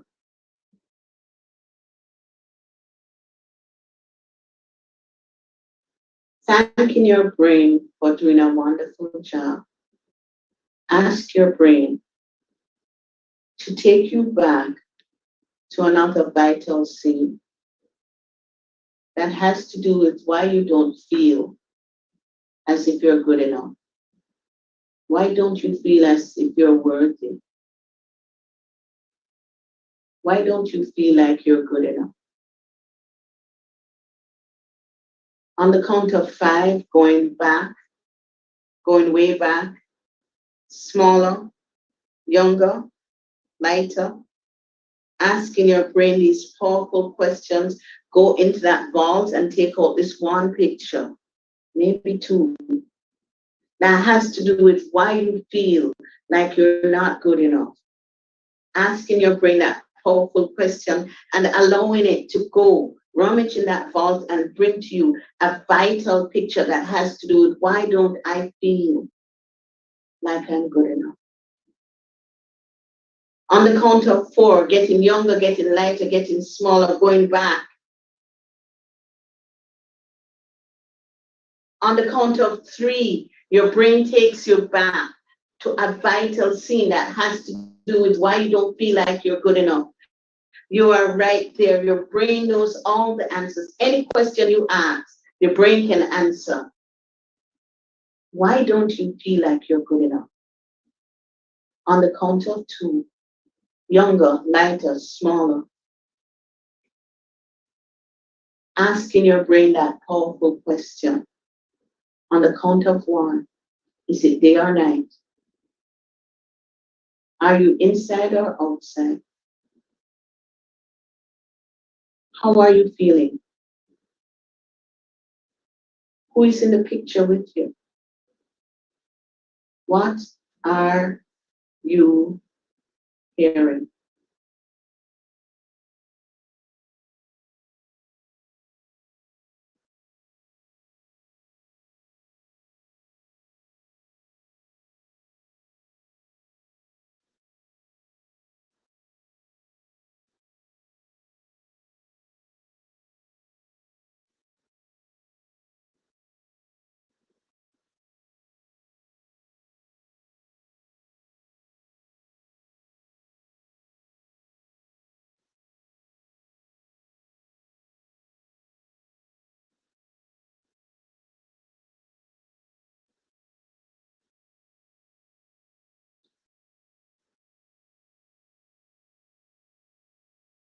And some of you are having several scenes come up. Just analyze it. You're in a safe space. Nothing can happen. And I'm sensing a lot of pain. But it has happened in the past. This is a safe space. Nothing can happen here. Allow the feelings, allow the emotions to come to the surface.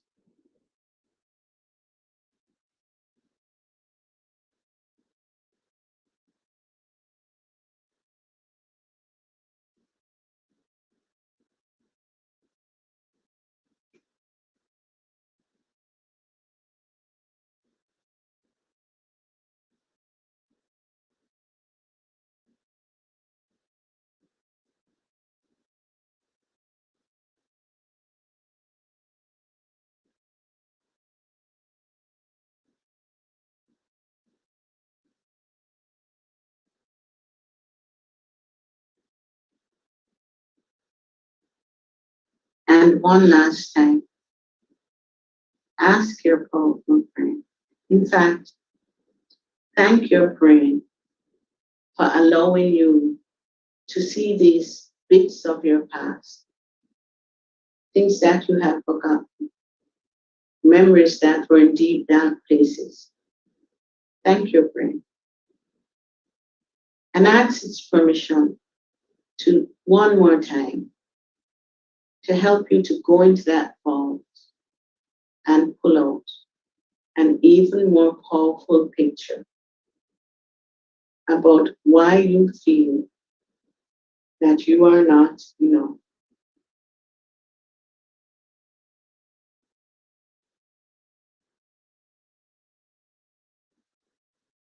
On the count of 5, going back, getting smaller, getting lighter, getting younger, going way back, asking your brain to go into that vault and take out a picture that is vital, that tells you, why is it that I don't feel like I'm good enough? On the count of 4, going back, going way back, getting lighter, getting younger, getting smaller, going way back, way back. Don't be afraid, go back. Go back in time, go back in space. Take out that picture. On the count of 3, younger, smaller, lighter, knowing that your brain is beautiful, knowing that you are perfect, knowing that you can only learn, you can only get better, you can only solve the challenge if you're able to take that picture, that pain, that hurt, and analyze it and pull it apart and decide what you want to keep and what you want to discard.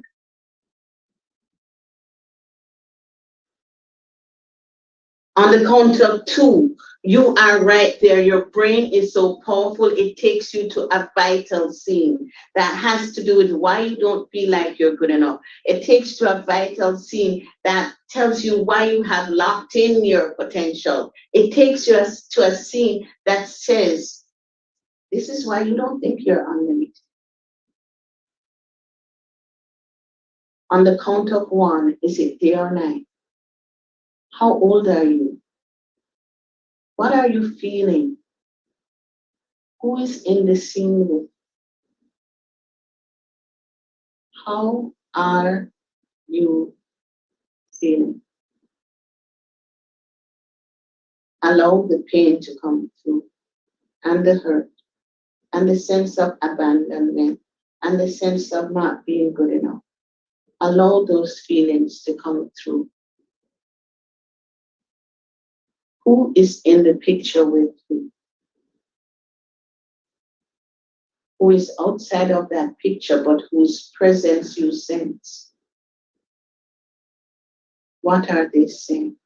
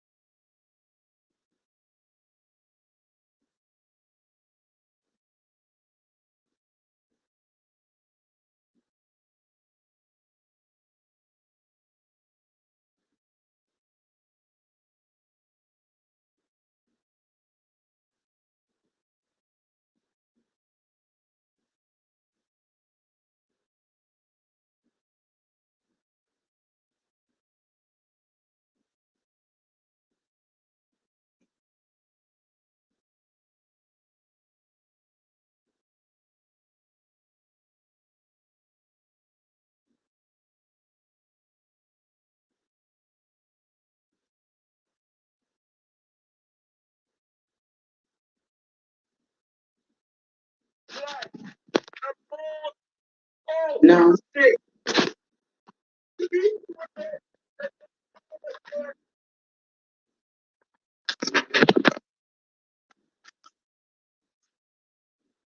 I would like you to look at the pictures that came up. Them in your left hand.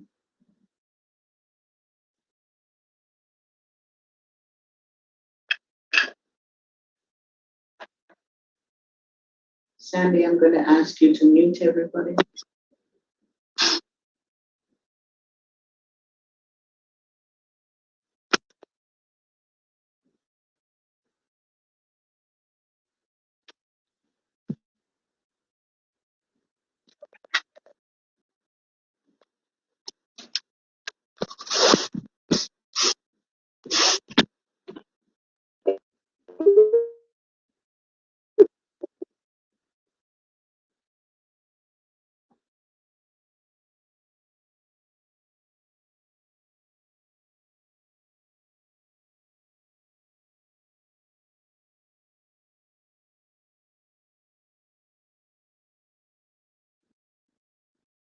And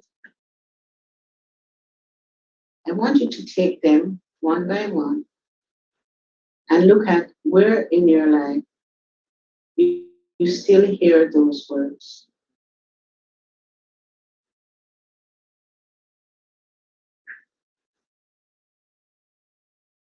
Words you heard as a child that were so hurtful. Where is that being replayed right now in your life?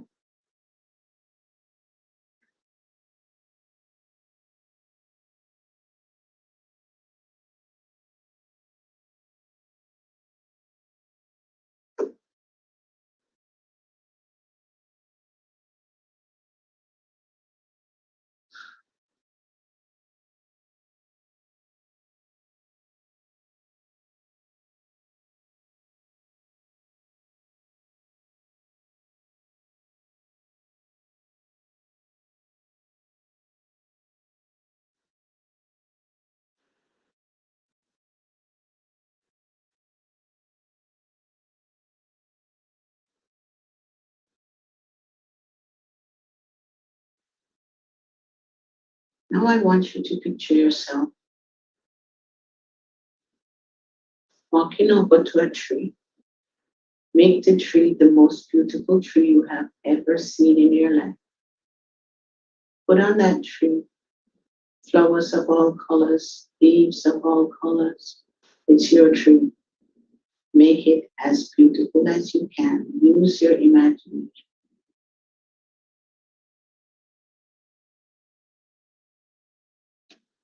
Walk over and sit at the roots of that tree.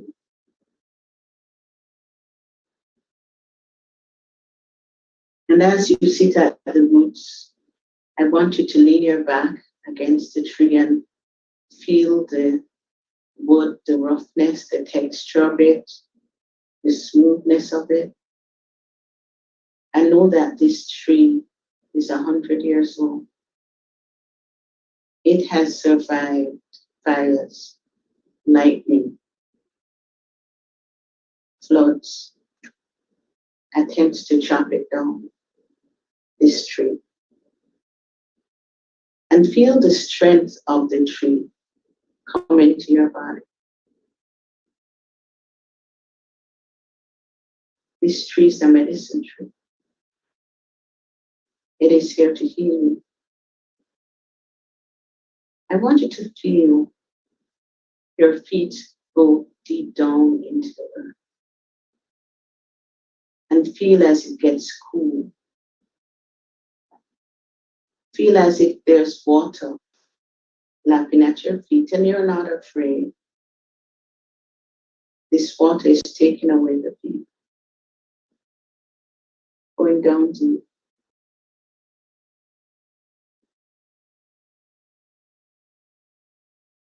$10 feet deep, 20 feet deep, 30 feet deep, and don't go wide. Your roots spread out 10 feet wide, 20 feet wide, 30 feet wide, 100 feet wide. And those of you who have children, to know that you're the tree, you are the roots, that you support a whole community.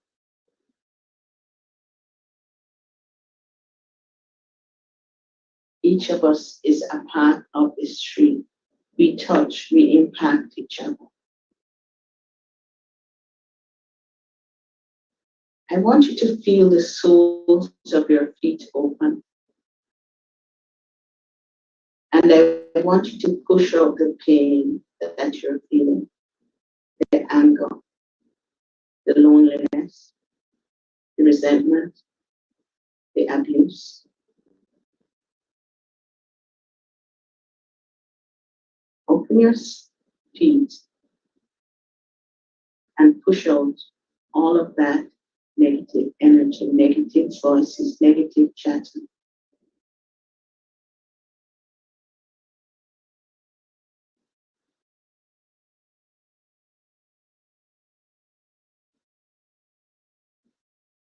I want you to look up to the branches, to your crown, to all those beautiful flowers that you have on your tree, the beautiful leaves, the textures. Some are rough, some are smooth, some are small, some are bigger. I want you to look up and admire the beauty of who you are. What are your strengths? You're kind, you're gentle, you're knowledgeable. You help other people. You are most loving. You're generous with your time. Look at yourself and admire your beauty, your intelligence. You are strong. You have made it to this point. But for you to get there, others were on that path. So as you look up at this tree, make each flower on this tree a person who has touched your life, whether negatively or positively.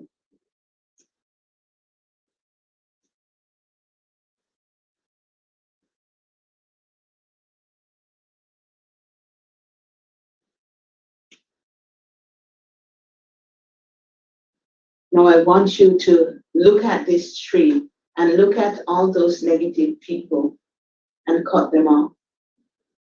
We make a choice in life as to who we want in our circle. We are the average of the 5 people that we spend the most time with. So at this point, make a choice who you want to keep in your life. Look at that tree and cut out the people who have been hurting you. It may be your mother, your father, your husband, your wife, your child, your grandfather, your teacher, your pastor. Look up. Really look at the people. They may have pretended to be nice to you, but you know where they were stabbing in your back. You know they were gossiping. Cut them off and feel as they fall to the ground. Allow them, let them fall. Let go of that pain. 2 very powerful words. Let go. Let go of the pain. Let go of the hurt. Let go of the anger, the resentment, the confusion.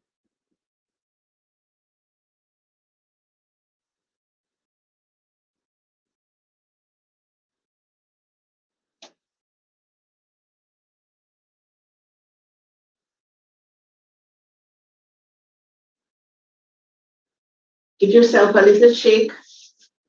Look up at this beautiful crown that you have, this beautiful image of you, and smile. Because we know, any of you that have to deal with plants, you know that we have to prune back in order to allow new growth. And so you cut out that which no longer serves you, and you are now allowing space for these new values, these new attitudes, this new money, the new relationships, the new brilliance to come into your life and to shine forth. And feel as the sun shines down on you. And I want you to imagine you as the tree stretching up, reaching up for that sun, for that prize. Knowing that you're beautiful, knowing that everything that you have gone through has led you to this place of inner beauty, of inner strength. And you couldn't be who you are now without going through those trials and tribulations. So I want you to say thanks. Thanks for all the challenges that I've had. Thanks because they have made me stronger.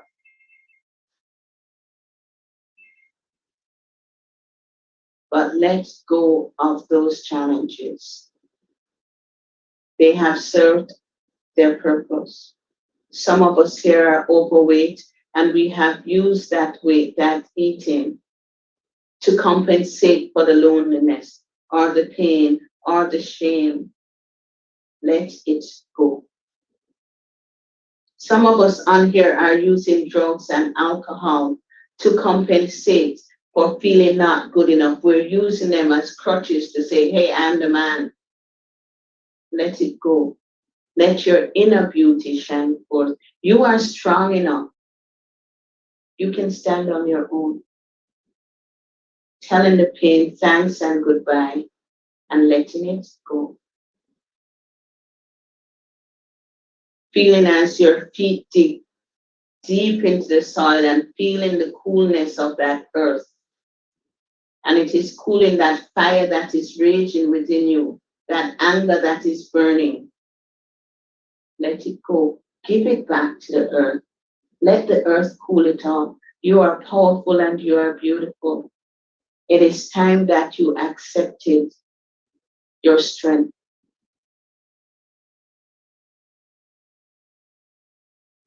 You are unlimited. You can do anything and everything that you desire. You have that power within you.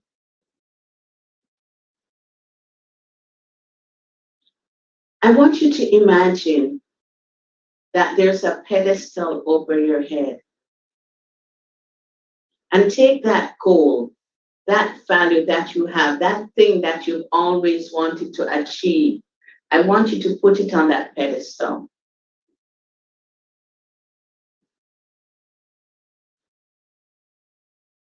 We put on pedestals things that we value, things we cherish, things we look up to. So putting your goal on that pedestal. And now, I want you to imagine green flames dancing around your goal. See them dancing, getting more and more brilliant, surrounding it. Feel it. You can achieve. You will achieve. Allowing your body to accept that you are brilliant. You are this fire burning. You are this fire that is consuming because you are so passionate. You are this fire that is searching for a home. You're looking, sometimes in the wrong places. Allow the fire to consume the goal. You may feel your ears pop, that's okay. And see this fire as it gets higher and higher and higher. Just like you become more powerful, more brilliant, because you have analyzed, you have relaxed, you have allowed. And as you rise higher, I want you to see those challenges fall. The people who are pulling you down, they're falling, you are rising.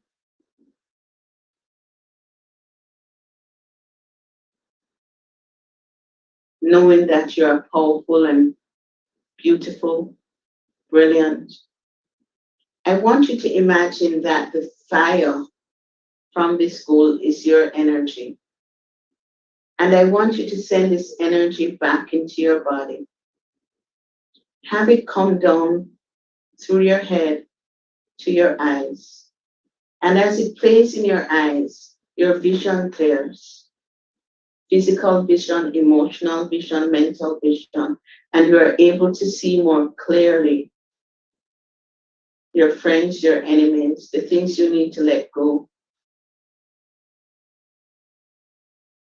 Allow this beautiful healing energy, your own energy, because you are powerful, you are breath, you are life. Allow it to come down to your throat. Allow it to play with your throat. The question was asked, how do we speak up? Allow this fire to play in your throat. Release the tension, releasing the fear.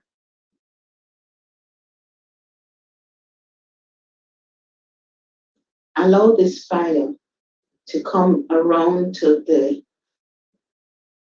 back of your neck and send it down every vertebrae, one by one, slowly. And feel as your vertebrae stack on each other and straighten. Some of you have pain in the back. Somebody has a cracked disc, a slipped disc. Somebody may have sciatica. Allowing this healing energy to go down your backbone and heal you one by one, each vertebrae.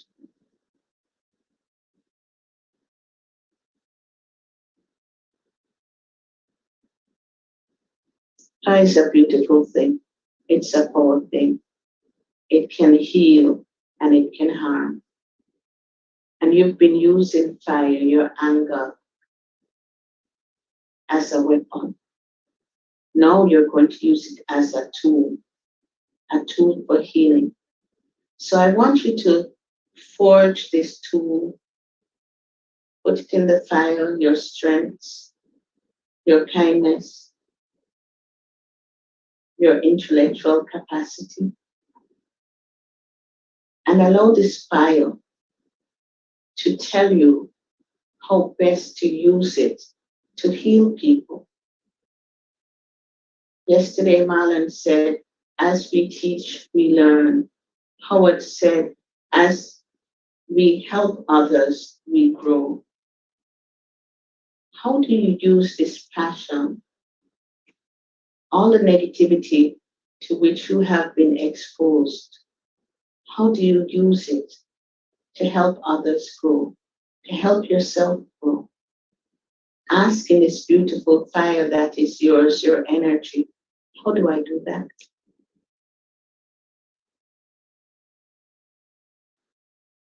Rocking your head side to side and letting go those negatives which just came up, letting them go. You are no longer a child, you're not 5, you're not 10, you're not 12, you're not 19, 20. That rape, that abuse, those negative words happened years ago, and let them go right now.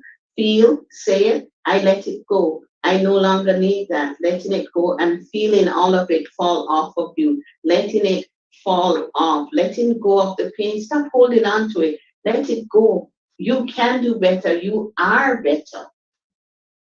Let go of the pain. Let go. And send out this beautiful healing energy to everywhere in your body where you are feeling pain. Allow it to play in your shoulder blades. Allow it to run up and down your back, across your hips. Allow it to play in your pelvic region and to heal the pain that you have there. The pain of children who have been aborted, the pain of children that you are not able to conceive, the pain of abuse. Allowing this beautiful healing energy to heal. And feel it like a ball right in the center of your stomach. And feel as it revolves and clears and heals. Allowing it to move the pain out. Allowing it to burn out all the pain that you hold there. Breathe. Breathe in.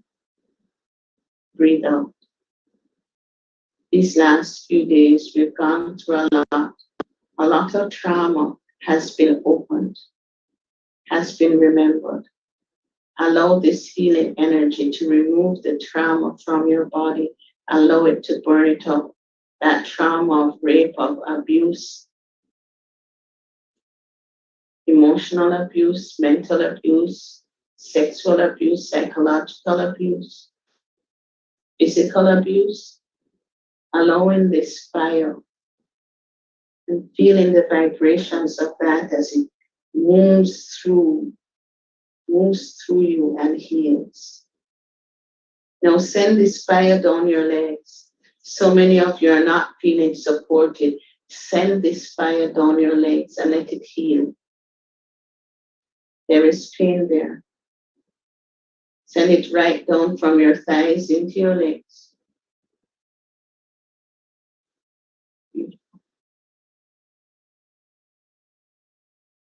Again, send this healing energy, your energy, to wherever in your body that you're still feeling pain.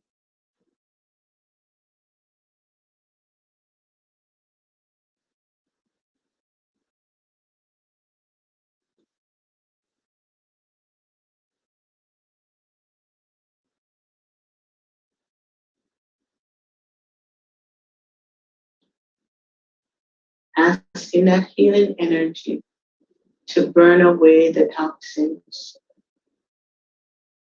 Open the soles of your feet and push out the internal toxins that are still there. Letting it go.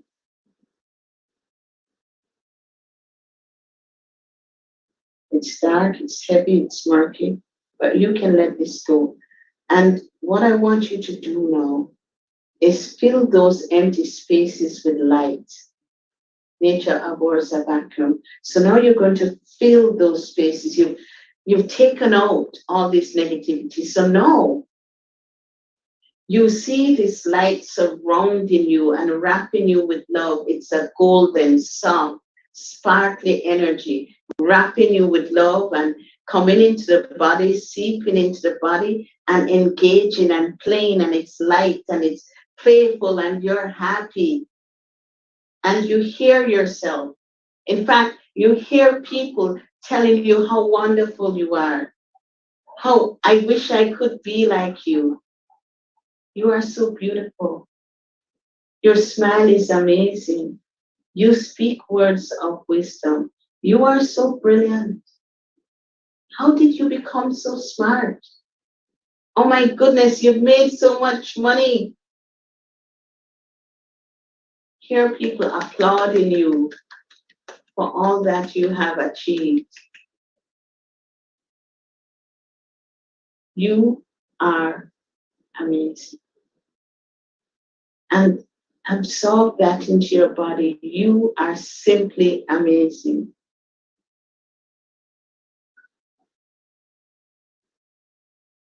Breathing in, absorbing the breath of God into your body. Allowing that breath of life to play, to remove the pain. Sending it all over and feel as your body tingles and heals.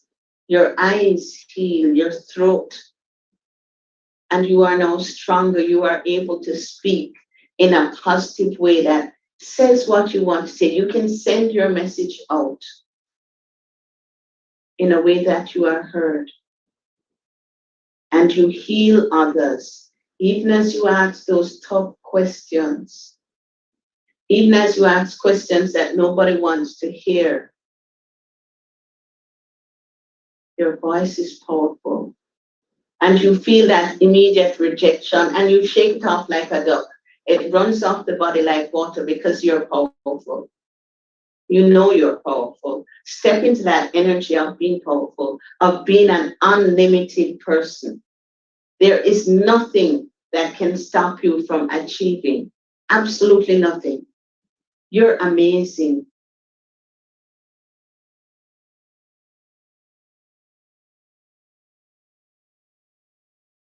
Wrapping yourself with love. When you are ready, open your eyes, knowing that you are the most amazing creature that has ever been born, knowing that you were put here because you are special and you have work to do.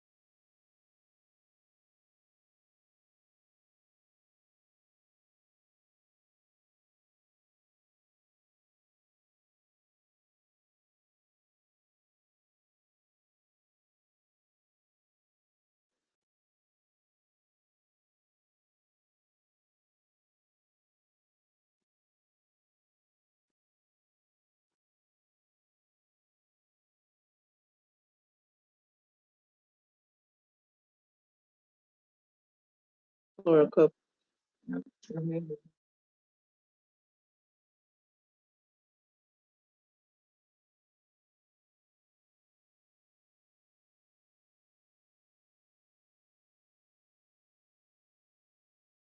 Giving you a second to get back into yourself. Some of you may need to go drink some water or to use the bathroom.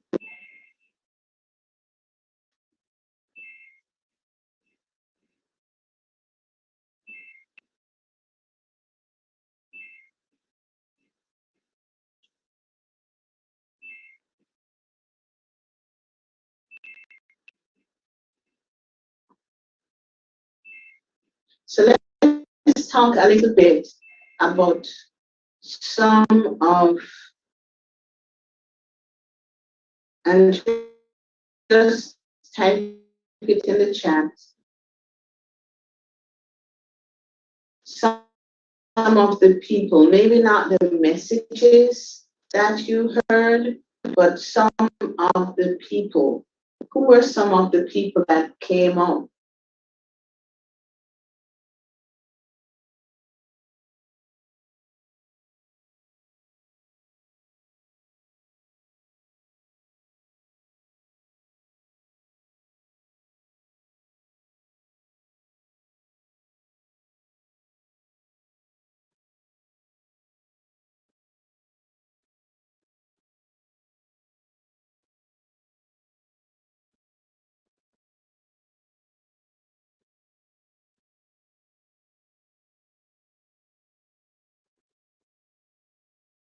I'm seeing somebody saying sleepy. You were supposed to get sleepy.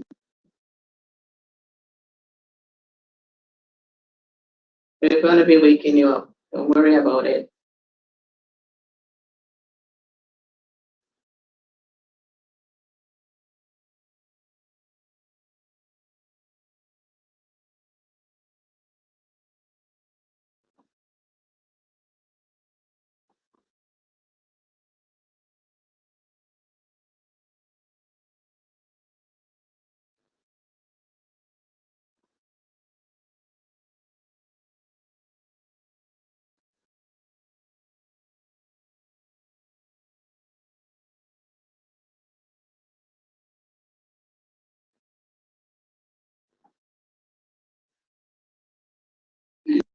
Just check the chat.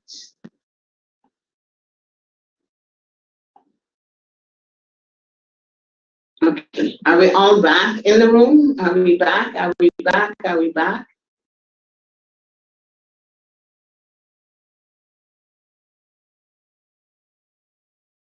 Or did we all fall asleep?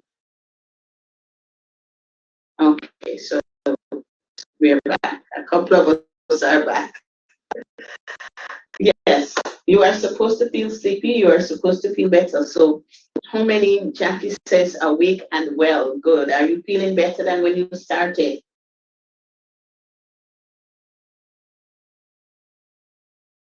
Okay. So while we were doing that exercise, there is somebody here who is carrying a lot of pain, really awful pain in the stomach region.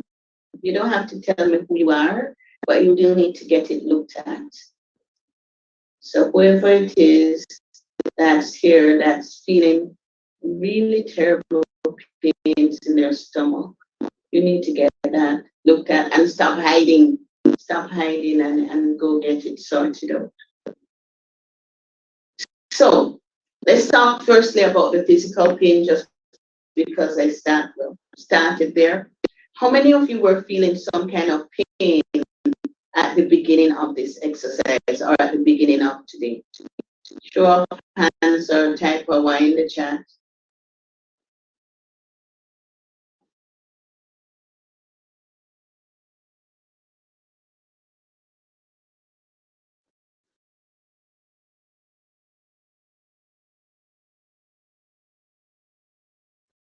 Yes, I see.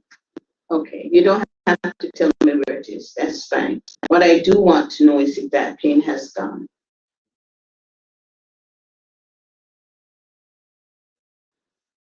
And then there were others of you who felt that you had no voice.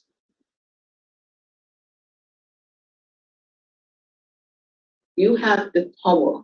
They say life and death is in the power of the tongue. Eh? You have the power. You have to be careful how you use it. Some of you here have been lashing out at people left, right, and center and felt as if you had no direction. You need to focus the energy. Decide what the goal is that you want to go after and focus that energy. Let it become like a laser, and that's what you keep at your center. And remember then, you are here to do good. Use that energy positively. Right now, you are using it as a weapon. You're all over the place with it. And so it is not serving you the way it should. Every single thing in this world is energy. Physics tells us energy can neither be created nor destroyed. You decide how you use your energy. A lot of you are not feeling supported, and so there's a pain here in your legs. I still feel some people haven't let go of some of that pain because it's still there in the legs. And some of that is that you feel like your family is not supporting you. You have the opportunity. How do I say this?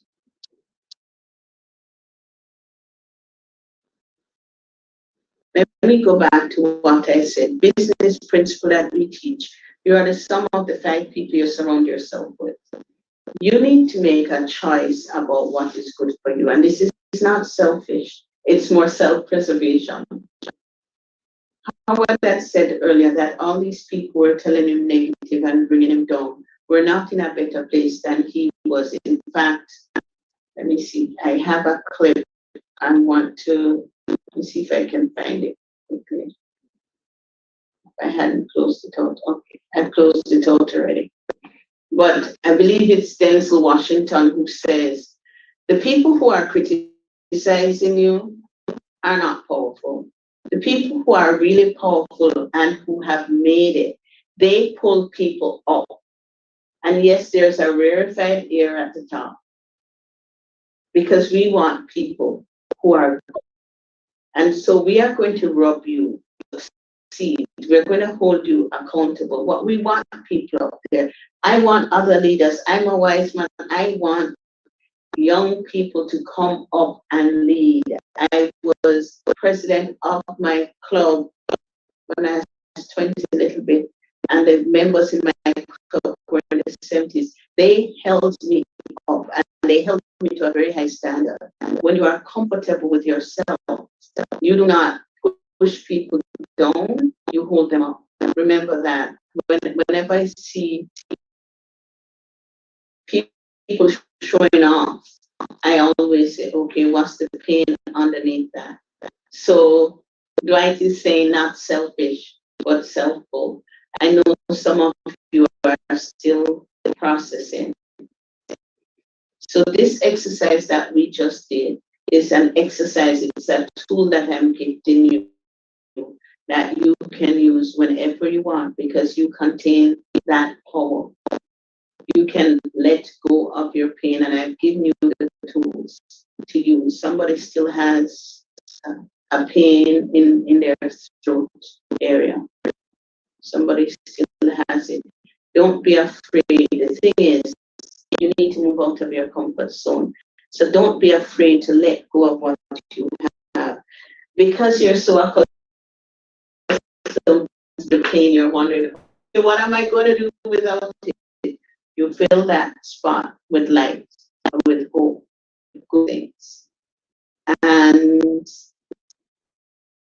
I'm going to ask Sandra if she has it ready, so I'm going to turn off my mic, and hopefully the sound is fixed, to share with us what Kendall has done with the young people here.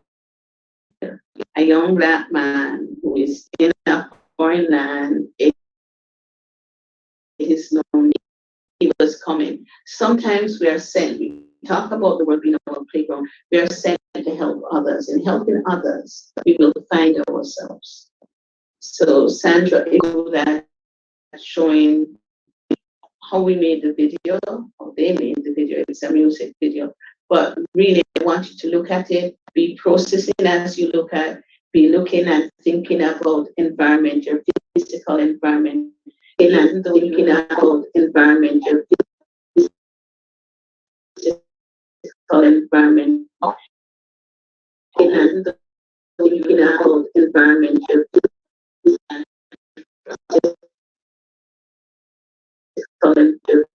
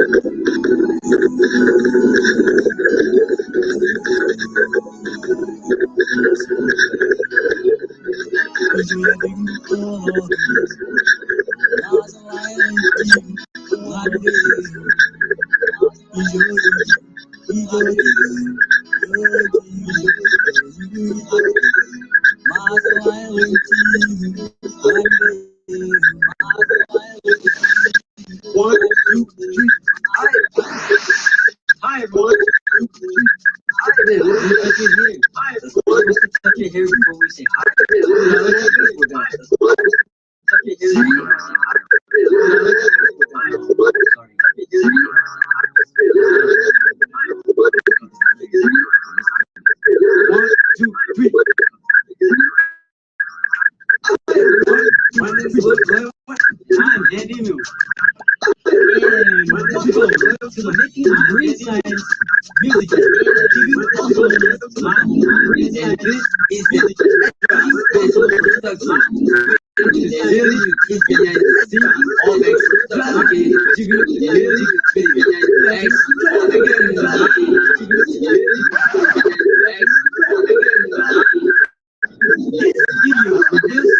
some moments of the exciting music video production, the interesting perspective of the artistic gas and crew are also and the coverage of the Lexus Gas City with the production of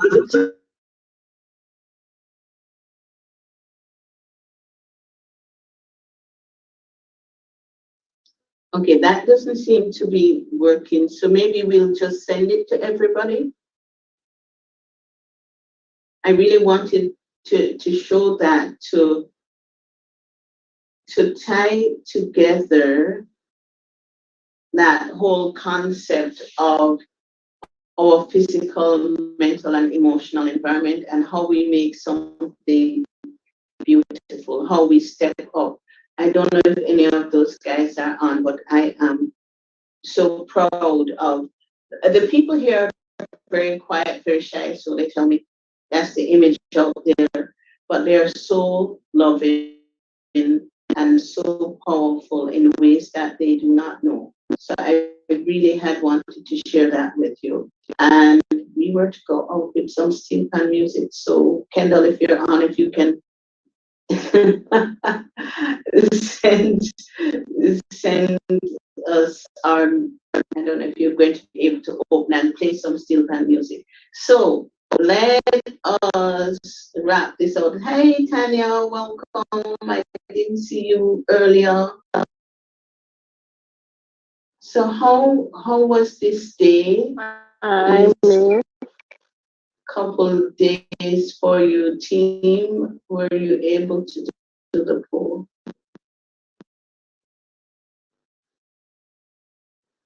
Okay, so I put the link to the video in the chat so you can all access that. And I truly apologize for the gremlins that have attacked us today. Hey.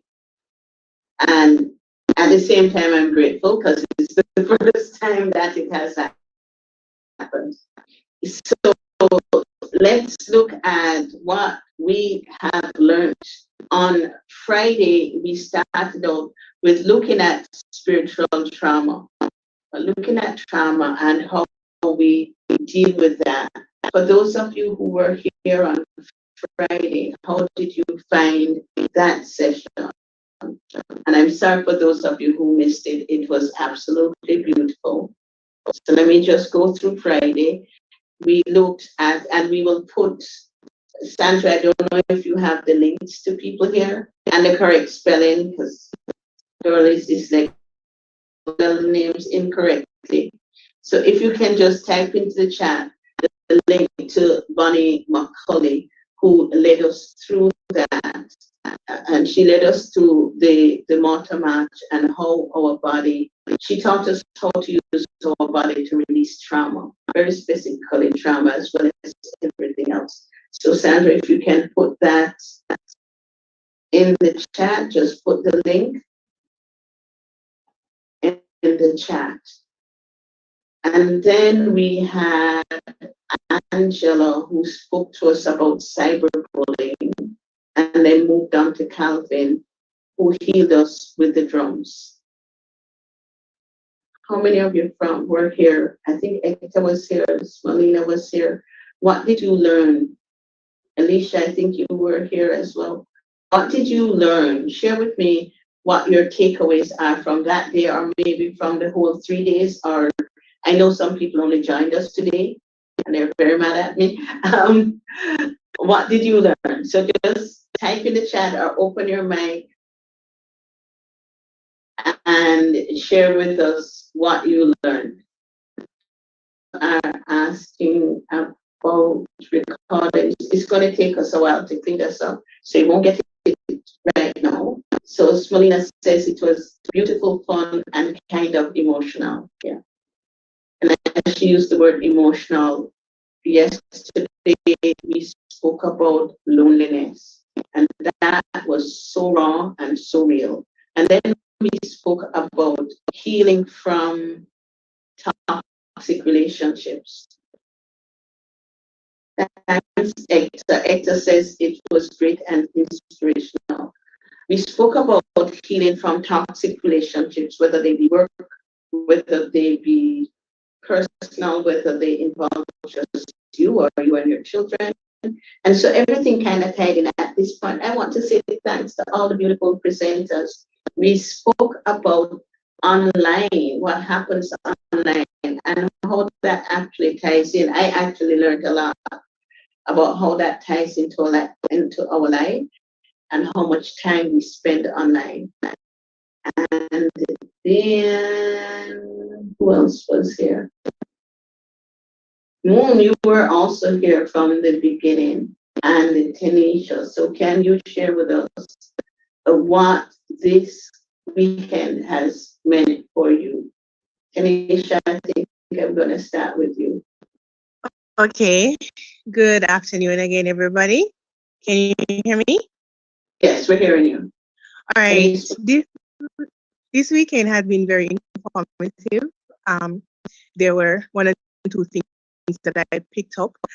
I wasn't too particular with, I didn't understand the exercise that we began with in the first session, but after a while, I realized that it is more relaxing and getting rid of negative energy so that the positive energy could flow, which really makes sense, because if your mind is packed up with everything that is happening and you are weighing yourself down, you are being pressured from outside and you are also weighing yourself down from inside. That's not good for you. It's not good for you. And it's not good in other ways too, for you to be able to help those persons around you either, because you will be focusing on the negativities that you won't be able to extend proper help to others.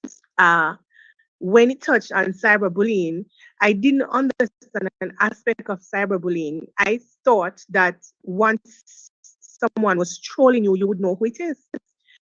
But the presenter went on to let us know that most of this is anonymous and you don't know where it's coming from.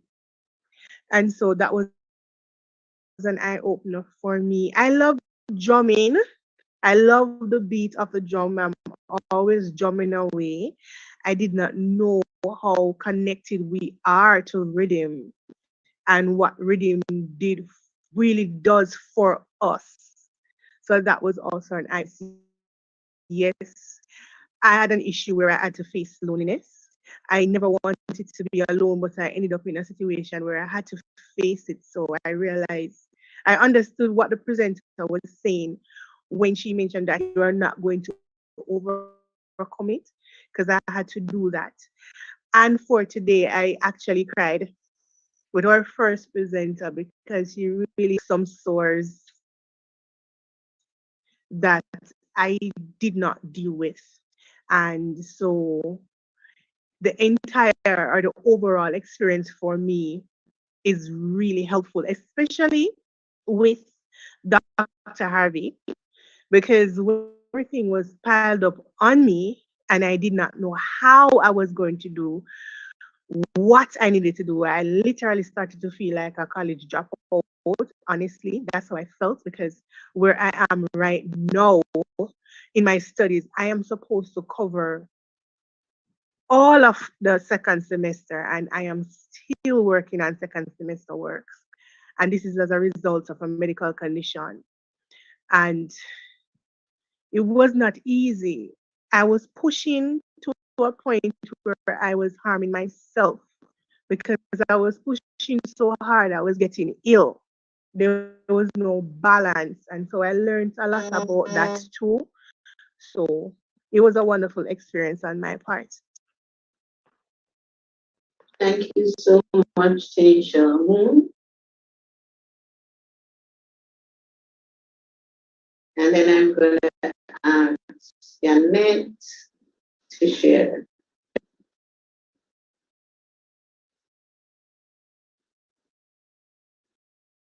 So, you know what I liked, which people might, well, you would have realized that so many of our people who spoke, I know it was difficult for them to speak English, and yet they spoke. I'm really, really proud of you. And this is the thing you learn by participating. Jackie had a head-on realization of self when deciding to grow or going to the next level. Janet, do you want to share? And then T, my phone is dead. So one of you needs to take over. So is Christabel, you're on. Do you want to just go and wrap us up?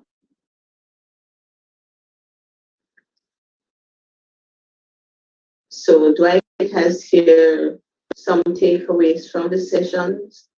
Pain is not natural. Pain is life's way of getting our attention, and awareness is the first step towards healing.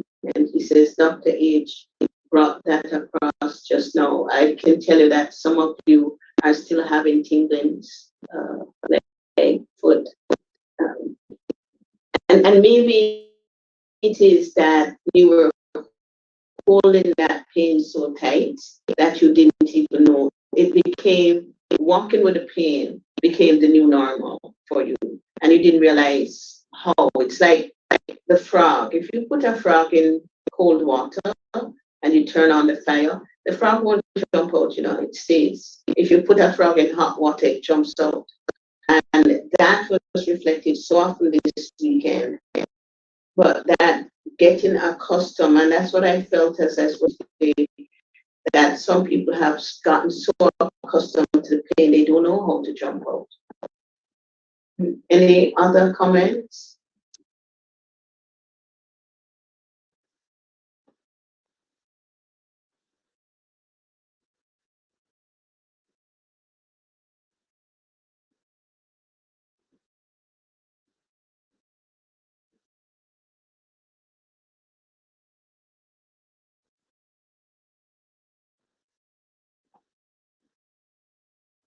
Open yourself to guidance. Open yourself to redefining your being. Open yourself to using and realize that your abilities are unlimited. We have put in the chat the link for Angeli and for Bonnie, and I'm not sure, Sandra, if you have the one from Vivian as well. Vivian did also give us some resources. We will be emailing all of you who are on, and if you are here for 2 or more days, we actually will be giving you a certificate. So look out for that. I think we're also going to just send you an evaluation online and ask you to fill that out for us as well. I see, do I type in away? Right, this is your conference. Tom, I'm not able to see if Tom is still online. So I am going to ask for any last questions and then ask Dwight or Christabel to wrap it up and to close our 3 days.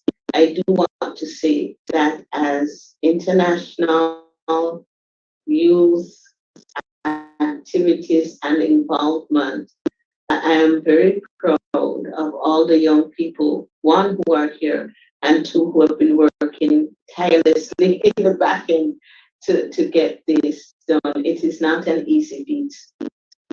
So young people,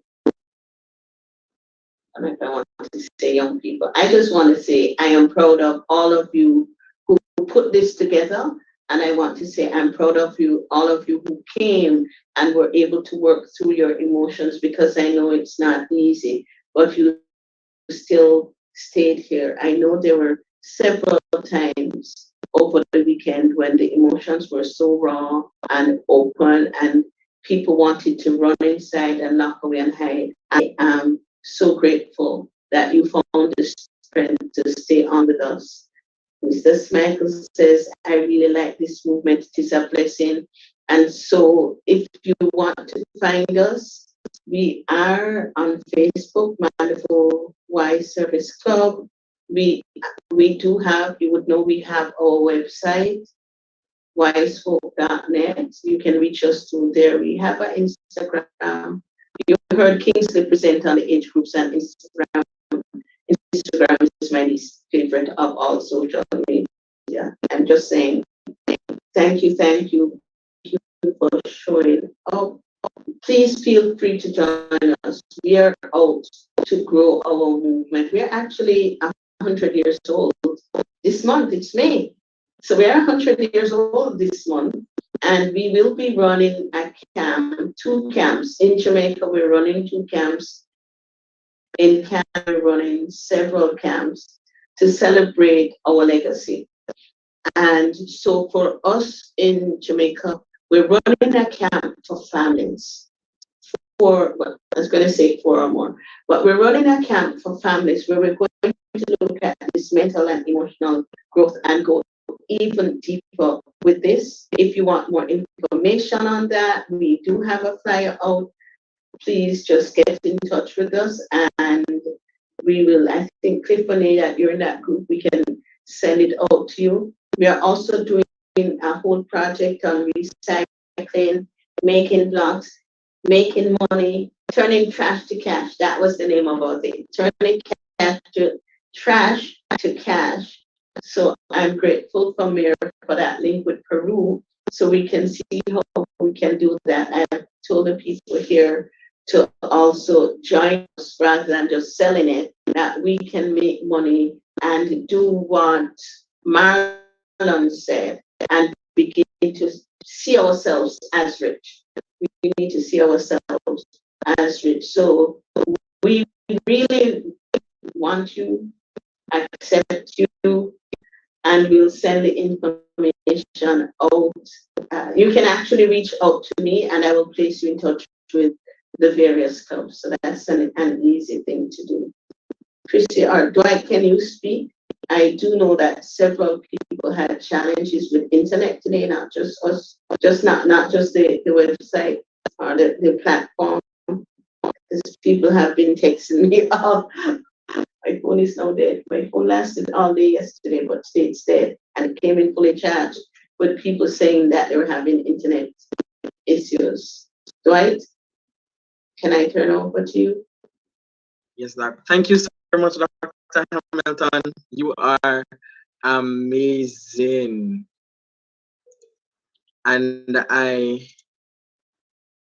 believe that everyone shares that same sentiment that Dr. Hamilton is amazing. This has been a wonderful, tremendous experience these past 3 days. Well, today is the third day. It has been so great. And Dr. Hamilton did the summary of the program just now, where we started with, connecting with your soul, and then transitioned into a healing circle, and to deal with cyberbullying, how to recover from it, how to respond from it.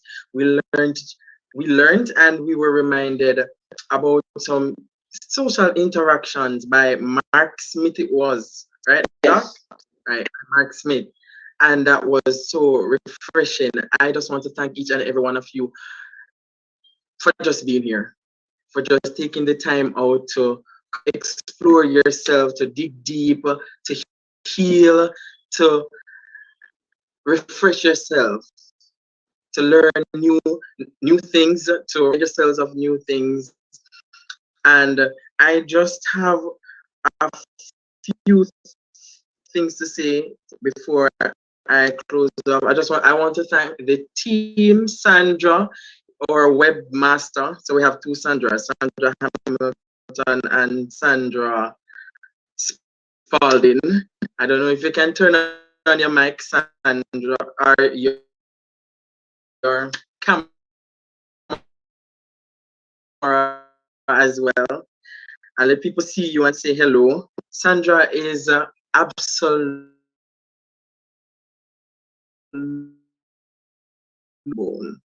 right? She designed the website, the beautiful website that you guys saw. She designed it from scratch. The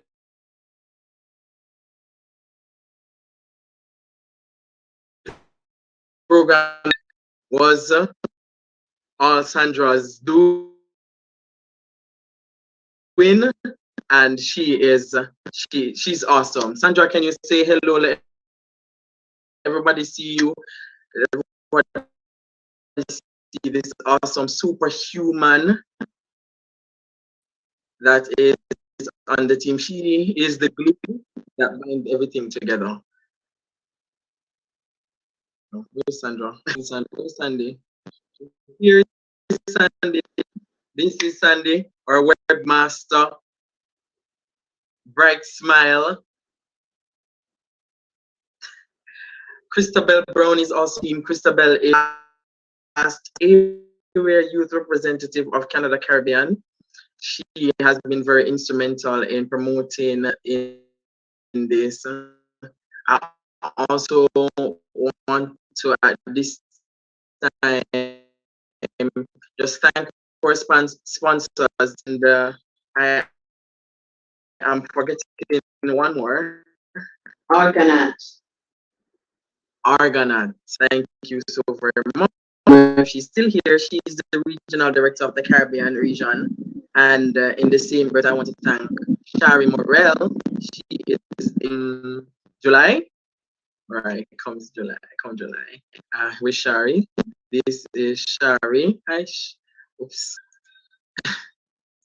With Shari. I'm not seeing Shari. She's here. How do I spotlight Shari? This thing keeps moving.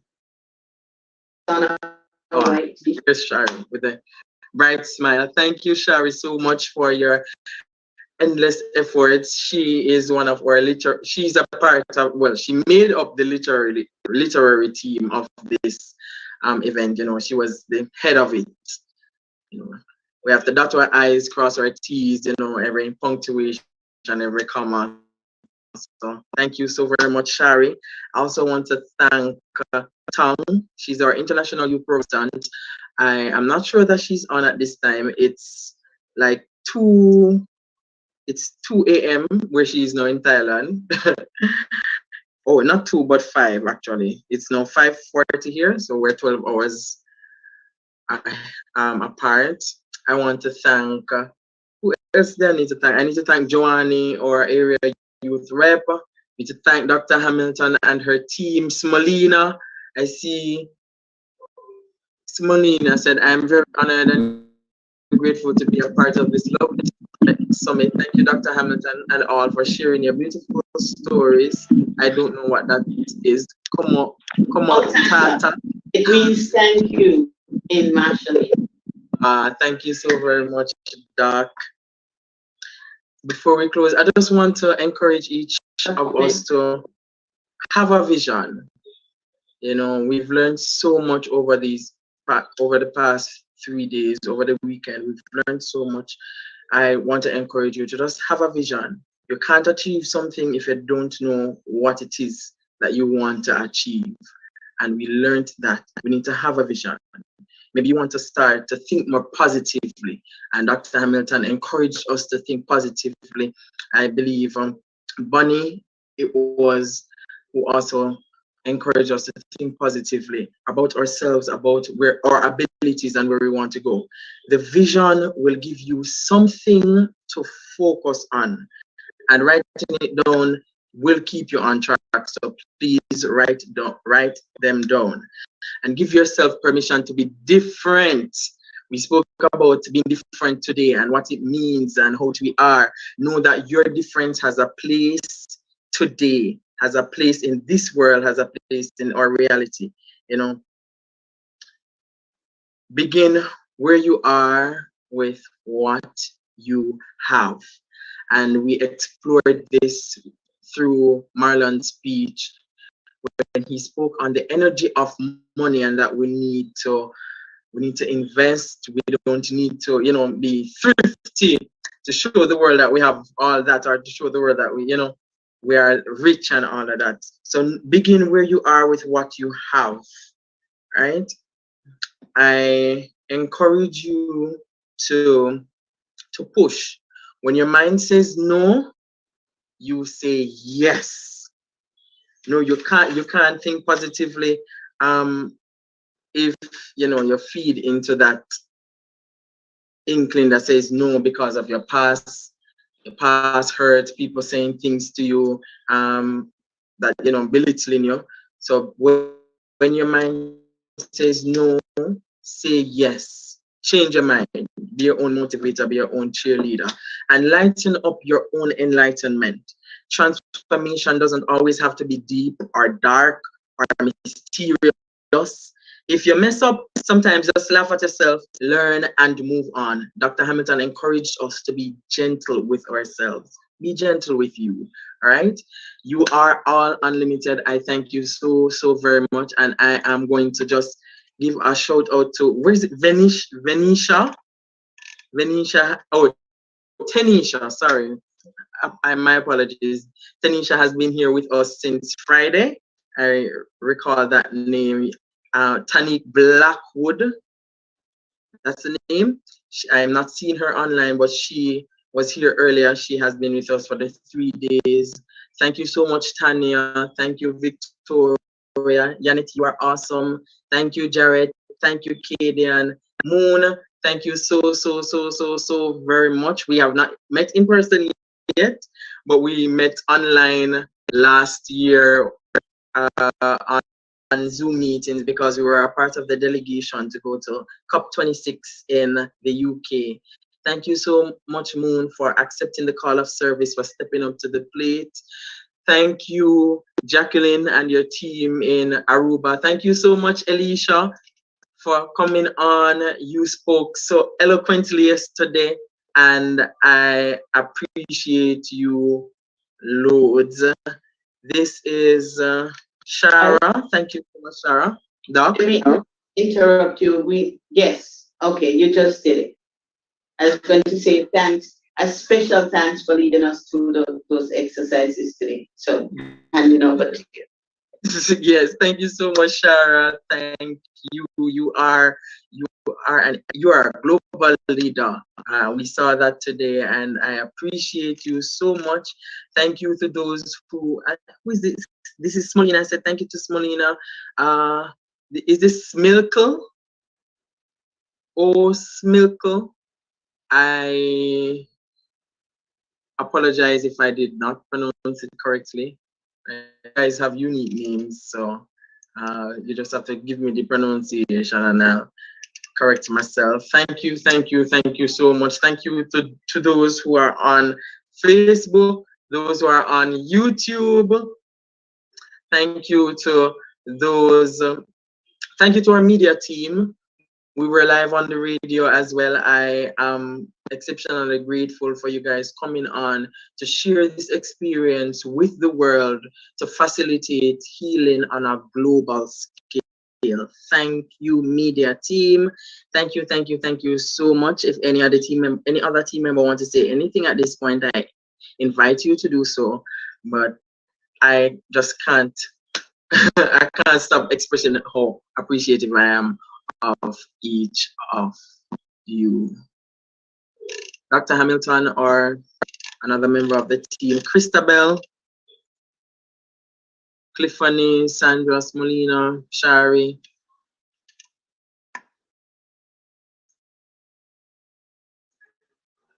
Dwight, you have expressed all of our thanks fully. There's no other word that we can say because you fully expressed our appreciation for all individuals who have aided in this event as well as the participants as well. You've been an awesome audience. And Sandra says, yes, Dwight, you did it. So we're wrapping up another year. You need to tell us if we're going to do this again, because when we did it last year, it was, oh, we're doing this.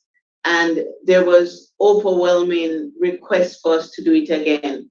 So you need to tell us if we need to do it again. We respond, we acknowledge that duty that accompanies every right. Thank you all for being here. Team, my phone is dead. So please charge it. Please charge it.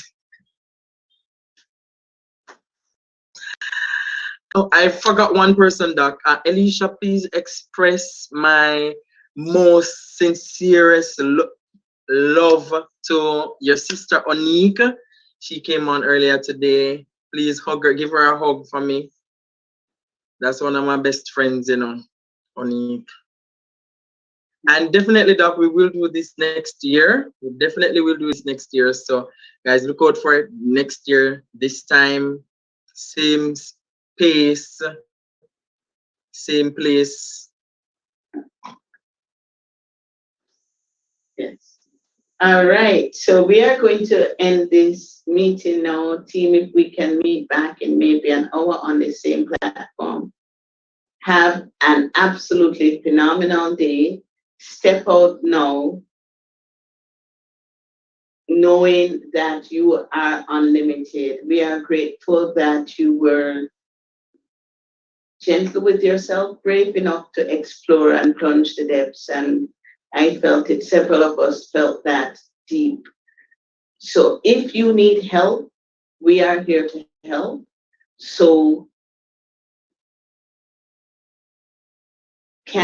if Sandra has put our link, send us a message, email us if you need help, and we can put you in touch with the people who will help you to release the pain and step into the best you that you have ever seen. Thank you, everybody, and have a wonderful life going forward. Thank you.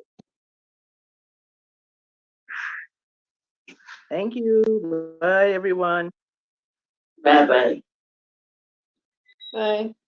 So, right, as we just, in fact, yes, open the mics and say goodbye. And thanks again to all our people, to Marilyn, that's very important, and all the knowledge keepers who have been with us. Thank you. Open the mics and let's say bye-bye. Bye, everyone. Okay, bye, everybody. Thank you very much for an awesome weekend. Bye. Bye. Bye, everyone. Bye, everybody. Have a great week ahead. You too. Thank you. It was nice meeting you. It was nice being here a second time. Thank you. Janet is now an honorary wise man, a wise woman. Bye. It was nice being on. Learned a lot in my short time. My battery died sometime, but it was good. The recording has stopped. It was good. Thank you so much. We will be sharing out information as to how to get in touch with us. And, okay. Yes. Oh, Sandra said it to me. All righty. Bye-bye, everybody.